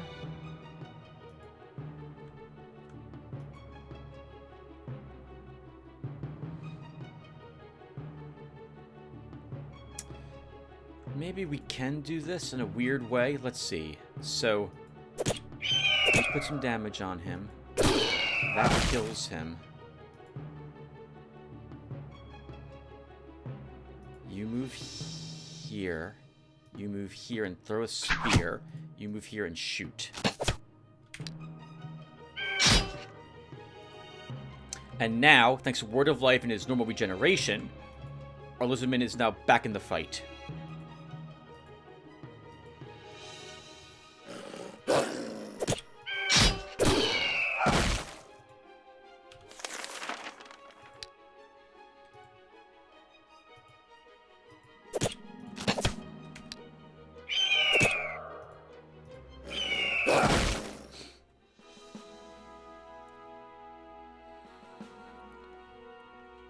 When I don't misclick, I sometimes can make it seem like I know what I'm doing. +1 magic. I kind of want all of these. I feel like I want Hill's knowledge more than either of these. Let's grab Pathfinding too. Our spearman can get a stamina. This spearman can get a stamina.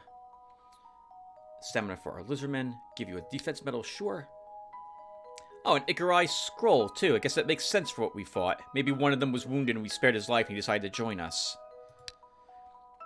Alright, time. 3 giant spiders. You should be able to do this. We are here in particular for the Skeleton of Doom.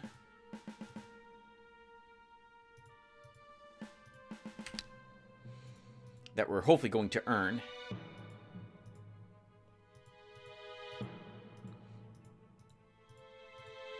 After we kill these fools.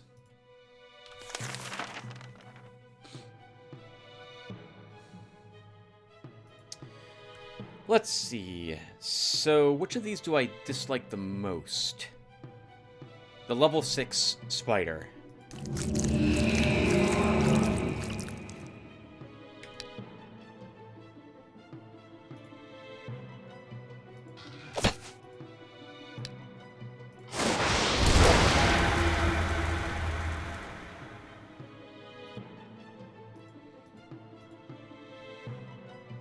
That's good. No spider can reach me with the melee attack. He may move up and web one of these units.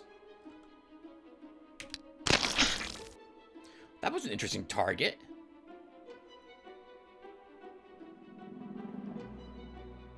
Why did you do that? Also, how did you do that? How? Your range is 2. Does web let you hit a... No. I don't understand how he did it. Is there a leader here that gives him terrain knowledge? No. How did he do that? It was the spider. I don't know about this version of the game, guys. There seems to be some issues with this version. It's as if he used the web spell before he moved. Can you do that?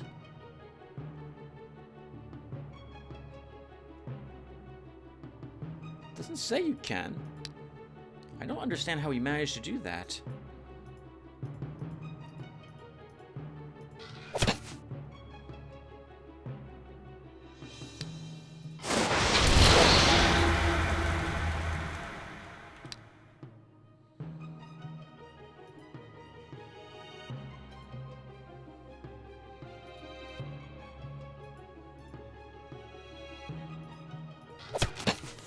Should web here so we don't take any poison damage. Okay, and we want that before I forget.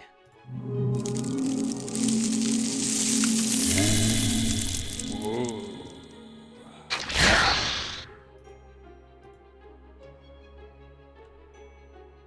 Why did you gain a speed?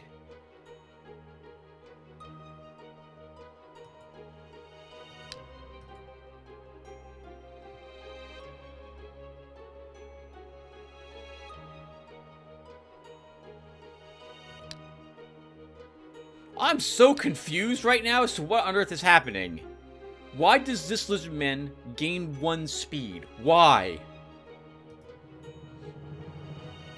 Oh, okay, Swamp Rage. When seriously injured, the unit may sprint briefly.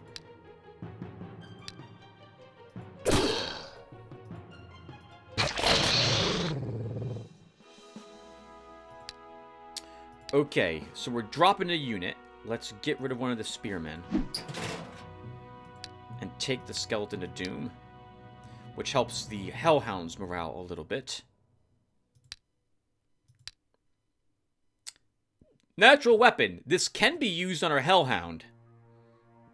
Increases attack by 5. I think. Only works on animals. Is the Hellhound an animal? I feel like it should be classified as both an animal and a demon.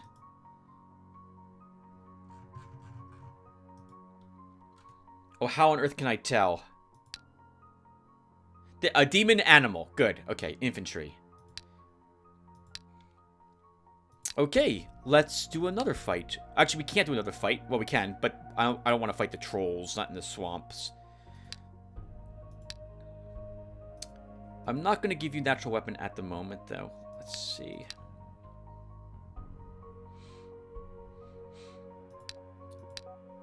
One more turn till we can cast Walking Dead again. Where's a good spot for you to go and fight? The swamps. There's multiple battles here.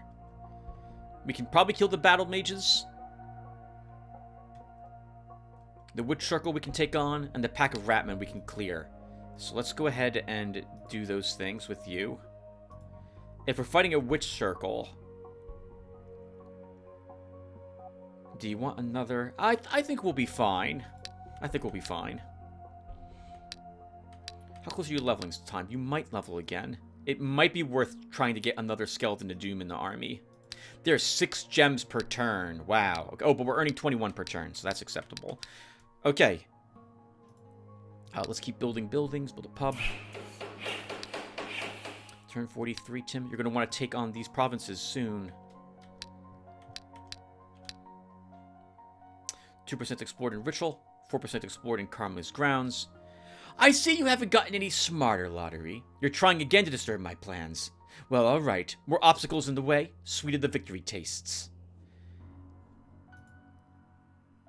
And I have a hunch we're starting over, guys. I need to know how powerful he is. Can one of our heroes charge him?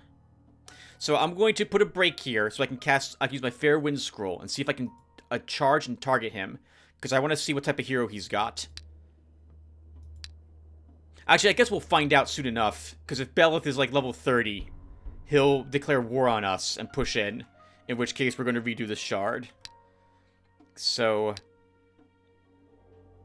I hate this already. I really feel like the AI hyper-leveled. We have to redo the entire thing. Belith probably defeated Ohm, though, if he's over here already. Like, we can barely handle the tier 2 provinces, and he's already pushed out of whatever realm he came from, and is all the way over here. So I feel like he's already super high level. Well, let's fight the Witch Circle. Skirud. You'll go home and fill those magic slots. Olvar. Keep exploring.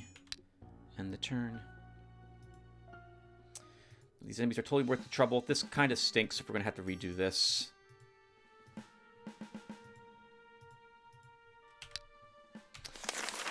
Okay. So...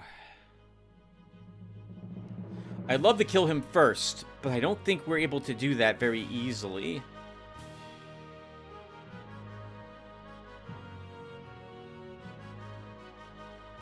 A triple blade won't kill him, but he won't be able to out-heal the damage we will do. So let's go ahead and use a triple blade.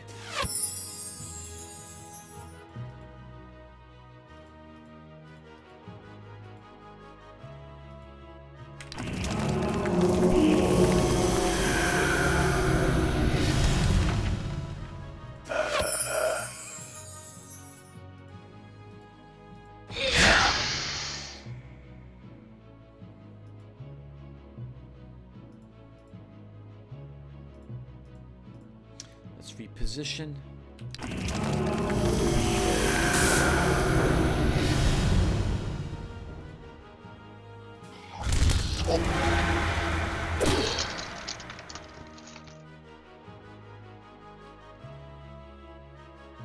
I don't want to move up my Skeleton of Doom. They're going to kill it with range attacks. Let's just kind of do this.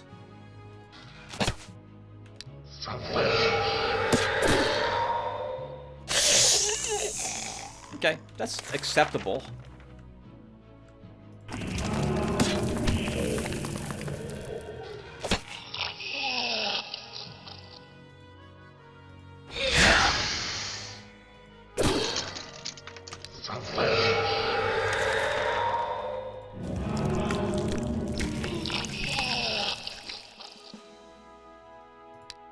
Alright, time. Let's grab a point of concentration. Hit point. This doesn't matter. I'm going to be getting rid of these units. Actually, I'm sorry. We get a point of command and we have 2 free slots. So we can put these 2 units in them. Ranger cap. The deputy of the Saber Plains province states that a wandering tanner has arrived. Ask for permission to set up his shop. Sure. Let's help him. Wow. Guys, I think we're starting over. I think the AI has cheated. So, I'm going to put a break here.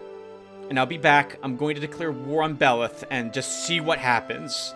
I want to know what level his hero is. Okay, so we will just declare war on Belith.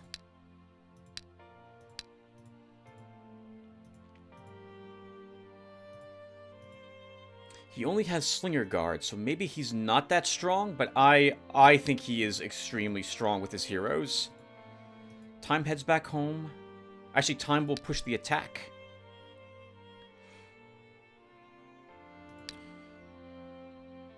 Can I fair wind there quickly? Skirud.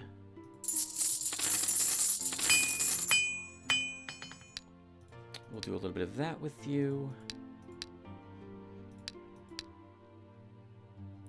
We'll give you a Celestial Shield spell.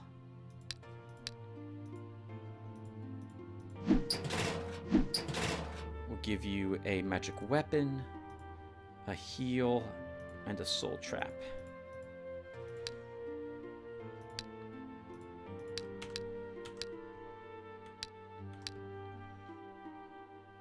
Okay. General. So he's at least level 10. I need to know what level he is. Let's attack. It's probably a mistake. But I need to know what level he is. He's level 16. It's not level 20. He could be this level. But this feels like the AI has cheated to me.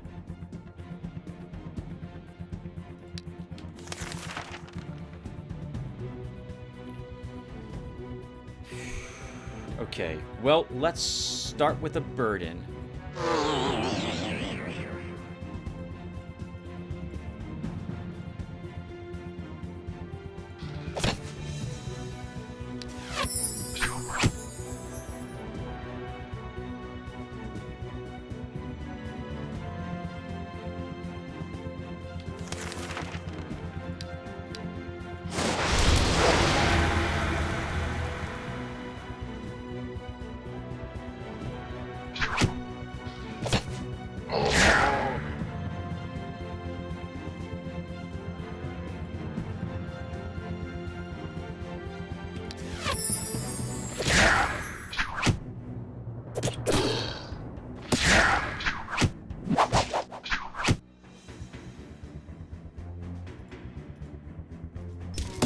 I feel like the AI is just giving itself free levels again.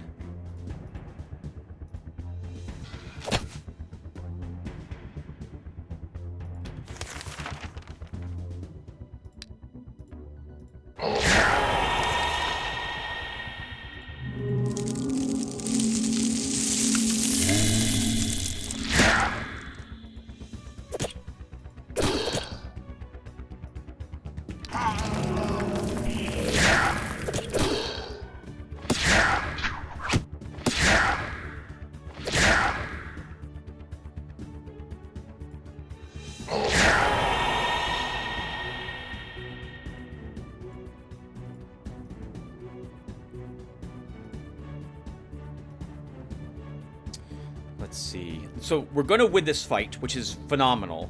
And hopefully this is his strongest hero.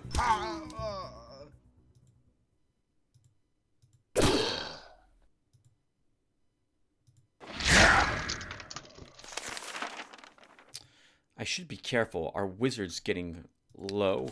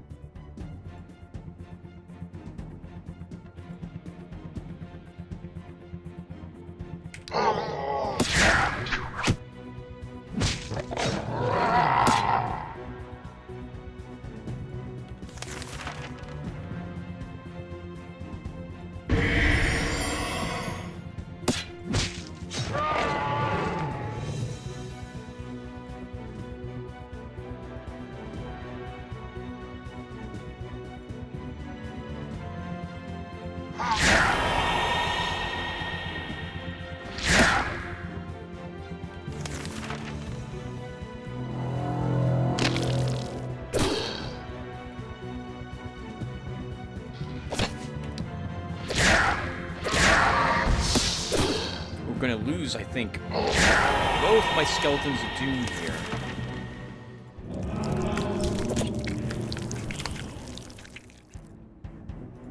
But otherwise, we did win this fight.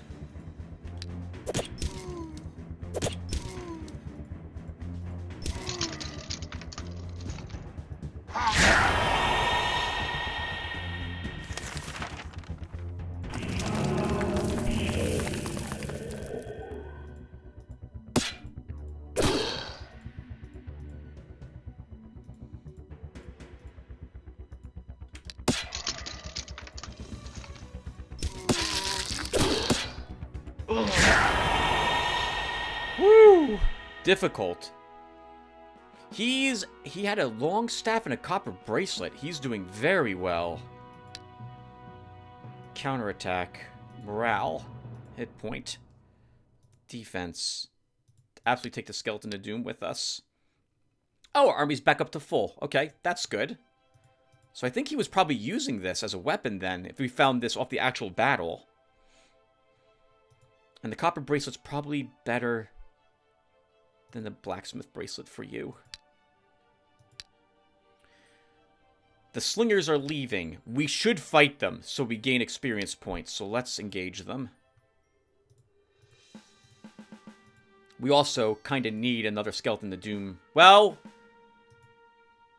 we'll level from this. Maybe we'll get look at to get another point of command.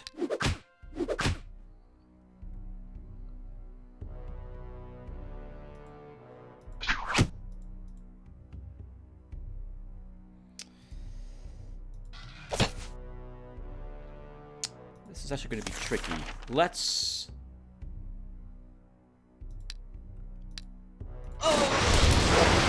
kill a slinger.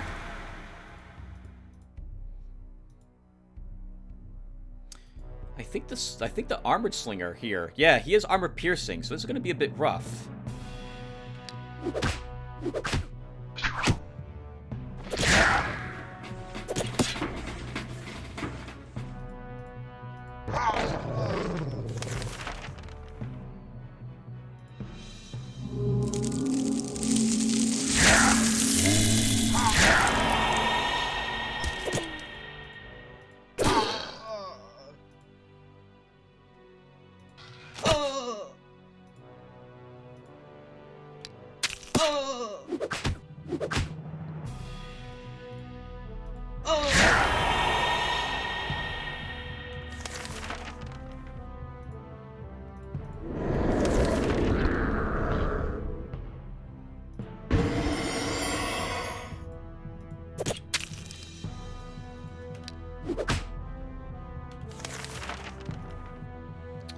Let's get another zombie, I guess, in the army.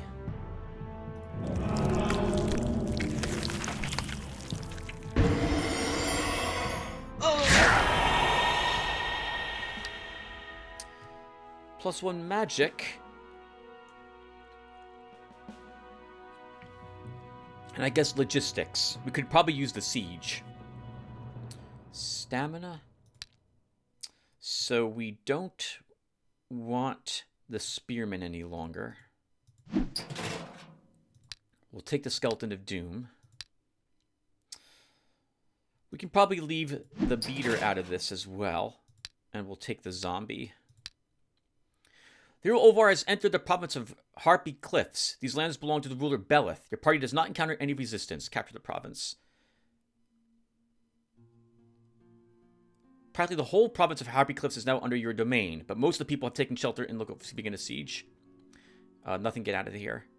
That was your last mistake, Lotaeri. Greetings, Lotaeri. I'm glad that you're here, too. No matter which of us wins, I know that this shard of the world will be in good hands. An adventurer known as the Deadeye has found an abandoned temple in the province of Carmely's grounds.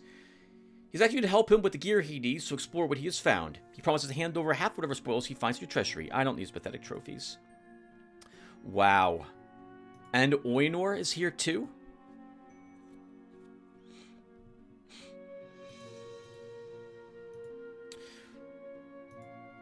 Well, alright. So, if that was... It's turn 46. And Belith had a level 16 general. His army wasn't super high level. And his army itself also... he'd have to be playing the game of his life to be level 16 at turn 46 without save scumming a significant amount.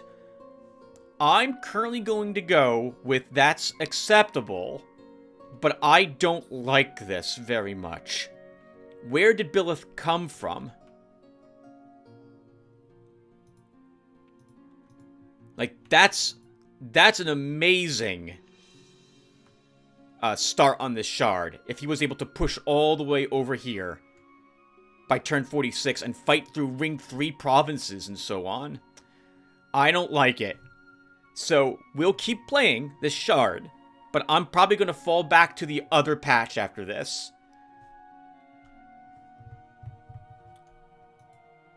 Yeah, they're far away. They fought through tier 3 provinces by turn 46 to get here. I don't like this. This feels like the AI's cheating.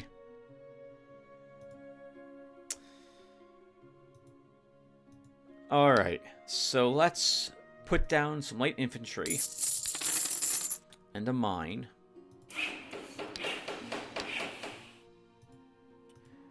And time will continue to push forward, I think.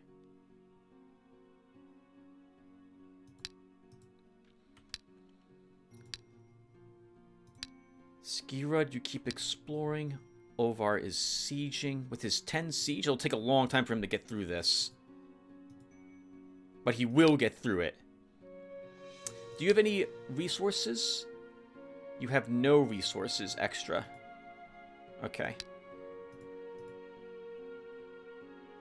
It's also been almost an hour, everyone, so we're going to do one more turn. We'll fight this Provincial Guard. Unless this is... So I see militia here, but this could have been hired. This could have been purchased by Beleth. Let's see. Nope, it's just the... It's just the militia guard. Oh, look at the mountain range we have. I like that very much. It means I want my wizard over here. Actually, put our wizardmen there.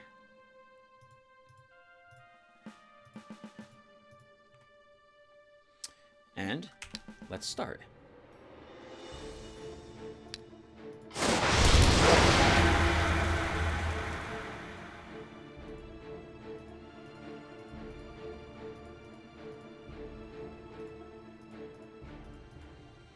I feel like we got Skeleton of Doom just in time to deal with Beleth. If we hadn't had that, we would have not been able to take on Beleth so early, and we would have lost this shard.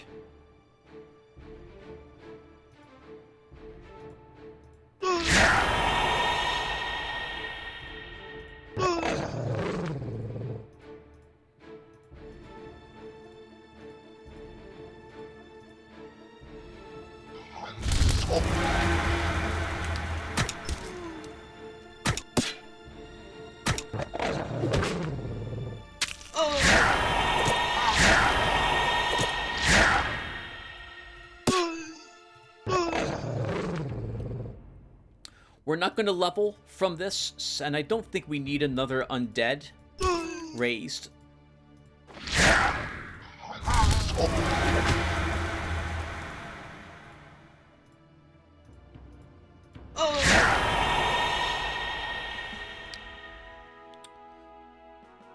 Nine more turns to siege this fort. Continue the siege. I don't care about trolls. Continue exploring. Trade is the road to prosperity and friendly relations.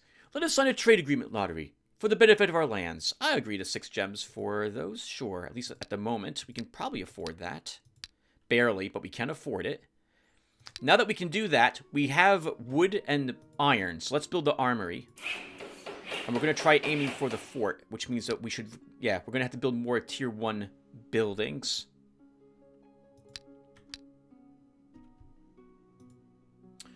Rangers are here in the Dwarven Forest. I'm going to let them leave if they decide to flee, because they can kill a unit that I wouldn't...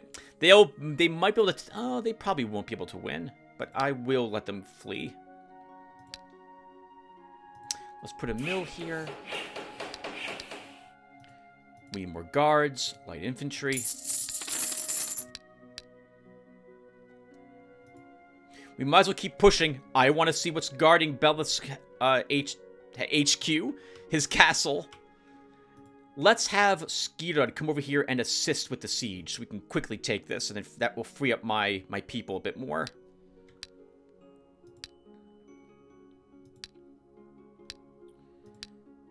And I think you're done, Tim. Okay, so... Do I want to cast a Walking Dead spell for you, Time? Let's do it. Let's drop a zombie. Walking Dead. Bone Spearman. That's okay. Alright. And I'll be back to play another hour or so of this shard. Actually, let me put another... Actually, I did put a few breaks here, so I can keep talking for a little bit without the game crashing. Alright, so... Well, I want to talk about the changes to the AI a bit. So, when Ohm was defeated on turn like 22, I am super nervous when I see that. It's possible that a really bad event could have occurred, and he lost his starting domain, but it is far more likely that an enemy AI walked in and took the province after fighting with Ohm. I have no clue how an AI could have marched all the way to reach Ohm's capital by turn 22. Because the AI would have had to have claimed these provinces, these second and tier 3 rings. I don't know how they do that. Does the AI get any special gear when they invade a shard? I didn't think they did. But I guess they could have given, like, maybe their starting heroes have purple gear? But I don't think the AI works that way. I don't think it gains rewards like we do when it invades a shard. So that was a bit scary. And now that Belith has reached basically our lands, I want to see exactly how many provinces he's conquered. It feels like the AI's algorithm for when it's attacking neutral places isn't really doing the fights. It feels like it's just comparing some sort of numbers to determine if it wins or not, and how many units it loses. I mention this because this would mean to me that it doesn't struggle the same way that we do when we do a fight for a province. And he's not buying these provinces. Belith is conquering them. That general was kind of tough. But commanders, which is probably what Oinor also has, can rely on their armies to carry the weight of the day, and the levels that their commanders do directly translate into a much stronger force to contend with, as opposed to requiring better spells or decent gear. In other words, the AI gaining effectively free levels on a commander is more impactful than it would be for a different type of hero. Arguably, the warrior benefits probably from that next. But I don't like this. On one hand, I do like that the AI is more of a threat, but I don't like if the AI is able to just conquer provinces here willy-nilly, all the way to reach us. That feels wrong to me. That feels cheaty. So unless I see Belith right next door here, and I'm not gonna, because this is a 6% explored Dwarven Forest, then it is my belief that AI, while not hyper-leveling, is cheating.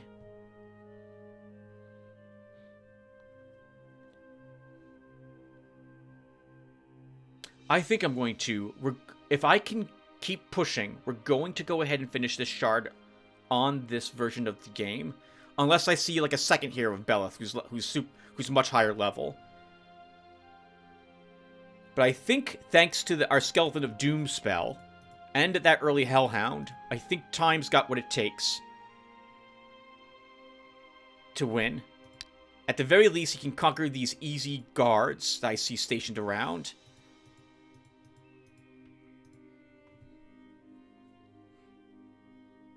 And for the next shard, I'm going to go back to the old patch. It's a shame I can't tweak the AI a bit to make it a little better in the last patch. But I don't like this. Because what really is bothering me is that if the AI can just... well, I don't know how it works. I haven't seen the code. So everything I'm doing here is just guesswork.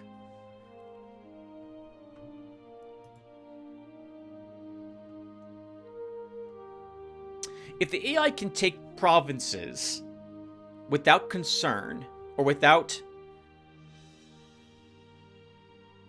If the AI can... I don't know a way to describe what I'm trying to think of, how to say this. taking provinces without actually...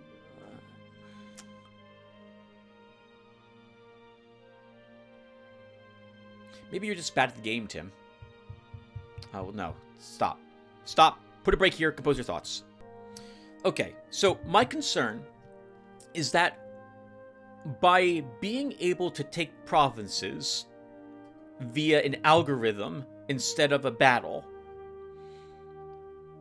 which could translate into less losses or victories where they would have been losses instead, the AI is able to greatly extend its range, obviously, and in particular, force a confrontation with us, the player, or other AIs much earlier than I feel it should be able to. This throws the balance of the shard out of whack, because suddenly I have to deal with an enemy AI. There's provinces sealed off for me that I can no longer take without declaring war. And there's less location battles for potentially me to do as well, thanks to all of this.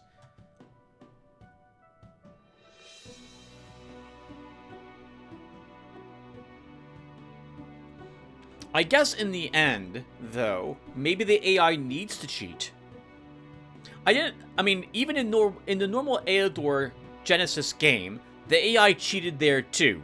To my recollection, in normal Eador, it didn't pay for any guard contracts. It automatically got a free alliance with the race when it came upon it instead of having to complete the quest, which I think the AI New Horizons actually has to at least do. I don't think the AI here automatically gets alliances. I can't remember if it actually pays upkeep for its units. It might have done that in the base Eador Genesis game. But I know it does do it here in this one. But we have, and I think in normal Eador, the AI also had the leveling glitch. But it was much, much rarer than it has been in New Horizons.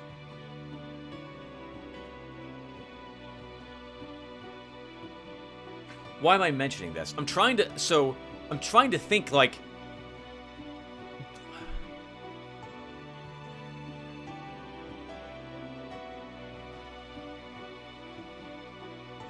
Maybe this is the way it's supposed to be?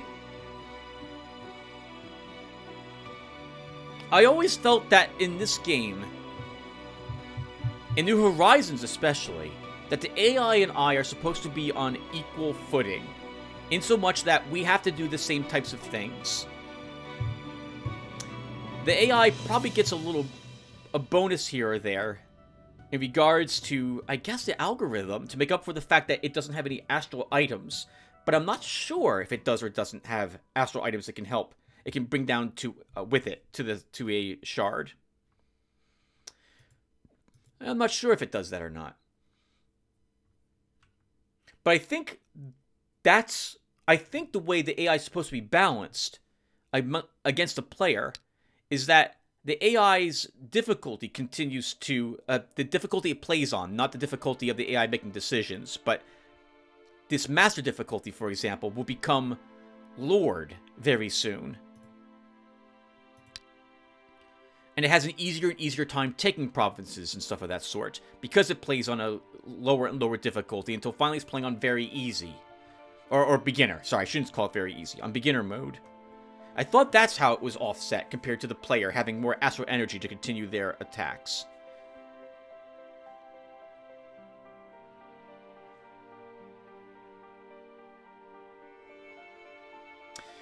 Anyway, I think after speaking with you guys for a bit, I am indeed going to go back to the prior patch for the rest of the game after we're done with this shard. I know that the AI, it doesn't level as quickly there, but it feels a lot fairer there than here, if that's a way to describe it. Like, if Beleth's someplace all the way over here, which is where I think he is, and he just pushed all the way out in this direction, that I wouldn't expect the AI to be able to do that until, like, turn 70 or 80. Having a level 20 hero or so, being able to push through the harder provinces. But maybe I'm just bad at the game. All right, well, I'm going around in circles. Let me stop here, and I'll be back to continue playing a little bit later. Hi, everyone. I'm back from a hike outside. 4 miles. Beautiful weather today. Breezy with like a steady 20-mile-per-hour wind or so, maybe 15, with like 30-mile-per-hour gusts. Oh, it's gorgeous. 53 degrees and partly cloudy.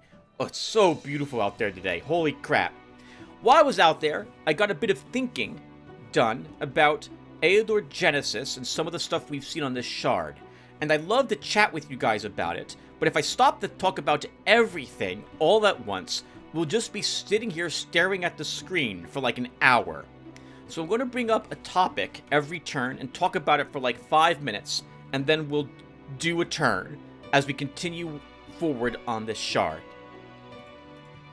The first thing I want to quickly mention is that I'm curious what you guys think probably happened here on this shard.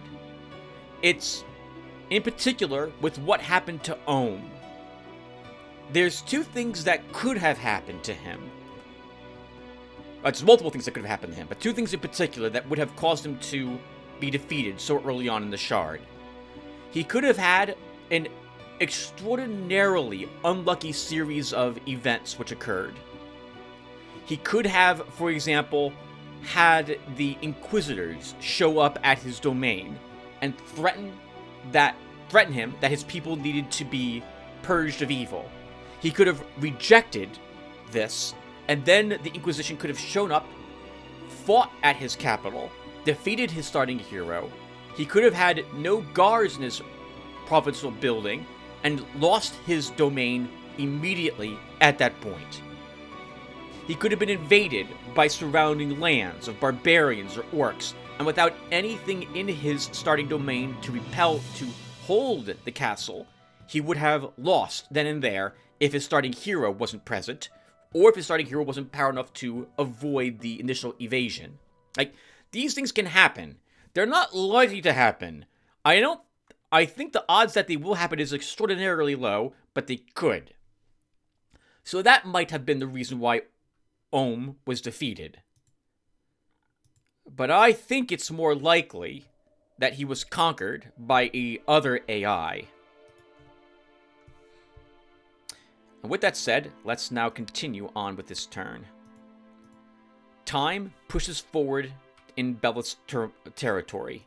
Olvar is sieging, and we're going to have Skirad come over here with his measly 9 siege, but whatever, it's still siege, so we'll add him to this to hopefully take this, well, we will take this province much faster. I think we built a building here already. We did. Let's end the turn. 4 Rangers. So,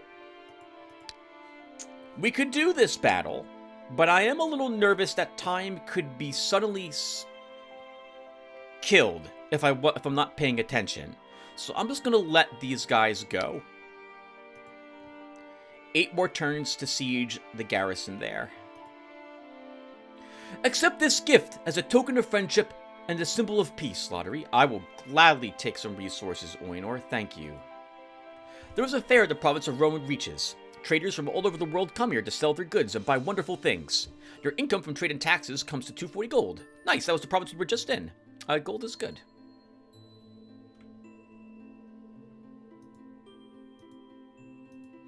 Still not near Belith's capital. None of these provinces are 75% explored. Okay. Let's continue to drop down guards as we move forward. We'll once again put down light infantry for the strongest guards we have. We should put down mines and mills as we take provinces, as they give us the most amount of income.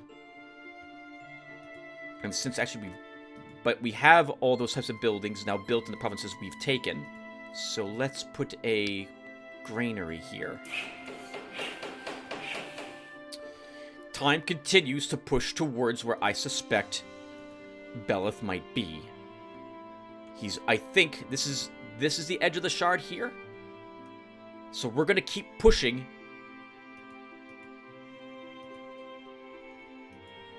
Well, then again, we could take the halfling village. There's only slingers there. Wow, and only bowman guards in these other locations. Let's take the slinger province here of these halflings from him. Skirud sieges, over sieges. We built a granary already at home. Right, we need to start building more of these buildings. So, while we have wood from Oyenor, while we're paying for that, we should absolutely take advantage of that and keep building buildings that require wood each turn. So let's build the Carpenter's Guild next. Looks like we needed that for the fort anyway. That also will let us get a better bow for Skirud. And let's talk a little bit more about Ohm.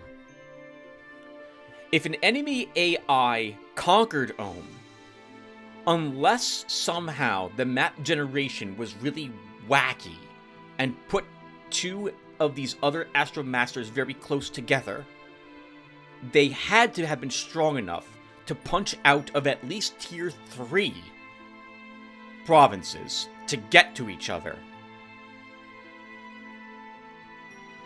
I don't see how they can conquer tier 3 provinces unless the AI cheated. Let me try to explain what I view as cheating in a game like this. When I'm playing a game like Eador, a turn-based strategy game which involves us having a civilization, I am hoping that the AI I am fighting against has to obey all the same rules that I play with. And it was my impression that Eador Genesis at least gives you the impression that it has to do this. They have to pay upkeep for their units. They have to have the guards that they want to place down in a province unlocked by building buildings to put them there. They have to spend gems to cast spells. They have to spend gold to build buildings. They don't get this stuff for free, for example. They have to earn experience points in the same way that I earn experience points, by killing creatures. I think, like with the hyper-leveling glitch when that was around, I think the AI is gaining a significant bonus to the experience points it is earning. And I think this contributed to what we saw happen on turn 22 when Ohm was defeated. Let's go up here and now attack the halflings. We'll talk more about that at the end of the next turn.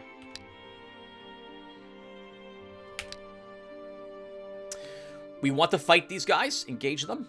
They have hills, which is super awkward, but most of our army doesn't care very much about slings.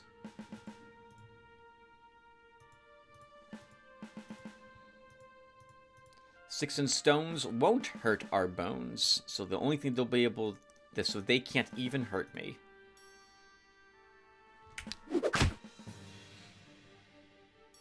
And by bones, I mean my skeletons.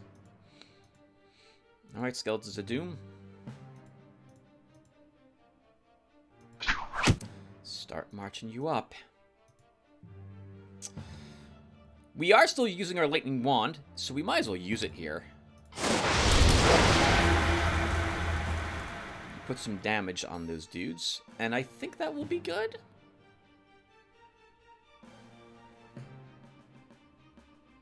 Ah, we'll throw our skeleton up. We can always make another one if it somehow is destroyed.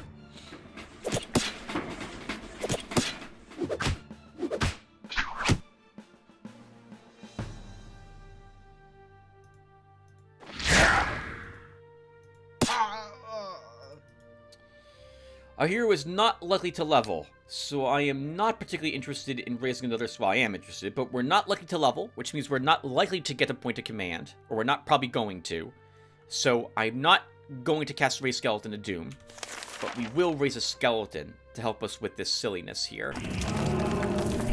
We're going to attack him instead and kill that guy. We should keep our one other skeleton alive a little bit longer.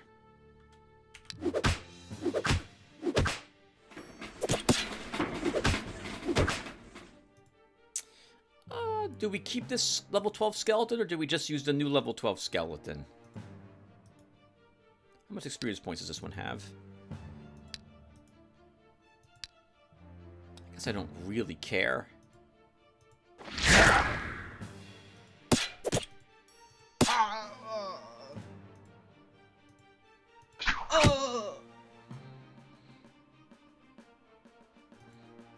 That's good. We don't need to do anything else.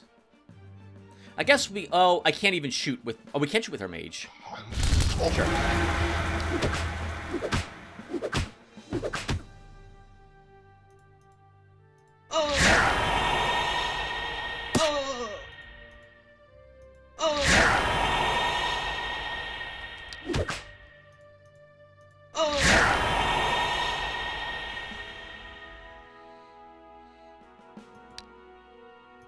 We don't have the slot for that skeleton unless I want to drop the lizard man.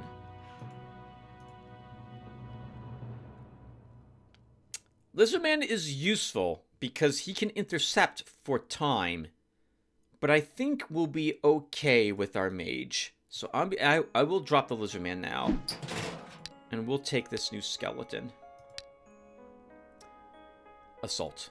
I know there's no good fortifications here stopping us from taking this province. Oh, wow. Just one single berserker. And I'm so glad we brought Skirud here, because we would have been here for another 7 turns otherwise.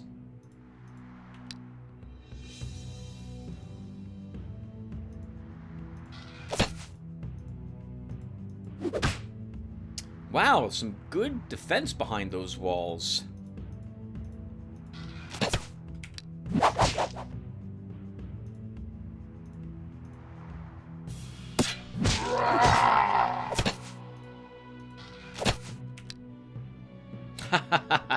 Partisan!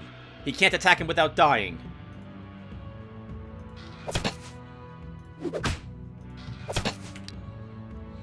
I'm just gonna let my ranged units try to kill this guy. They'll probably earn medals to help them deal with ranged attacks if I constantly am shooting and not doing any damage with them. This is exactly what I wanted to see. So we can get enchanted arrows now. It's +1 gem upkeep, but I like this. Enchanted arrow +4, so he does 4 points of magic damage with his attacks. Let's give that to him.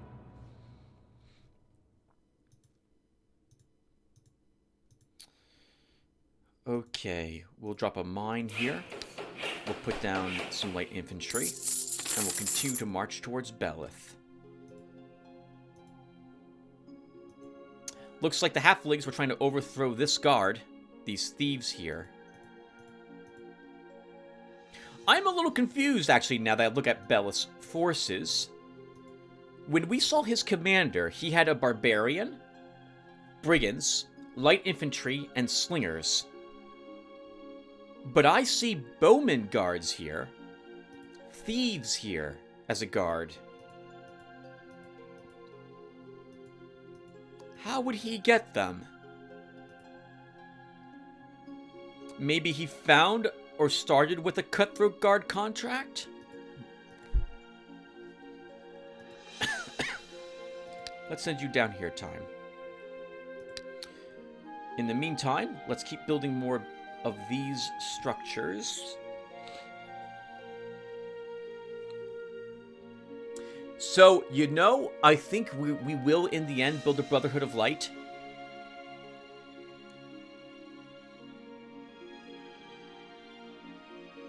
Well,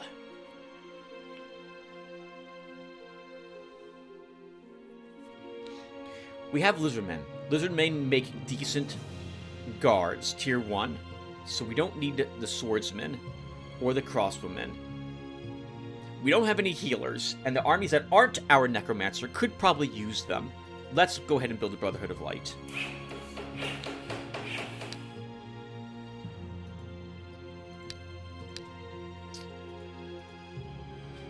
Time. Walking Dead still on cooldown. Skirud? Oh, okay, so first off, we did take this province. Let's put we can't put a guard here. Let's put a unit here. I see the ranger. That's tempting. Skirud could have that ranger in his army. I would want to put the wolf. Actually, we can put the wolf here. And take the ranger for 220 bucks. He's 40 bucks per turn, but we can afford that. Let's do it. Level 8 for him, too. Very good.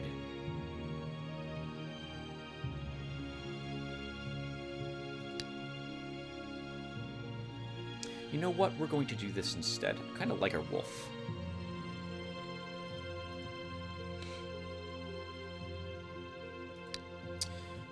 Okay. And now, Skirud, let's send you here to begin searching. And Olvar. We should take the level 7 and leave the level 4 behind. And we'll move you down here. So, what this is just a pure guess as to what happened. I don't know, but this would make sense to me. I suspect that the AI on this shard was, I think their heroes likely either started higher level than ours did, which is to say their first hero might have started at like level 5 or 7, and or gained experience extremely rapidly. In this way, by about turn 10, they would be level 10. This is possible for a human player to do, but not without a significant amount of save scumming, I feel. Dennis Mayak showed it's possible to do it, but he had to have a very particular hero. He had to have very particular skill level ups to do it. It was a warrior hero, if I recall correctly, Dennis. And defensive mastery, and fighting on the hills, for example, give him a great amount of defense. And even then, you have to kind of know where exactly to go each turn to make the most of the experience that you can gain. But he was able to hit level 10 by level 10.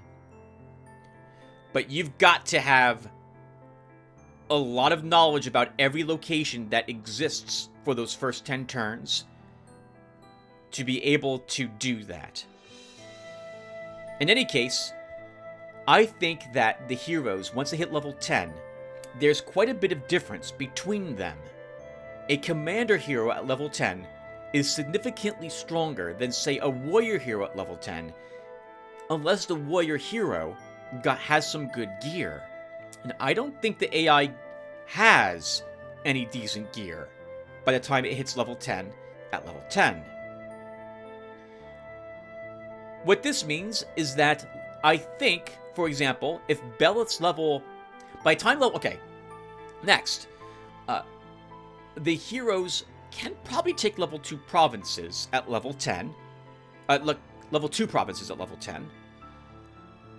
And at that point, I'm guessing that there's some sort of like restriction or constraint or limit that comes into effect to stop the heroes then from gaining extra experience very quickly.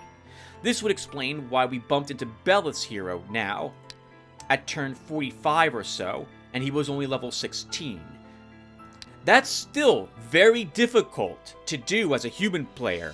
You have to play an amazing game to hit level 16 by turn 40 or so. Like, a really good game to gain a level every other turn.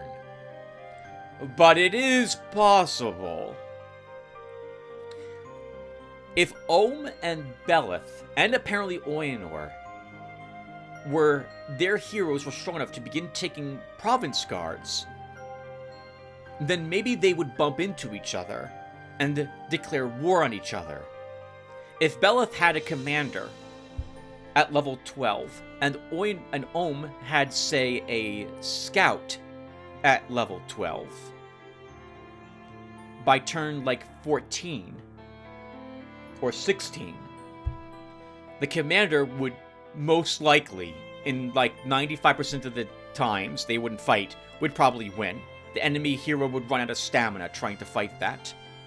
And then, in a few more turns, the enemy's capital is sieged. And at turn 20-ish, 19, when that occurs, there's very weak guards, if any.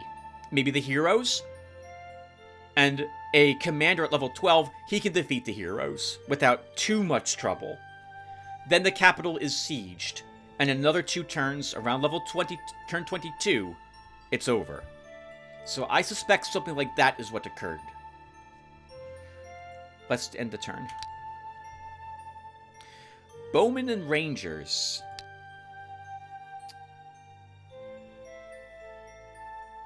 I would like to do the fight. You do have to be a little careful for our hero.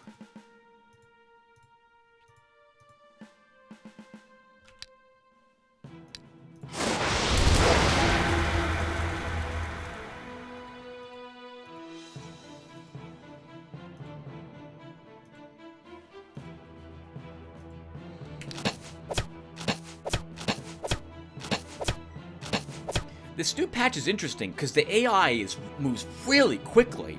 Like they've made some good, well, I'm not quite sure if good is correct. The proper phrase for it. It looks like it's been slightly better optimized or something. The attacks seem to be smoother. Like, they happen much faster than what I'm used to.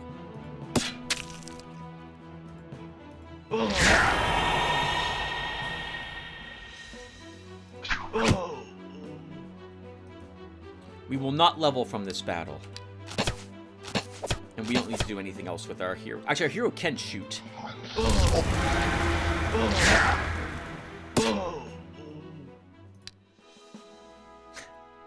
Pathfinders from the province of Wolverine Valley report that some monster has started to appear in the village at night. It rips apart the villagers and drags the remains off to some place. All that is found in the morning is a large pool of blood. High Witcher to hunt the Lycan down. So, a few things really quick about the Lycan. Really quick. I hate seeing this encounter because it happens so often on shards. Number one, when I moved my changes over here, I could not find the changes I did to the Lycan. So, the event. So, it's back to whatever frequency it normally is at. They weakened the Lycan a bit. I think they lowered its melee defense by 4 points, and its range defense by 6 points, or something to that effect. So it should be weaker. If this battle had occurred in the swamps, I might have been willing to let it happen. Like, just say don't bother me with this, and put heroes here. A hero guard can kill the Lycan thanks to magic damage, but any other guard can't do it. We have the money, so we'll go ahead and stop this event from occurring here. We'll wait. If we're lucky, we will get the Lycan as a unit, and we can put it into Time's army. 75%. We've found potentially where Belith is over here. Let's keep marching forward. And Oyenor is taking more and more provinces, I see.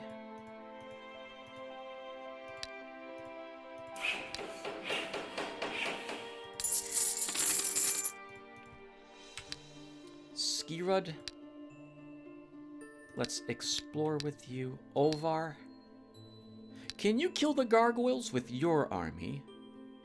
Yes, you can.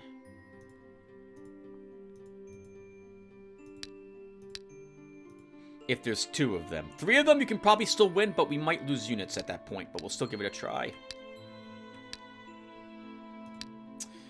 As long as we're paying for the wood, we should continue to take advantage of that.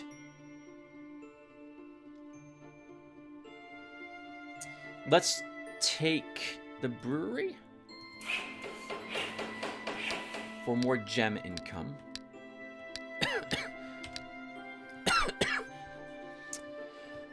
If we had encountered Belith at turn 45 here, I would be more willing to believe, but would still heavily suspect, that there was some shenanigans which are occurring to help the AI gain free experience points or level. But the fact that we saw Ohm defeated at turn 22 makes me suspect that this is back to some sort of cheating or some benefit that the AI is gaining. It's not a, as I think was listed, a alteration to the AI's algorithm or decision making. It's giving the AI extra resources to help it. In this case, experience points is what I suspect they're gaining for free.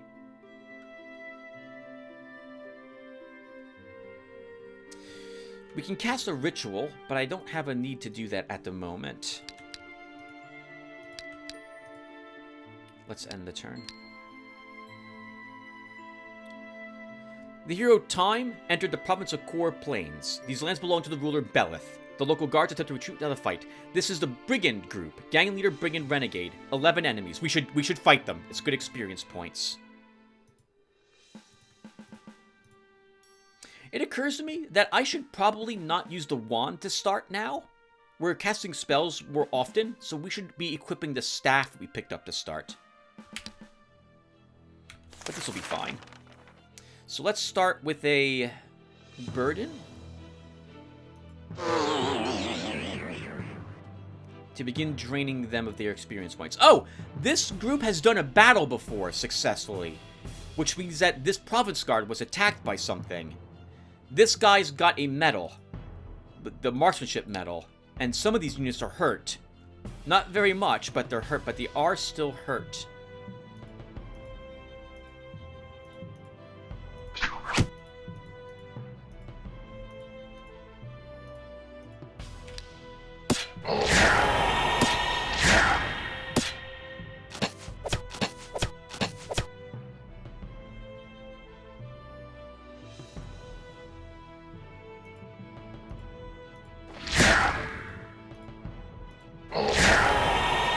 Definitely should always have Skeleton of Doom try to kill things, because they regenerate when they do that. We might level from this battle, which means we might gain a point of command.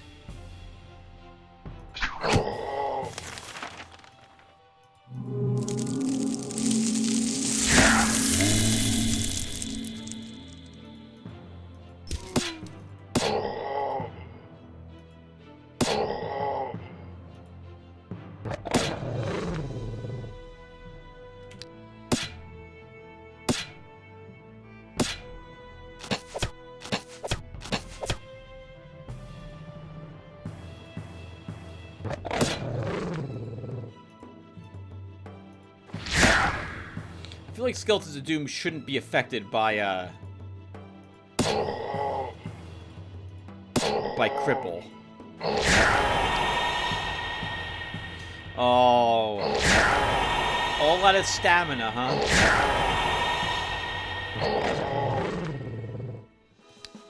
+1 command. Let's grab some ranged, some army benefits now. Defensive tactics for us. Tier 2 slot, Tier 1 slot. So, Skeleton of Doom. I guess we'll... Oh, that's getting heavily damaged, too. Okay, let's just get out of here. 2 gargoyles. Olvar can definitely handle 2 gargoyles.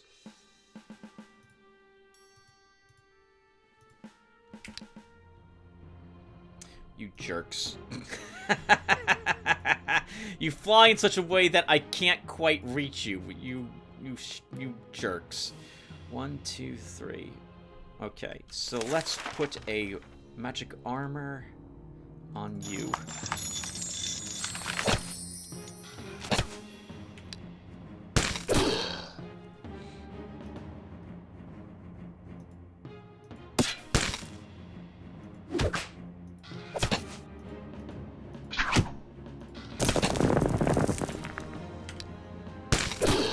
I love interception when I'm using it. Rain of Brimstone. Kills a part of the province's population and inflicts 10 points of magic damage on all units stationed there. 187 bucks, 18 gems. 4% explored with Ski Rod. Continues exploring. Your governor, province of Wolverine Valley, reports that a certain ratman who calls himself a plague master asked for permission to perform some magical experiments. He is willing to pay 90 gems for your permission. Let him experiment, but no one knows about it. After receiving your permission, the Plague Master departs and returns after a while to pay the agreed fee, minus the cost for the disguise, 58 gems, then leaves. After a while, I'm guessing this is what we have 375 gems, guys. Remember that, because we're going to earn some from our turn ending.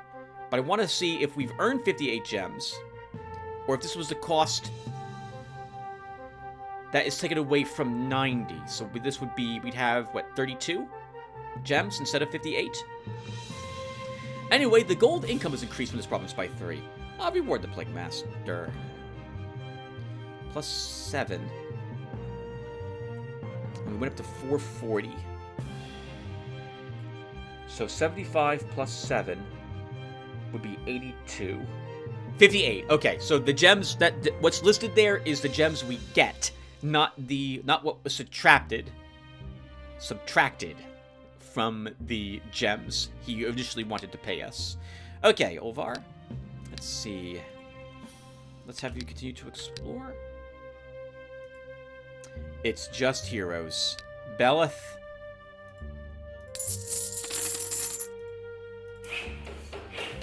We're destroying you.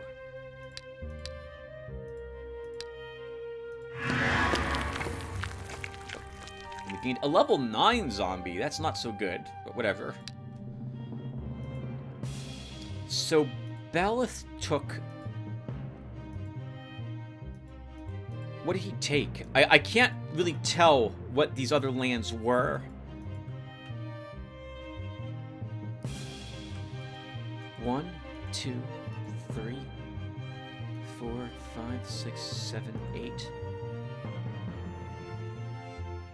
This was a tier 4 province that had to be taken. This is about the strongest type of province guards you can find. Nah, the AI definitely gained some sort of cheaty benefit. Alright, so we built the mill. Time attacks. Skirod's exploring? We can probably actually kill things. We can probably kill the demons, at the very least, over here. Let's have him go over here and do that instead. And we can also clear out the Ratman Burrow and leave them there to hire them.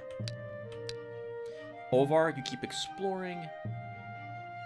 At home, we should take advantage of, once again, the fact we're paying for that wood. So, I think I'll take the Slinger School for the guard that will let me see a little further. So let's go ahead and take him. Right, we don't need bowmen. We have lizardman bowmen, which will be probably better. Actually, lizardman bowmen can't be leveled into rangers, but they're still decent.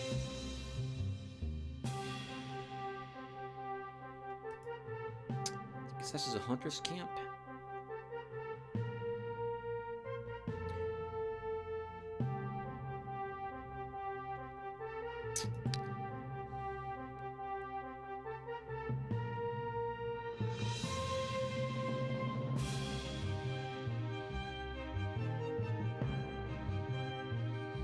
Slingers. Let's take the Slinger School.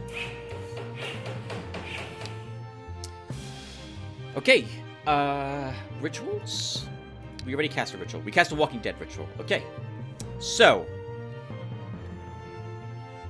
when we had stopped playing this game all those years ago because of the hyper-leveling glitch,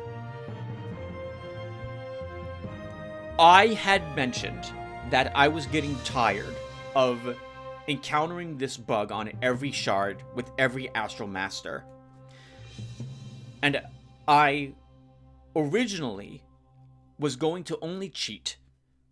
And in fact, we did only cheat when the AI would, and by cheating I mean activating the cheat engine and giving myself units and or money and or equipment to offset the fact that the AI gained 30 levels for free at the first 30, a level each turn for free for the first 30 turns, which we know it did. I would only do it if the AI hyper-leveled, like we could tell it did it, and if I couldn't beat the AI any other way.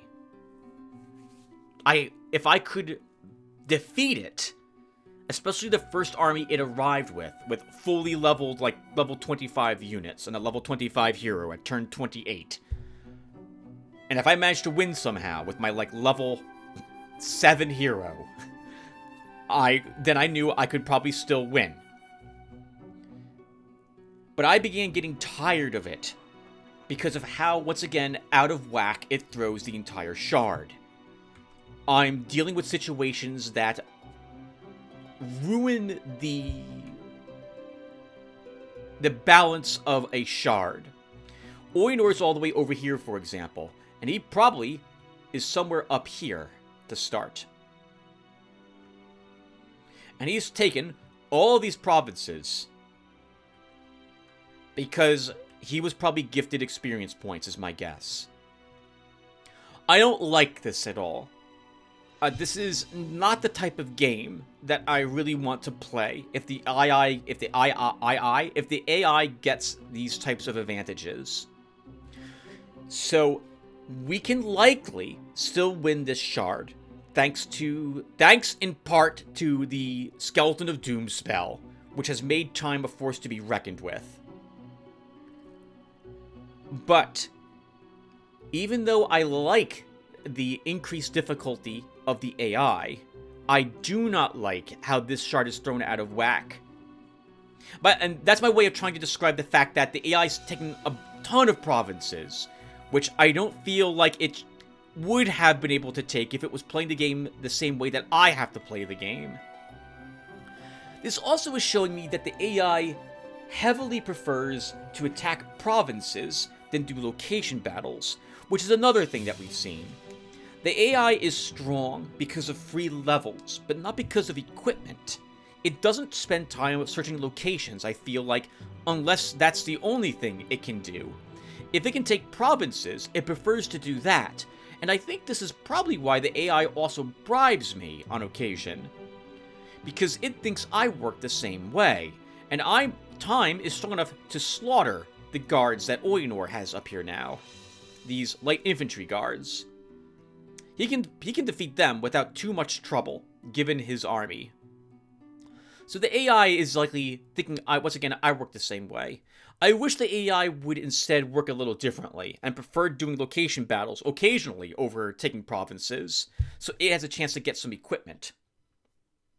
Oh well.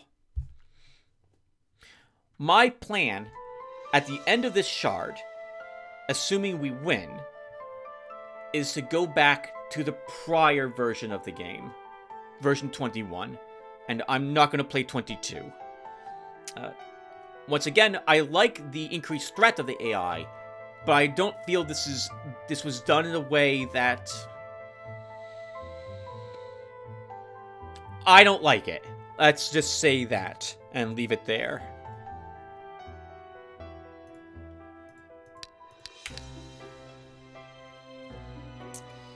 Okay. Oh. How? This is tricky, actually. That elf is in a really awkward position.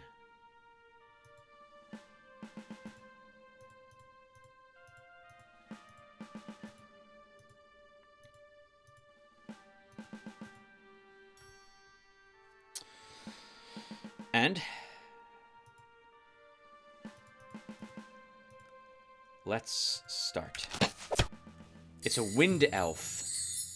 That sucks for them. That's really bad for them. Okay, so let's start with a burden here to reduce the stamina on some of their melee units.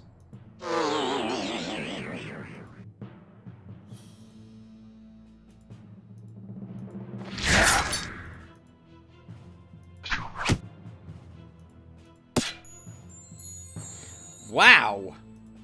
That was a really tanky fairy. You could take a skeleton hit.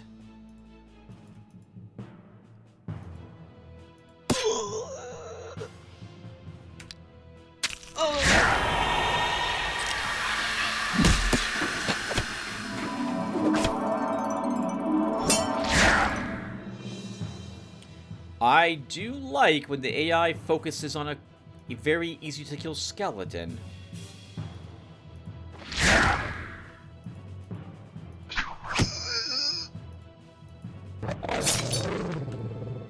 Wow! An impressive elf that could take a Hellhound hit for 12 damage?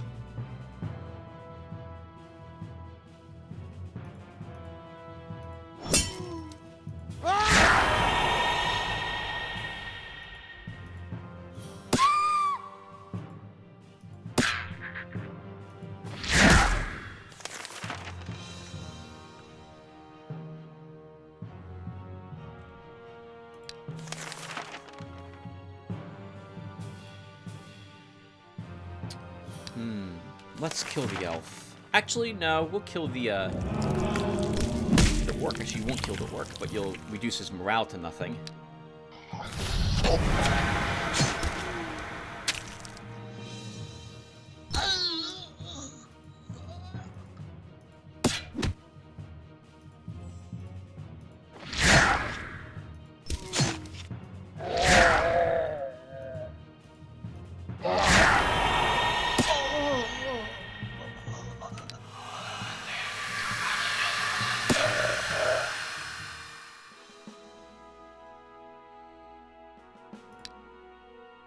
Speed. You already have good range defense. Let's give you an attack, Skeleton of Doom. Hellhound? Let's give you a range defense. What level is this zombie? Level 12 zombie? Let's get rid of our level 9 zombie and take this one. Begin a siege. An old fortress for Olvar. He can definitely do this battle. We are still using the wrong equipment. I am still using my sword and dagger, but it will still prove useful here.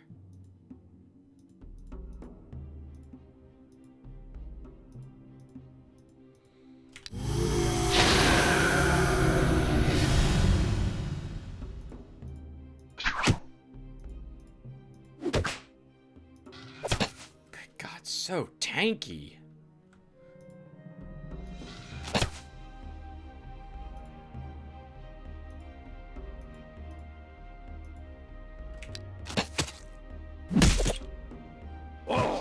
Uh-oh.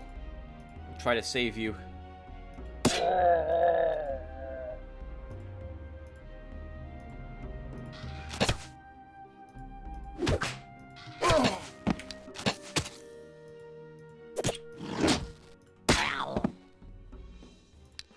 +1 health? And which of these do we want?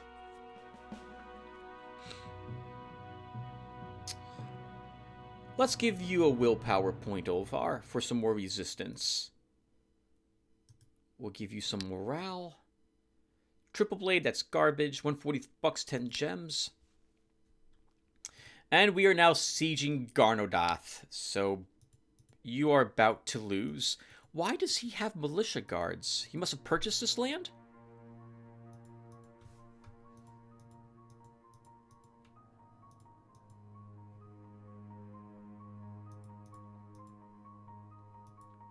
I don't understand how the AI... Maybe the AI doesn't follow the same rules in terms of units either. The fact he has so many brigand guards and slingers means he definitely has those two as tier 1s. He must have started with the cutthroat guard I see there. Alright, Skirud, you're here to fight the demons. Olvar, you get a point of health.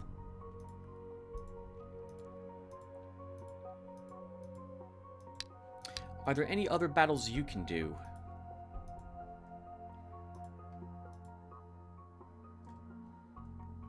Not particularly. We'll keep you here, and you'll explore. Maybe we should actually send him in... Actually, if I'm going to go shopping, it should be with our scout, since he has a point of diplomacy. Oh. Speaking of shopping, let's build the fort. And then in our provinces, we can put a mine here. And we'll drop some guards. Mostly to deal with random encounters, more than to deal with any hostilities from, say, Oinor or the like.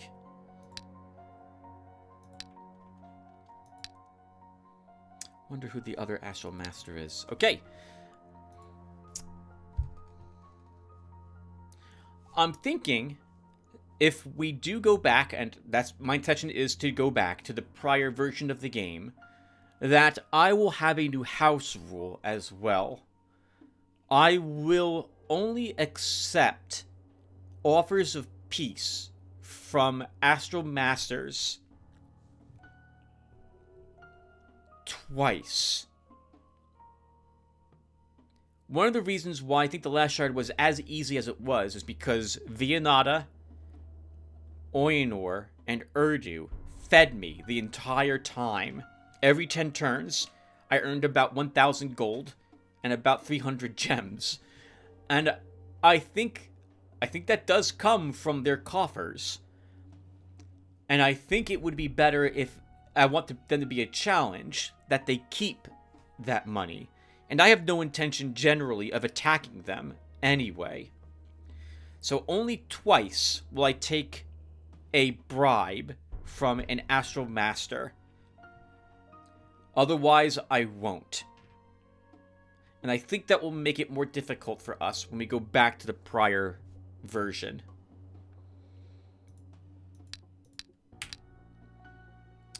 A sewerage for Olvenar. Witcher, Spearman, Bowman, Ranger.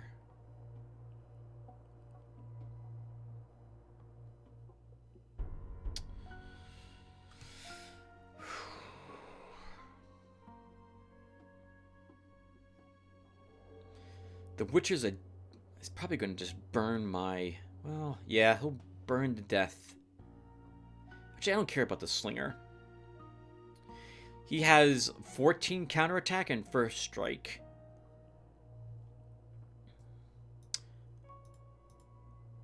Can you handle him, Olvar?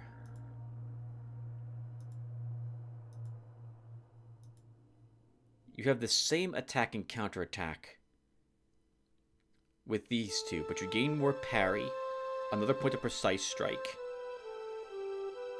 We'll try it.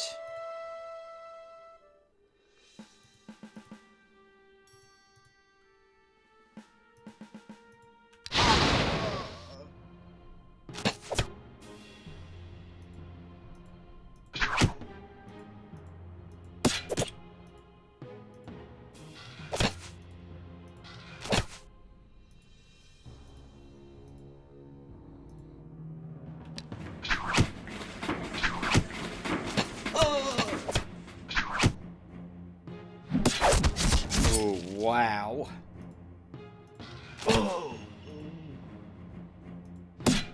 Oh, this was a mistake.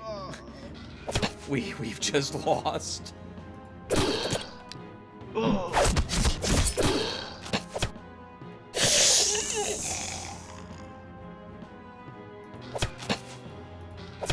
Yeah. Oh well.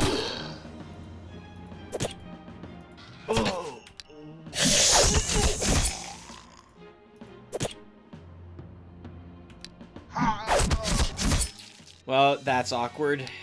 Take him to the castle to resurrect him. We'll go back there and fight that with Skirud, and he should be able to defeat it since they'll be low on units. That was a big mistake. I knew the Witcher was too tough. Okay.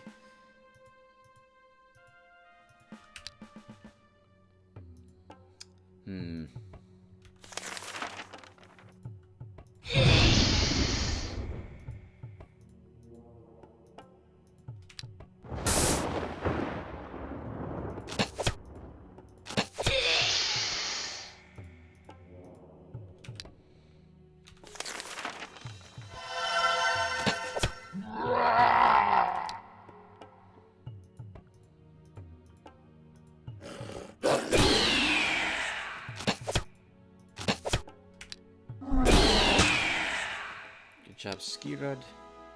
Just junk. 5 turns for Dargonath. Here comes another hero, so we'll get a chance to see... Ah, we got the Lycan. Good work. Okay, so, Skirud, I need you to come over here to fight that Witcher group while he's significantly weakened. We'll build the watchtower. And get that guard that I wanted. And then we want more income buildings. We'll begin putting down pubs.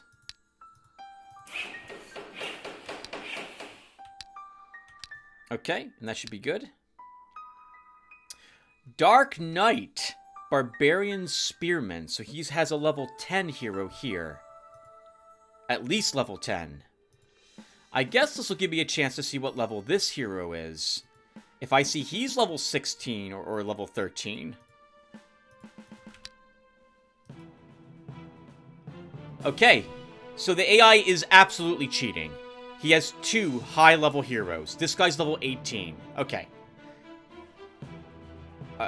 Now I just want to leave this shard, uninstall this version of the game, and go back to the other patch and do this shard all over again. Okay. Because this also means Oinor is likely at least level 20 with his heroes now. Okay. So here's what we're going to do. So now that I've seen this, my attitude has completely changed. I'm going to finish this turn, this battle, and then I'm going to ask you guys what I should do. We have to redo this shard. At the prior patch, I don't mind doing it because the AI is not... Oh my god, the urge to swear is overwhelming. The AI isn't as cheaty in the old version of the game.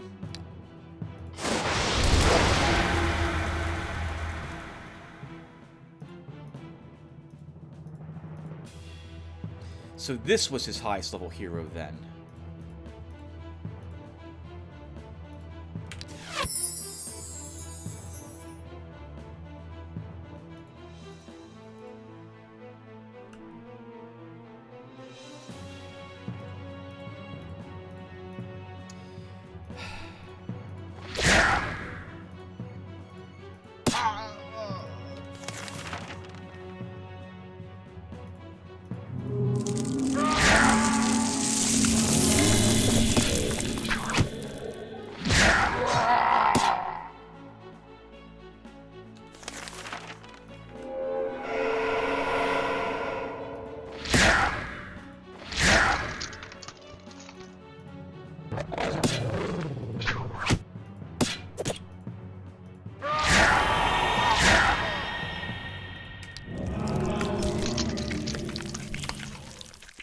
So, sorry everyone.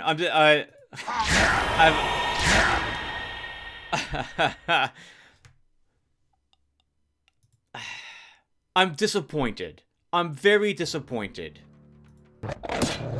that the apparently only way... I'm disappointed and frustrated that... I don't know. Should I say it? That this, like...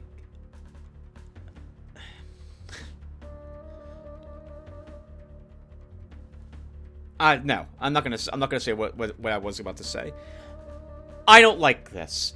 I don't find this fun. I find this frustrating.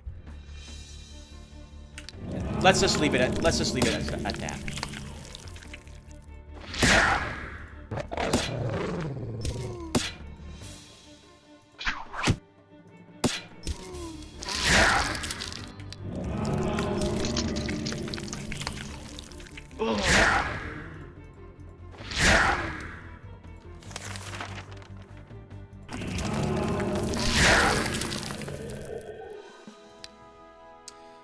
+1 command. Let's grab a point of...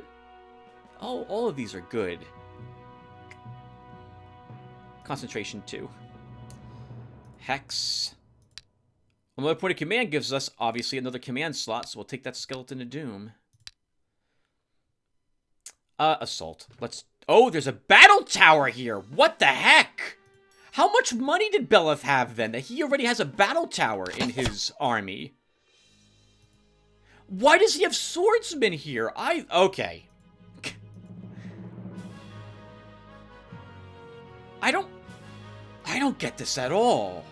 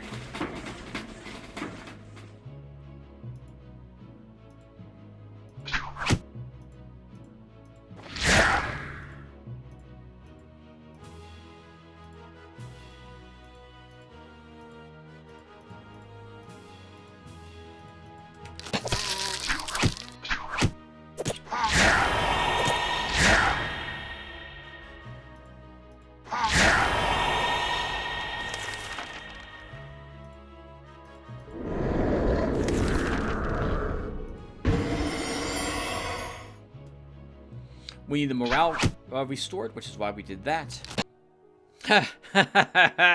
Hello, everyone. Awkward cut. And God, this is like my 50th time attempting to record the ending of this video, because I want to make sure I get things across in a pleasant way to end this video, rather than a very angry, upset way. I won the battle. That was never in question, but I did lose my temper during the battle, as I am back to hating how the AI seems to be gaining extra levels or experience, and it strikes me as being very unfair. It throws the balance of the shard out of alignment. The AI is able to suddenly take up a ton of provinces. It is getting a bunch more money because of this. That lets it continue to build up its armies. And I'm dealing with much stronger forces much quicker because of this. We were able to siege Belith's army very quickly before he was able to establish any tier 2 guards, which would have probably been the Men of War Guard, which probably would have decimated us had another probably 10 or 15 turns elapsed, is my guess, based on how strong the domain was here. Right? They had a battle tower here. That's not something you get with normally from just barely reaching tier 2, which we just managed to reach, for example. So I don't want to say a bunch of words that I will regret saying. I don't want to be angry or in a very poor mood.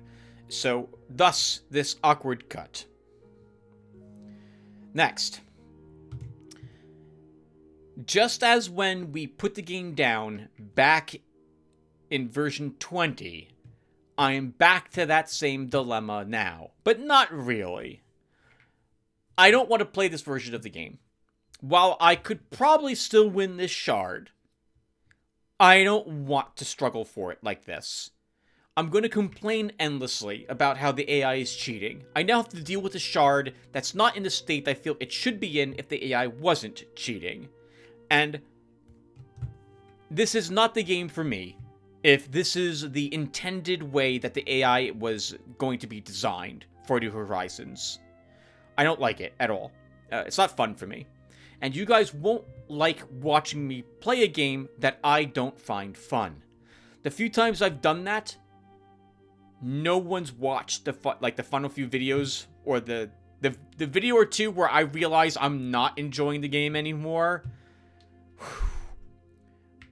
It's bad. Not only because I'm not a very enjoyable YouTuber to watch be angry, but because no one's going to have fun watching the video and I'm not going to have fun playing the game. So, originally I had a series of questions I was going to ask here, but I'm going to decide what to do for us. I'm going to put the game back out into the astral, and I'm going to put the game back to version 21, and we will continue playing that version of the game. So far, for that version, the AI has not ended up in a state that we've seen here. And it was much better than version 20, that's for sure. This version, the AI is not as bad as it was in version 20, but version 22, it's still, in my opinion, bad. Anytime that the AI seems to be gaining free levels for its heroes, means it's going to be taking provinces much earlier, and I don't like this at all. So, I think that summarizes everything. So, we tried version 22. It's not for me. I don't like how this version of the AI. We're going back to version 21, where we didn't encounter any significant cheating from the AI, or at least it was not as visible, not as apparent as it is in this version of the game. And with that said, you guys are about to get 15 hours of Eador Genesis in a single day, because I'm going to be uploading this part right along with part 258. I could not upload this. I could just tell you guys what happened. But I think this was still fun for what it was to reach this point in the Shard. But I know I'm not going to have fun continuing to play this game at this moment. If Belith had... I think I'm just going to prattle on now. So I'll just stop here. I'll thank you guys again for watching. And I will hopefully see you in part 260. Where, once again, we'll just invade this Shard from the Astral. And this time, because I know it's version 21, I won't I won't have to log in to start. I'm babbling. I'm not making any sense. Let's go ahead and just stop here. All right, thank you guys again for watching. And I'll see you in part 260. Take care, everyone.